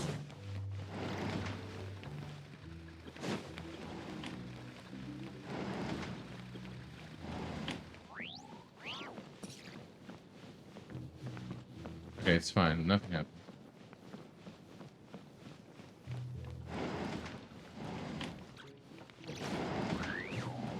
I don't know. I've seen some games do this where there's like an objective that's gonna happen a little bit later, and then if you go to that place, it skips the what you're supposed to be doing now. How have you been holding up? Any adverse reactions? If you start to take a turn for the worse, make sure you tell me right away. You don't need to worry about me, Grandmaster. I'm fine. I mean, I barely did anything, so... What? You're too humble, young man. You played an indispensable role in the battle for NodKrai. We can't thank you enough for your support. Sometimes, when people praise you, it's because you deserve it. The best thing is to accept it calmly and with grace. It's important to learn how to respond to words of admiration. Let's do a quick demonstration. Albedo, that was an incredible feat of alchemy. The pressure was on, but you worked flawlessly at lightning speed to get the job done. Thank you. I can't take all the credit, though. Durin played a big part in forming the alchemical array. See? Did you catch that? A masterclass in how to take a compliment. Okay, yeah. I did work pretty hard to help prepare for the battle. No point denying that. Hey, you guys! Seriously, great work, everyone. You all outdid yourselves. Hey, look who's bounced back. Looking good, traveler. Seems like you've recovered. You won't need to take any more medication. Can I get you a drink? Huh? You know how to order at a bar now? You've sure learned a lot recently. Handling a drinks order is ridiculously simple compared to alchemy. Don't worry, I'll blend into society yet. Paimon believes it. You're clearly a fast learner, just like your brother. To be totally honest, though, Paimon didn't quite follow all the details when you first explained the plan to us. Don't worry, that's completely understandable. Unless you're a student of alchemy, it's hard to grasp the principle and how the process works. To put it in the simplest terms, we saw how our enemy stole the power of Kuvaki. And that gave us the idea of stealing his power to turn it against him. When facing an enemy you have no hope of defeating, it's best not to engage them in battle. So, instead of looking for a way to overpower him, we decided to help Columbina get strong enough to at least stand up to him in a fight. For this to work, we had to analyze his modes of attack, confirm who his main target was, and make sure that he wouldn't go beyond the range of the alchemical array. For added security, we prepared a total of 4 arrays. But to mitigate the impact of the battle, we identified one location in particular as the ideal spot, which is where the confrontation took place. The alchemical array absorbed his abyssal power. Then Durin processed it to render it usable by Columbina. That power enabled her to do what would otherwise have been nigh on impossible. What surprised me was that Dainsleif actually agreed to join us. Given his history with Rerir, he had every right to sit this one out. But we're extremely grateful for the decision he made. Confronting a farmer friend in battle. That can't have been easy. It must have been a painful choice to make. But I'm sure that making a decision was far better for him than staying in limbo. Absolutely. He was torn between 2 paths, but in the end, he made his choice and stuck to it resolutely. He doesn't strike me as the sort of person who'd stay trapped in limbo for long. I guess he's technically trapped in limbo for like 500 years, but you know, we won't talk about that. Anyway, however you cut it, everyone gave a stellar performance. And now, it's time to kick back and celebrate. Yeah.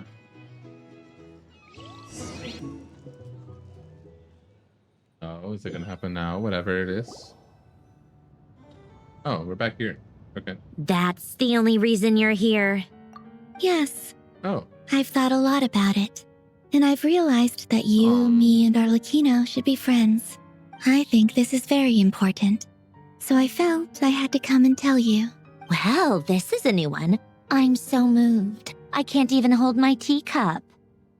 If that's all, you can leave now. Do you not want to be friends with me? Or is it that you prefer being coworkers? What is this, Columbina? Are you deliberately testing my patience threshold? Right now, my politeness module is active. But if you say another word, I swear I'll shut it down. If your politeness module was active, wouldn't you say the word please at some point? Polonia, please see Lady Columbina to the door.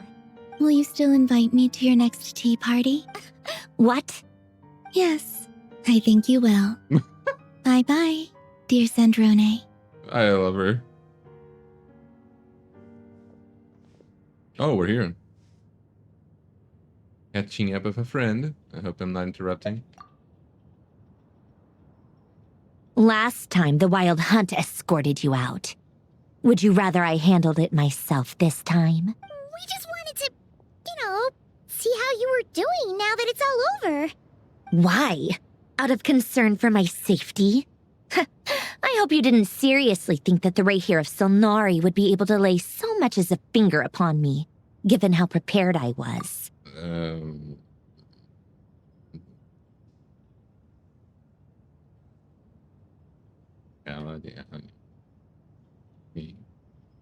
He didn't technically, but you get with it.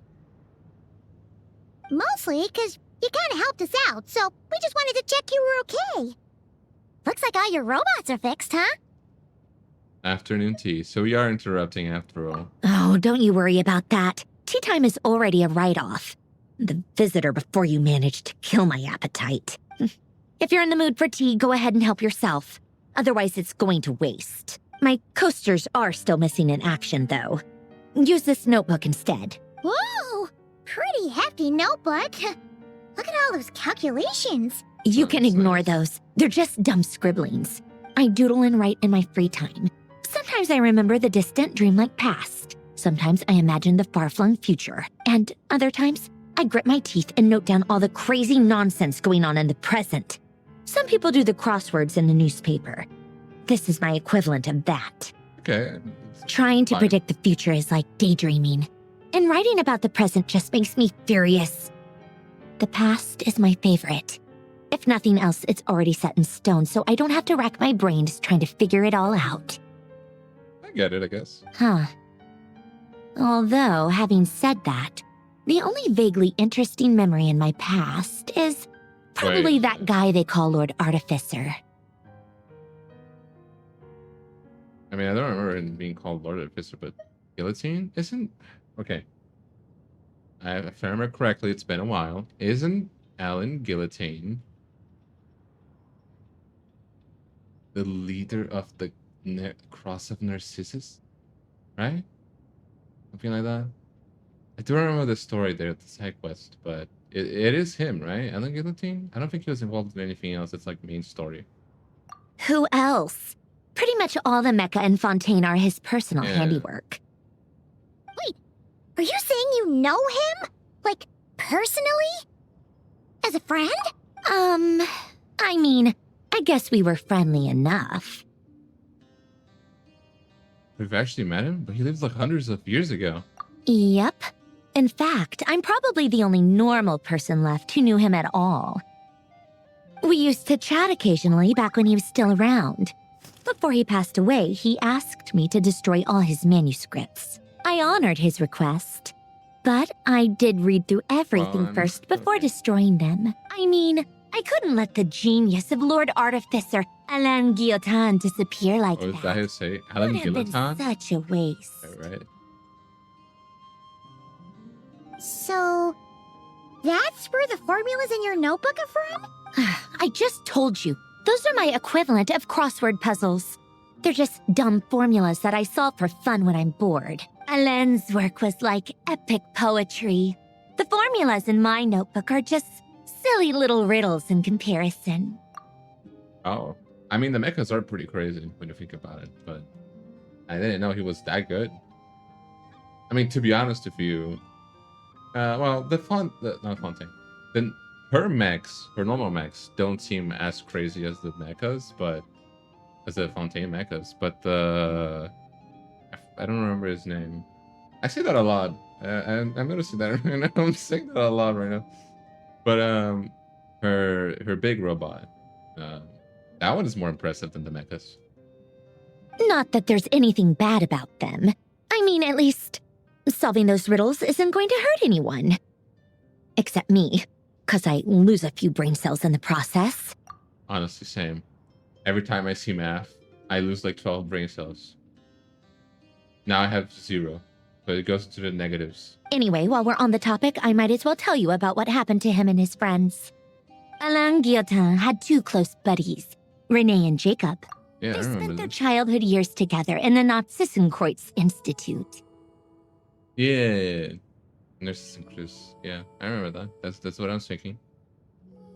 I remember this. They were all quite competitive, so there was some rivalry between them, but it was a friendly rivalry. But beneath the friendship and the rivalry ran something deeper, a sense of nostalgia for the past. Unfortunately, childhood would end, the prophecy would come true, the apocalypse would arrive, and the future would never be. A mad dream that would normally only capture the minds of lunatics begin to take root in their hearts. A dream of saving the world. And if Renee and Alain had been people of lesser wits, that dream would probably have ended up as something for them to joke about in their older years. But alas, they were some of the sharpest minds around. They nurtured that dream with the full power of their intellect, and it grew into something that ate away at their souls. The first of them to fall under its spell was Renee. Against Alain's wishes, he persisted in experimenting on a mutual friend of theirs to try and save their life. Alain did not approve and parted ways with Renee. It's complicated. Alain wanted to believe that Renee only did what he did for the sake of their friendship. But when he told me about what happened, I could tell he still had some suspicions about Renee's motives. Perhaps the seed that would grow into a nightmare had already sprouted in Renee's mind. Even then, the next time they met, Renee's soul had been completely engulfed by the dream of salvation. His futile attempt to change the tide of fate only resulted in a wave that swallowed up the world, even before the apocalypse came. I do have to say, I wonder why they're talking about this right now, because that feels so out of pocket. I mean, don't get me wrong, I appreciate bringing back stuff that's like from like major side quests, because I do really like the stories that they tell, right? And they're really good, and so it's nice to see them being brought into like the main story. But why? What do you have to do with anything? I mean, I guess it kind of has to do with her, but at the same time, like, I mean, are we gonna go back to Fontaine before Naya or something? I don't know. And although that wave died down eventually, I hear that it just recently came back with a vengeance. Yeah, I remember that. As I understand, Renee wanted to live out his dream of salvation once more. But I'm told that the attempted resurgence finally died out for good. At long last, Renee awoke from his deluded dream. Though of course by then it was far too late. What do you think of Renee? Do you admire his transcendent genius? His view that any price was worth paying to achieve the lofty goal of saving the world? Or do you despise him? Dismiss him as an evil madman who wrought havoc on the lives of everyone around him as he pursued his delusional dream? I mean, I admire his attempts for sure, but you can't like go all in when it can hurt other people. Same difference, really. Just a matter of perspective. I would say I admired him. I'd say that, I mean, as I said, it's tough because the objective was good, right? And He did have a good, it had good ambitions, good like, good objectives, but you can't really cross that boundary. You know what I mean? Of like hurting other people for, even if it's a good reason. But still, I would say I admire him. Doesn't surprise me. You share one thing in common, after all. Oh, that's true. You both want to be the savior. The only difference is, your dream came true, and his, well, he wasn't the one who made it come true. What about you? What's your take on Renee? I don't like fanatics who give up their whole lives for their ideology. Nor do I like fools who let their delusions take control. Maybe I could understand if Renee had just been an ordinary person. But he had a sage-like intellect. And still managed to get himself lost in the labyrinth of his own desires. Anyway, that's enough about Renee. Now, moving on to Alain Guillotin, the Lord Artificer. He managed to put a stop to the first storm whipped up by Renee. But after that, Alain lost his friends and family. To his credit, I suppose, the loss of his family and friends was purely a tragic accident. It's not like Alain sacrificed them for his cause or anything. After that, the only thing supporting his work was the same dream that had dragged his closest friend down to the abyss. But although the desire to save Fontaine drove him to found the Fontaine Research Institute, Alain continued to reject any form of transcendental knowledge or power.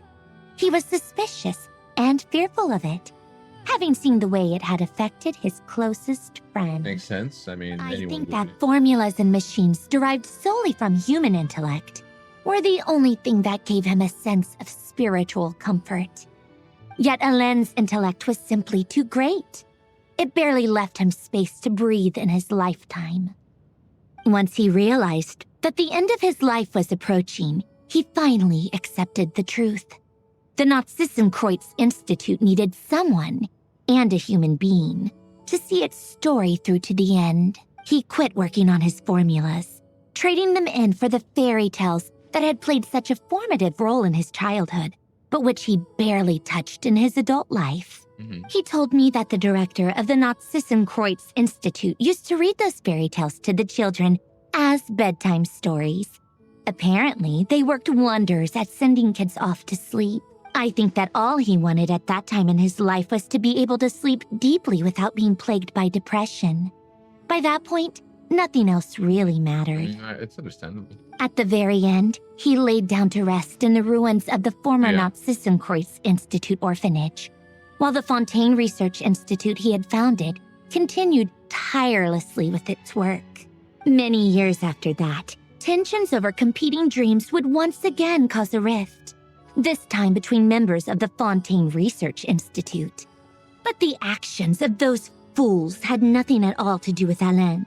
And that is the story of two people from the Nazi-Kreuz Institute who both wanted to save the world. One went all in on his fantasy of salvation without ever looking back, and ended up calmly sinking to the bottom of the deepest sea. The other sought desperately to burn bright in his life, even though he wasn't sure where he was going. I do sometimes wonder, why is it that people like them have such grand hopes of saving the world? Even the grandest tree starts as a tiny seed. So perhaps, for each of them, their mission to save the world began with a very simple desire: to save themselves. They were young children with friends and family who mattered to them, desires to explore the meaning of life, ambitions to have a successful career. They didn't want to see all of that taken away in one fell swoop. Or maybe they just wanted to find something to anchor themselves within the chaos, to stop them getting quietly swept away by the storms of life. But instead, the search for their own salvation took them down the rocky road laid out by fate. Do you think the desire to save oneself is enough of a justification to try and save the world? Well, as long as it doesn't lead to any deaths, I'd say so. Like it doesn't cause any harm to anyone. I don't see why not.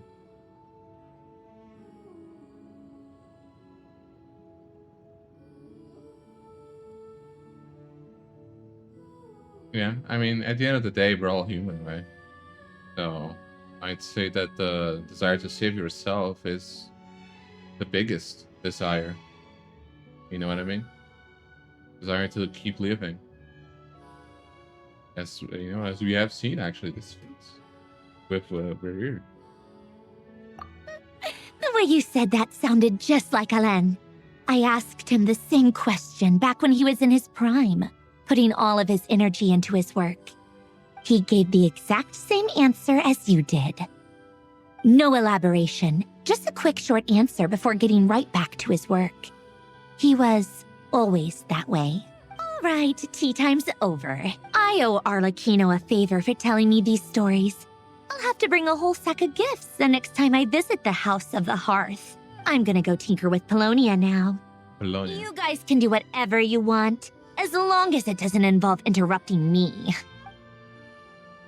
Polonia, exit hibernation mode. Begin diagnostics. Sure.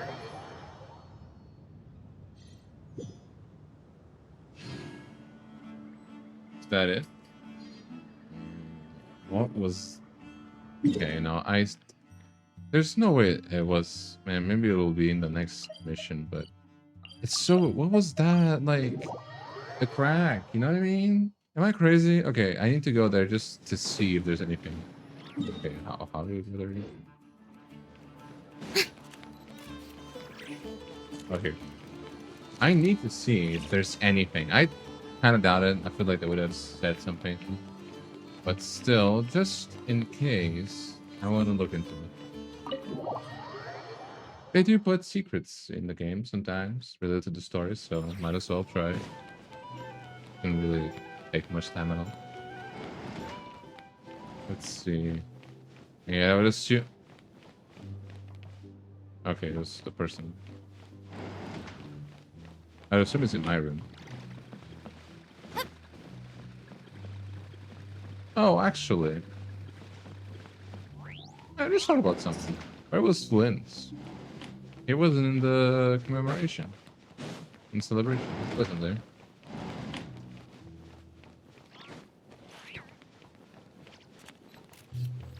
Yeah, I mean, there doesn't seem to be. Just to see. I don't think there's anything here, right? Can I talk to him somehow? Oh, I mean, he's here, but I don't think he has to do this, right? Gemstones reflect a gem by candlelight. There are 1,000. I'm in the habit of collecting. Being as old as they do, be. Okay, no, doesn't have to do it anyway. All right, so I guess it's over. I mean, I don't think this is the end. Also because I guess it wasn't a whole nation, right? But they always do the little like, oh, your next nation you're going is this one. What do you want to know? You know what I mean? So they didn't do that. So I'm assuming there's gonna be more chapters for this. If there are, I'd assume maybe like one more, maybe two. Because I don't think Rerir's dead. That was pretty final, right? The cutscenes and everything with like everyone coming together. That was awesome. But at the same time, I feel like there's stuff that's just unresolved. Not to Rerir himself. Well, I guess a little bit with like what happened to him after he went into the portal. But to just what's beyond the portal and you know, that's kind of stuff. So I don't know. I just feel like there's a lot of stuff here. There's a lot of questions. So I think that there might be something else. There might be more chapters. That's why I think there'll be more chapters. So whatever. So that was awesome. I really enjoyed it. Hope you guys enjoyed it too. Hope you have a great evening. Oh, for me it's evening. Good week, good day, good month, good year, good decade. Have a good century. Have a good century. Goodbye.